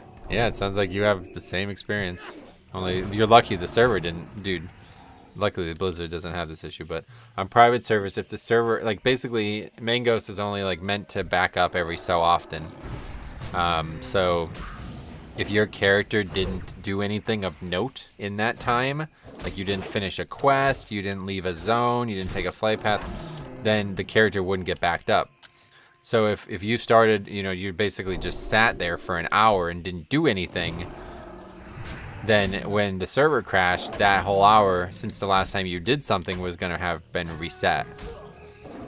And so like people used to use these macros to save their character's progress basically on private servers, but that's just not how WoW works. So luckily you never have that actual issue on the real game, but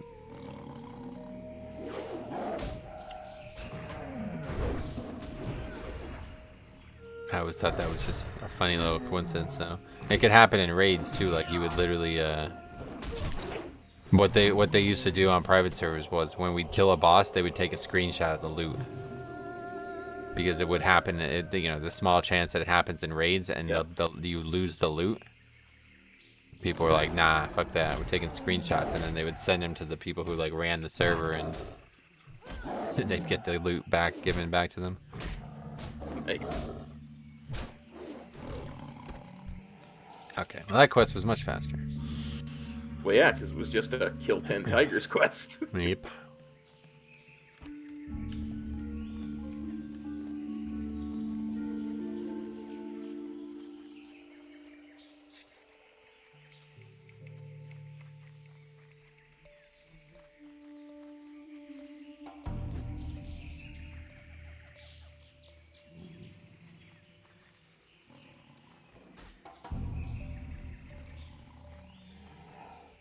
Just run, fight all those mobs.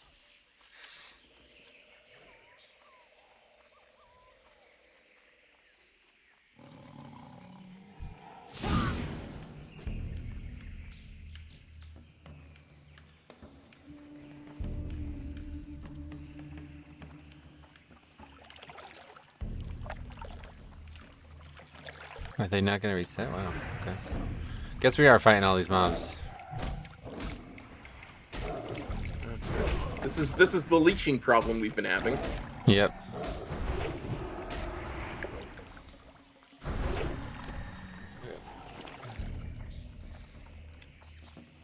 Hello. Most impressive. I believe you are almost ready. Here's the final challenge that I will put forth. We've been tracking an elusive tiger for weeks. We call the beast Sindal. See if you can do what no dwarf has done before. Hunt down and kill Sindal. Bring me her paw as proof of your accomplishment. Tracking her down will be no easy task. See you around. What can I do for you? Now let's step up the challenge and see if you're up to it. Venture into the jungle and bag yourself 10 of those bloody lash-tail raptors. Let's see what you've got. Safe travels. And raptor mastery, or panther mastery. Now the hard part. A true panther hunter can show skill by dropping Shadow Maw panthers, the deadliest in Stranglethorn. Prove to us that you can slay 10 of these beasts. If you think they are hard to track, wait until you attempt to slay one. Be careful. Oh, quest log is full again. Jesus Christ. I think we gotta drop this Baron's Demise quest from Alteric because I don't know if we were even supposed to have that, let alone if we're doing it. It's still red somehow. Okay, So I'm gonna drop that one, yeah. Well met. Go with honor, friend.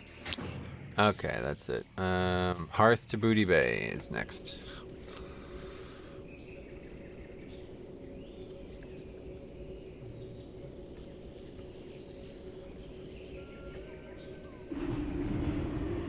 We've been going for a while. Yeah, over 4 hours already. Time is money, Okay, friend. singing blue shards. Do you have those shards yet? I'll give you a decent cut from the profits.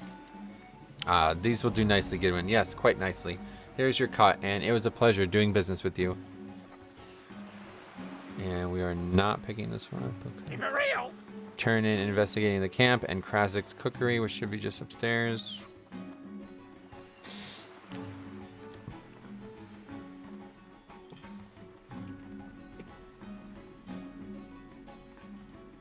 Talk to me. Hello, you brought me something? A cooking pot covered with gauges and dials. Oh, I see. It's Krazik's crock pot. An ingenious piece of work, but it can break a spring and throw a gear now and then. Let me see what's wrong with this one. Ah, its steam charger's rusted out. There's a cracked knuckle gasket and its fobulator is missing teeth. I'm surprised the pot could even boil a turnip in this state. Can I fix it? Of course I can fix it. But there's a price. Oh yes, there's always a price. Hurry back. And What's up? then investigate the camp.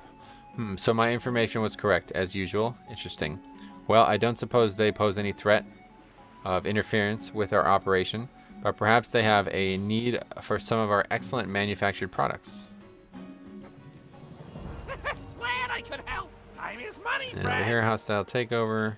I need those stones, Gidwin. By whatever means necessary. Just do it. Don't give me the details. It's all about results, Gidwin. Nothing more, nothing less. Fascinating. That the crystals have been tumbled using this process can only indicate that they are planning to use them as some sort of fuel or other catalyst. I don't know much more than that. Samples will have to be dispatched to head chemist Gigglefont.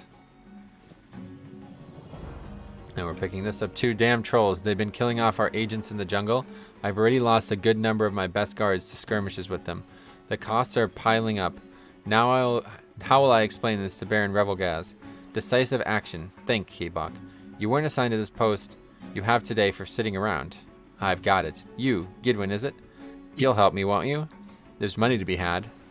Here's the deal. You bring me the ears of 15 blood-scaled trolls, and I'll compensate you well. Keep it real. Okay. Turn in goblin sponsorship. Well met, traveler. There's opportunity to be had. Wow, here that if voice you're actor is clever enough. awful, whoever's doing that. Holy shit.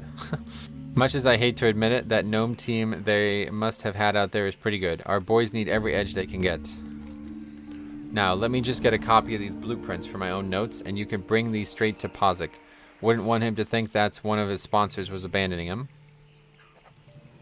You should be all set to go. Give Pazik my regards, and tell him that if he ever needs anything, not to hesitate to ask. I'll be waiting for news that he breaks the track record soon. And then Adventure Stone of the awaits. Tides. So the stories were true. Incredible. However, we will need to figure out a way to defeat the curse of the Stone of the Tides if we are to retrieve it. Curse is a magical business. We'll need one of those wizards to help us out. The water elementals were no doubt summoned by Gazban, the goblin wizard rumored to have discovered the Stone of the Tides. As you may know, the Stone of the Tides curses its bearer, causing him to fade in and out of existence. Perhaps we can find a way to counteract the curse. We can have a mage of Dalaran analyze the magical residue of one of the water elemental bracers. I need you to go back to the island and retrieve a few specimens. And then there's another quest over there.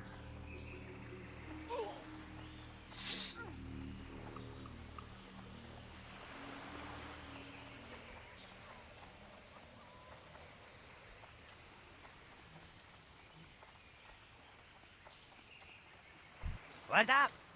My equipment is all ready to go, Gidwin. I just need those skins. We don't want to keep Riddlevox waiting, that's for sure.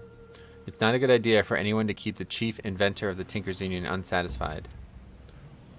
And these skins should do. Their quality isn't too important, given that they'll make up the inside layer of boots, but it's still important that they're comfortable. If they're a bit too rigid, I'll use some tiger blood to soften us up. Tricks of the trade, you know? Well, I've got the basic shape of the boots worked out, and they're coming along fine, but the skins you brought aren't going to be quite enough for the inner layers. What are we going to do, Drizzlick? No doubt the question on your lips, and well, isn't it lucky you're talking to Drizzlick, because he's going to tell you what we're going to do. The inner layers will never really be seen, so we'll just get some of the thicker, cheaper skins from the crocs around Lake Nazferetti to fill out the boots.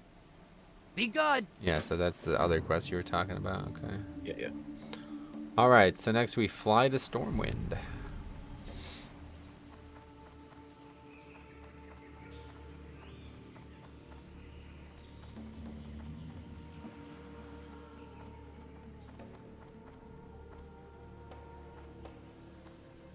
Here there. What's your... Stormwind. To Stormwind we go.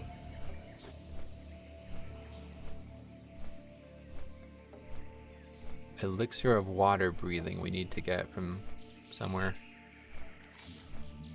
Auction house would be the only place we could find. I guess so. I don't know if there's going to be any here.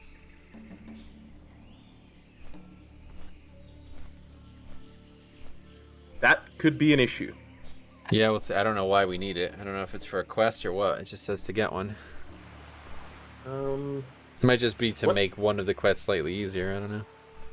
What level of alchemy do you need for it? Do you know? No, it doesn't say that.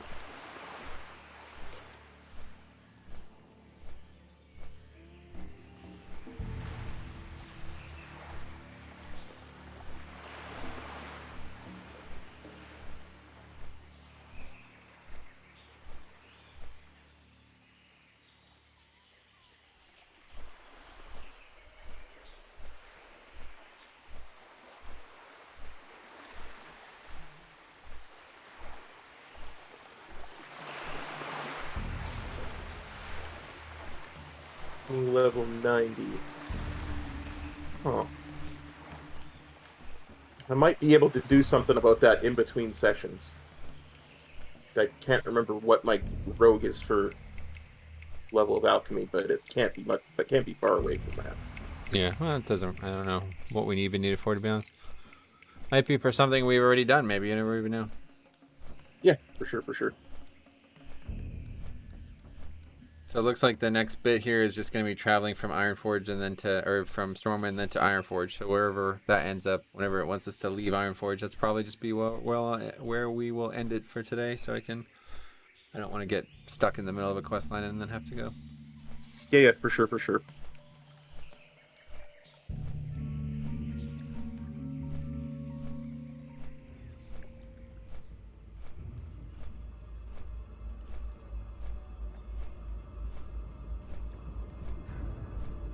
I will see what I can do about elixirs of water breathing before we reconvene. Gotcha. Either way.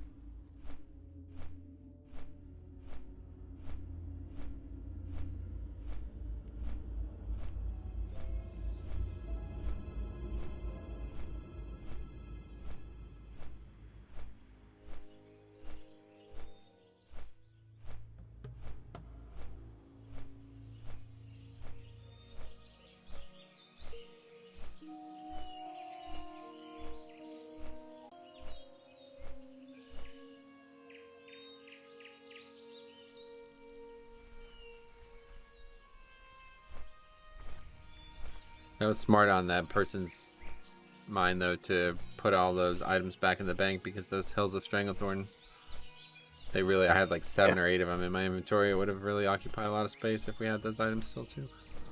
Yeah, for sure. I only have 3 different ones, but I do have 5 pages, so... Yeah, I just found them. Alright, so now we're going to go check the auction house, and then we're going to go withdraw those items back out of the bank, and then turn all those quests in. Sounds good.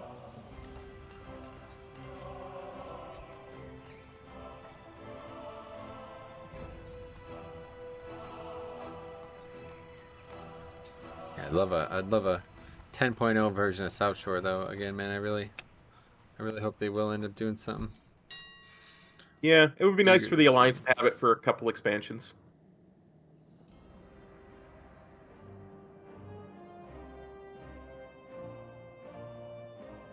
It doesn't seem like there's anything, right? Unless I'm spelling it wrong, I don't know. Elixir of Fighter water breathing. defense. Yeah, there's nothing. Mongoose, Lion Strength, those are the only elixirs I see. Alright, nothing doing on that then. Okay, let's go get these items out of the bank. And also, we should also train, I think, while we're here. Yes, yes. You'll get to train 36, I will not. It's been a while since we've trained, I'm pretty sure.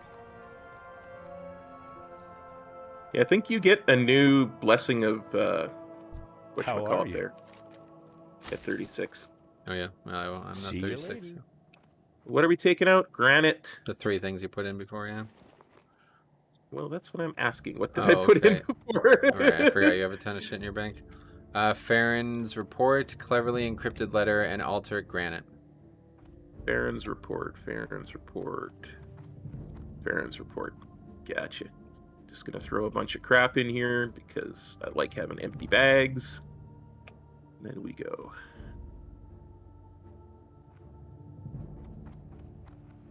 Oh yeah, let me see if I can sell this weapon. Let's put it up on the auction house.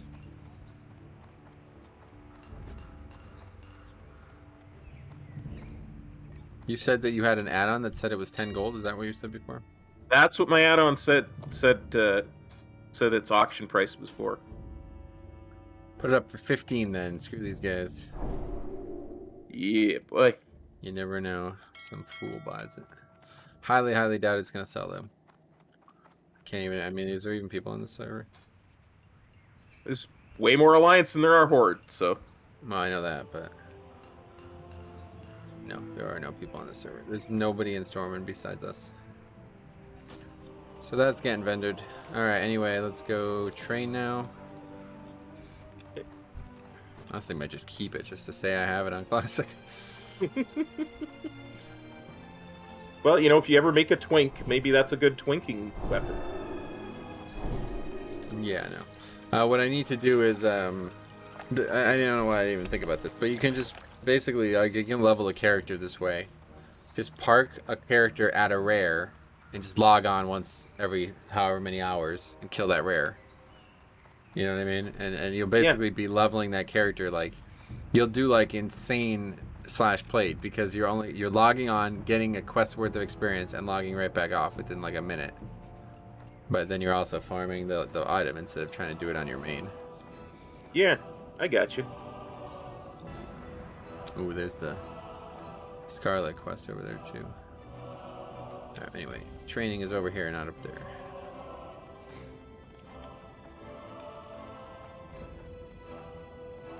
King's honor, friend. Okay, so let's see. Is there anything even worth training? Oh, Divine Shield. Okay. Exorcism, rank 3. Redemption, rank 3. Oh yeah, Blessing of Might, rank 4, perfect.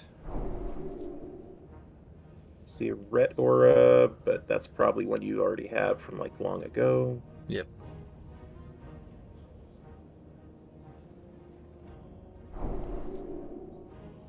Yeah, I was gonna ask you about Divine Shield that last time. Oh yeah, I careful. probably missed it. What is the use of that versus Divine Protection? I have no idea. I don't think there is any. I think it's literally just a different spell with more. It lasts longer. I have no yeah, idea 10 why. seconds versus 8 seconds, I think is what I'm seeing right now. But Like they both incur the same cooldown. If you use them, you'll see they both go on CD. So I don't know what the purpose of it is. That's I think it looks different too, though. Is also some. What else did I just train? Might, yeah, that's it.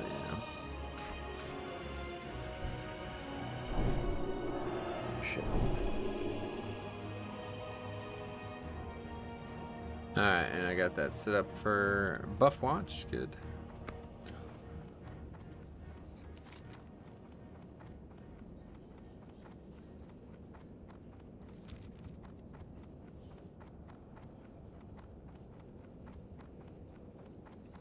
Did we ever do that old history book quest? Because it says we should turn it in now, but I'm pretty sure we already did that. I think we might have. Yeah.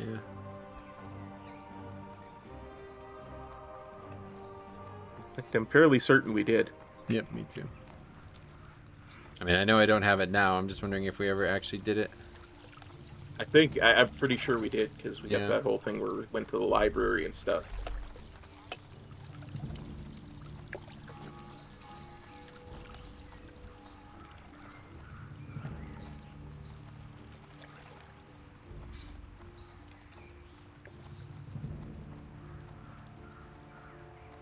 Uh-oh.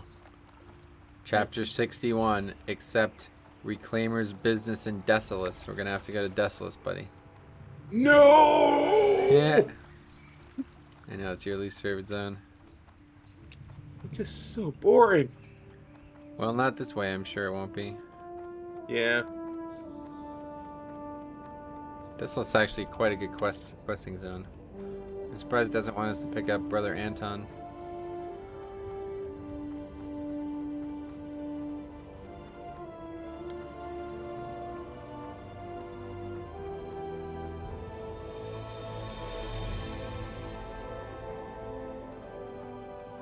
You need This was something? this was over 2 episodes ago. Greetings, citizen. May the Stormwind City be of assistance. Wait, what is the Safe report? Can we travels. read it? No, you can't read it. Good day to you. What's this? So my attentive pupil has applied himself to the problem of the Naga and South Shore. Thank you for bringing this to me. I will certainly take it into account when I review personnel assignments in the next month. Have a good one. Oh, I dinged. Rats. You think there was Go anything train worth... again. Yeah, maybe I should go back, huh? Because I got Exorcism and Res. Yeah, okay. That that's was not- level 36. Not worth getting. Alright, let's keep moving. Let me really quickly check, because I do have that thing that tells me what's available. Oh, yeah, good idea. Seal of the Crusader, Seal of Righteousness, Retribution Aura, rank 4, rank 3. Ah, really? Yeah. Alright, I'll go back quick. That's worth getting for sure.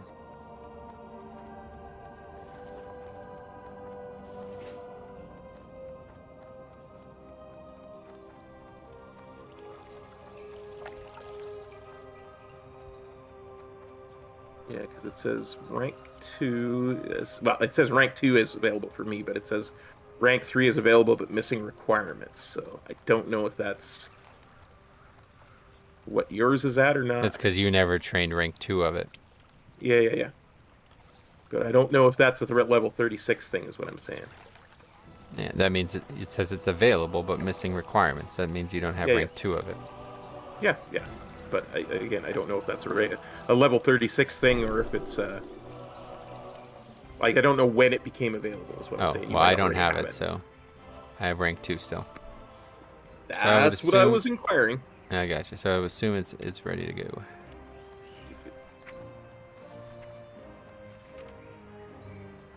We determined Ret Aura feeds off of Sanctity Aura, yeah? Yeah, yep, it does, which is pretty cool. Yeah, that is cool. Slightly more damage. It's probably our Every most little bit consistent helps. damaging. Yeah, besides melee, it's like the thing we do the most damage with over a long period of time. Need help? Yeah, there it is. Ret Aura 3. There's a bunch of goblins who, if you're taking the Zeppelin, they'll talk about exist. Nothing better than a Zeppelin to get you where you want to go from one place to the other. They're just joking, basically, yeah. Yeah, they're Trolling. yeah. Because it definitely exists. It's not an opinion. I know. I always thought it would be a really good way to invade Ironforge and Stormwind if you were Horde. Really? Yep. Because you could run along the tracks between the two and pop out You could summon into there, and It's such a cool area too. Yeah, can you just run through the whole way too if you want? we did, didn't we? Like we ran like. Yep, I remember doing it. I've done it a million times. I don't know if you and I did it together. I think we probably did. At least And once. we went into like a thing that we logged off to put us somewhere. Yeah. You remember how to do that, right? We're gonna do that right now. I don't, but I'm sure I'll you'll tell walk me you through again. it. Yep, I'll walk you through it. Yeah.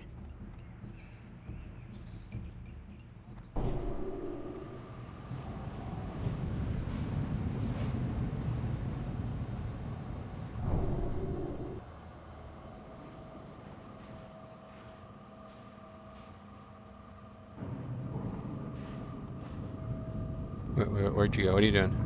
I don't know what I'm doing.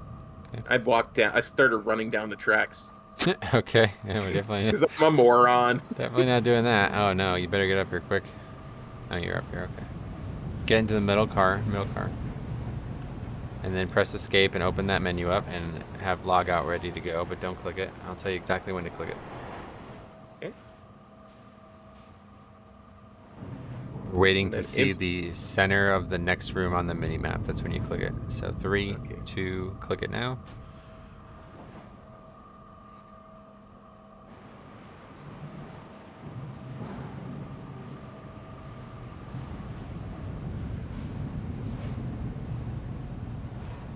Stream lagging, or is it me? It might be. I don't know. Cop said it was having lag or something. Yeah, your voice has been going all robot-y all stream long. Gotcha. Don't know. Sorry. Always something. All right, log back in. And we are in Ironforge? Yes.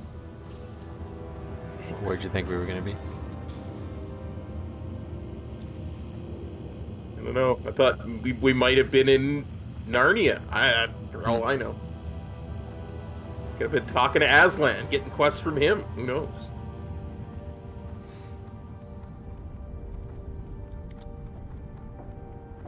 Let me just take a look at something real quick. Let's,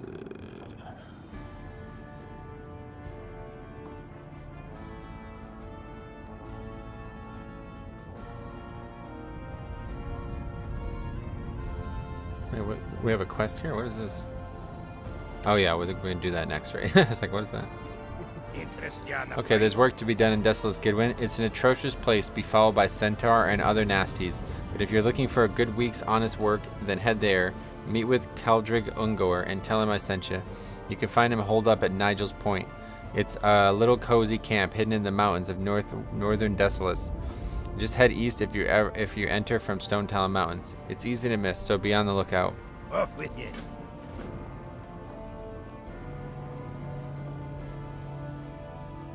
I'm getting 38 down, right, or 38 up right now, so it's definitely not my internet.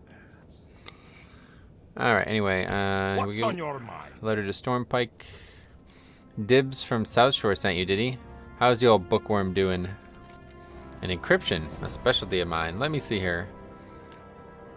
I decrypted the letter, but I don't know what to make of it. You found this among thieves in Altric foothills? Very strange. You should take this to the magistrate of South Shore. Although this letter is cryptic, he is the closest town. His is the closest town to Altric. If a threat is brewing, then he should know. Be good. A king's tribute as well. What is that? We might have done that already. Yeah. I think that King's was the tribute is the stuff with the stones. what? The stones we got, the Alterac stones. Oh, that's it. Okay, good. That's right. I thought it was the start of this quest, but no, this is the other way around. I knew that was the name of that Sully Baloo quest. Because did you know that is a reference to a real letter that was written in the Civil War of America? No. Yeah, it's a reference to a fighter, a soldier in the Civil War who gets injured and realizes his death is coming, writing to his wife, and then his wife pleads to Abraham Lincoln to basically stop the war or something like that. I don't know exactly, but Even the words that we wrote, you remember me reading that whole fucking like 10-page book? Yeah. Those were all right out of the actual letter that was originally written by that person. That makes a lot of sense for the Civil War, for sure. Yeah. Speaking about reading, the decrypted letter is able to be read. Oh, is it now? Because it was before. It was just a bunch of nonsense. Yeah. Good. Let's read this. Good. Make sure we go in the right direction here. Greetings, Master. Forgive me for the method of sending this message. My shadow mages in Alterac are intent on their task, forcing me to use a foreign messenger, conscripted from our new allies, to bring you this report. But I've encrypted this letter with one of our most esoteric ciphers. Its words are safe from these yokels. Our plans progress well, as mentioned. Is this the right building? Yeah. Our plans progress well, as mentioned. We've made an alliance with a group of humans who call themselves the Syndicate. Its leaders were once the nobles of Alterac, and they crave to once again hold sway here. And so they have struck a bargain with us, a bargain they will regret. Today the Syndicate holds little power in these lands, but they know the area well and have assembled sufficient manpower for the task ahead. With proper guiding, I am confident that soon the Syndicate will again rule Alterac. In addition, we have urged the Syndicate to aim for the city of Stromgard in the nearby Arathi Highlands. The city is a battlefield between our forces, ogres and humans of Stormguard. But we feel that with careful tactics we will own this once great city. And when this is done, the next stage of our plan may begin. With a nation of our own and a base of power in this region, we may then prepare the way for the third host. Soon the Legion Lords will reward our work by raining fire from the skies once again. The council was wise to appoint you head of the Argus Wake. Marshal their strategies in the land of humans and dwarves. I am honored to serve as the hand of your will in Alterac, in Sargeras' name. Nagaz, Arcus Hierophant. The fuck is this? What the hell is all this? This is like a death, a demon worshiper cult or something? I don't know. Yeah, demon cult, it sounds like, for sure. Yeah. Great to meet you. Gidwin, tell me you have enough Alterac granite for me to begin my masterpiece in honor of Sully Baloo. Perfect, better than I could have imagined, and I have quite an imagination, you know. See you soon. I'll get to work right away, Gidwin.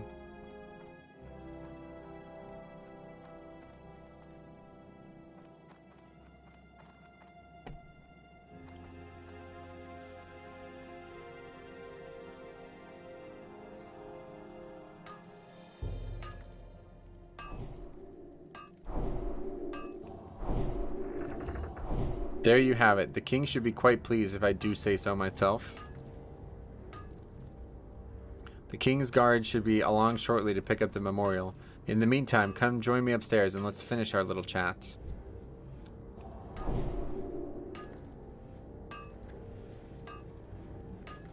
What the hell? What is he hammering? Yeah, he's still hammering while he's walking. What the hell is he hammering? What a fool. How are you? Hammering like the floor. It's probably because both of us turned it in at the same time, so he's trying to do the thing a second time, maybe. No. Oh, yeah, I bet she is, because I didn't get a chance to turn it in. Oh, okay, go ahead and turn it in then before I... Okay. You can do that then. Just let me know when you're ready. Okay. That's funny.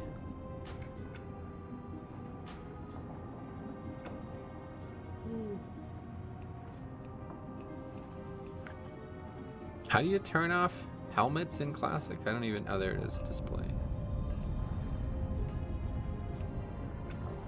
Interestingly enough, I have not had my helmet turned off. I'm actually wearing my helmet. I like the helmet you have on, and if I had that one, I wouldn't turn it off either. I had this coif on forever, the one we got from the Morbid Fell quest, but I'm starting to get sick of it, so I'm going to take it off. Yeah, I think I kept my copy of it in my bank, just so I can say I have it, but... That's funny. It's not really special in Classic, it's just regular quest reward, but... Yeah, no, I know. If you still had it in Live WoW, you'd want it. How are you? Ah, such a fine stone comes from Lordaeron. Such a shame the land is in such shambles. But the memorial came out quite well. I should think the king will be most pleased. Now, if you will, please send word to his majesty that the memorial is complete as requested. Another ring. Safe travels. Nice one, too. Magni, is it? Magni is over here, back over this way, I guess. A little add-on thing says it's a 27% upgrade for me. That's good. I don't know if it's an upgrade for me because it doesn't have any actual stats on it. It just has stam and stuff. I have a ring with strength and stamina and a ring with intellect and spirit, so I think I'll probably keep those. Nice. Yeah. You got it all figured out. It is nice. 5 stamina, 4 spirit. Yeah, that's useless. What is the ring that you're replacing? I have 2 stamina, 7 spirit. Oh. So it just has more spirit and less stamina. Okay. Yeah. Or more stamina, less spirit. And again, that's only relevant if you're actually using all of your mana every time you're in combat, so it's not an upgrade at all. Yeah, but it's less spirit, more stam. Oh. And the add-on thinks that's an upgrade. That's strange. How can the dwarves help you? Okay, the granite seems but a small token compared to the great dwarf's life, but no dwarf shall last on this planet for eternity. Let us just hope that the memorial stands as a reminder to those who will trod the great Azeroth of the future. Lest we not forget, it is for them that brave soldiers such as Sully Baloo so valiantly gave their lives. And see, that's almost a shame because that we hadn't done that quest for 2 full sessions. So I mean, it's almost 2 weeks ago that we did that first quest. And I honestly completely forgot about that until we came back here. So it's, yeah, that would have been a great quest to just do all in one sitting, you know? Like, would have been a lot more interesting. But anyway, let's go. I'm going to go to the inn here. I don't know if that actually matters, but I'm just going to go to the inn anyway. And then that's going to be it for me for today. And me as well. Oh, you as well? Okay. You're not going to go grind another half level? Yeah, no, I don't actually do that. I'm just going to vendor while we're here. Good call. Hopefully I'll get some How are you? rested this time. I don't know.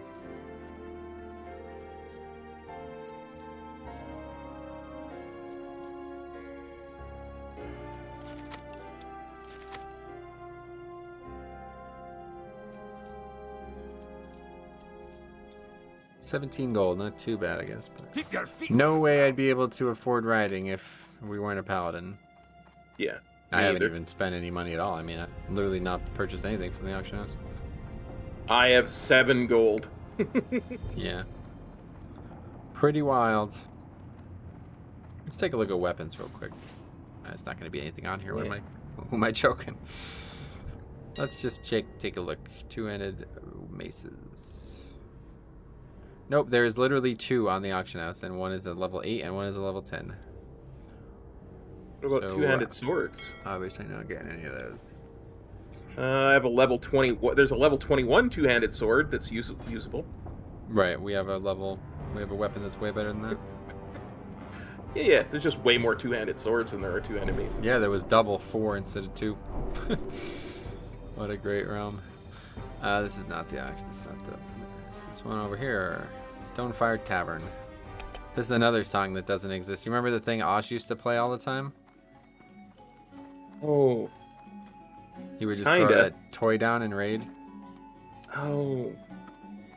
Yeah. Yeah. Another one that's a Cataclysm edition, but luckily you don't spend a lot of time in the inn. Are you gonna go to sleep up there? I guess I'll lay in the other bed. I just want to see if you glitch through the table. There's not even a bed in this inn. What the hell? What kind of shit inn is this? The fuck? It's not even an inn. It's just a bar. Of course it is. It's fucking Stormwind or Ironforge. Yeah. All right.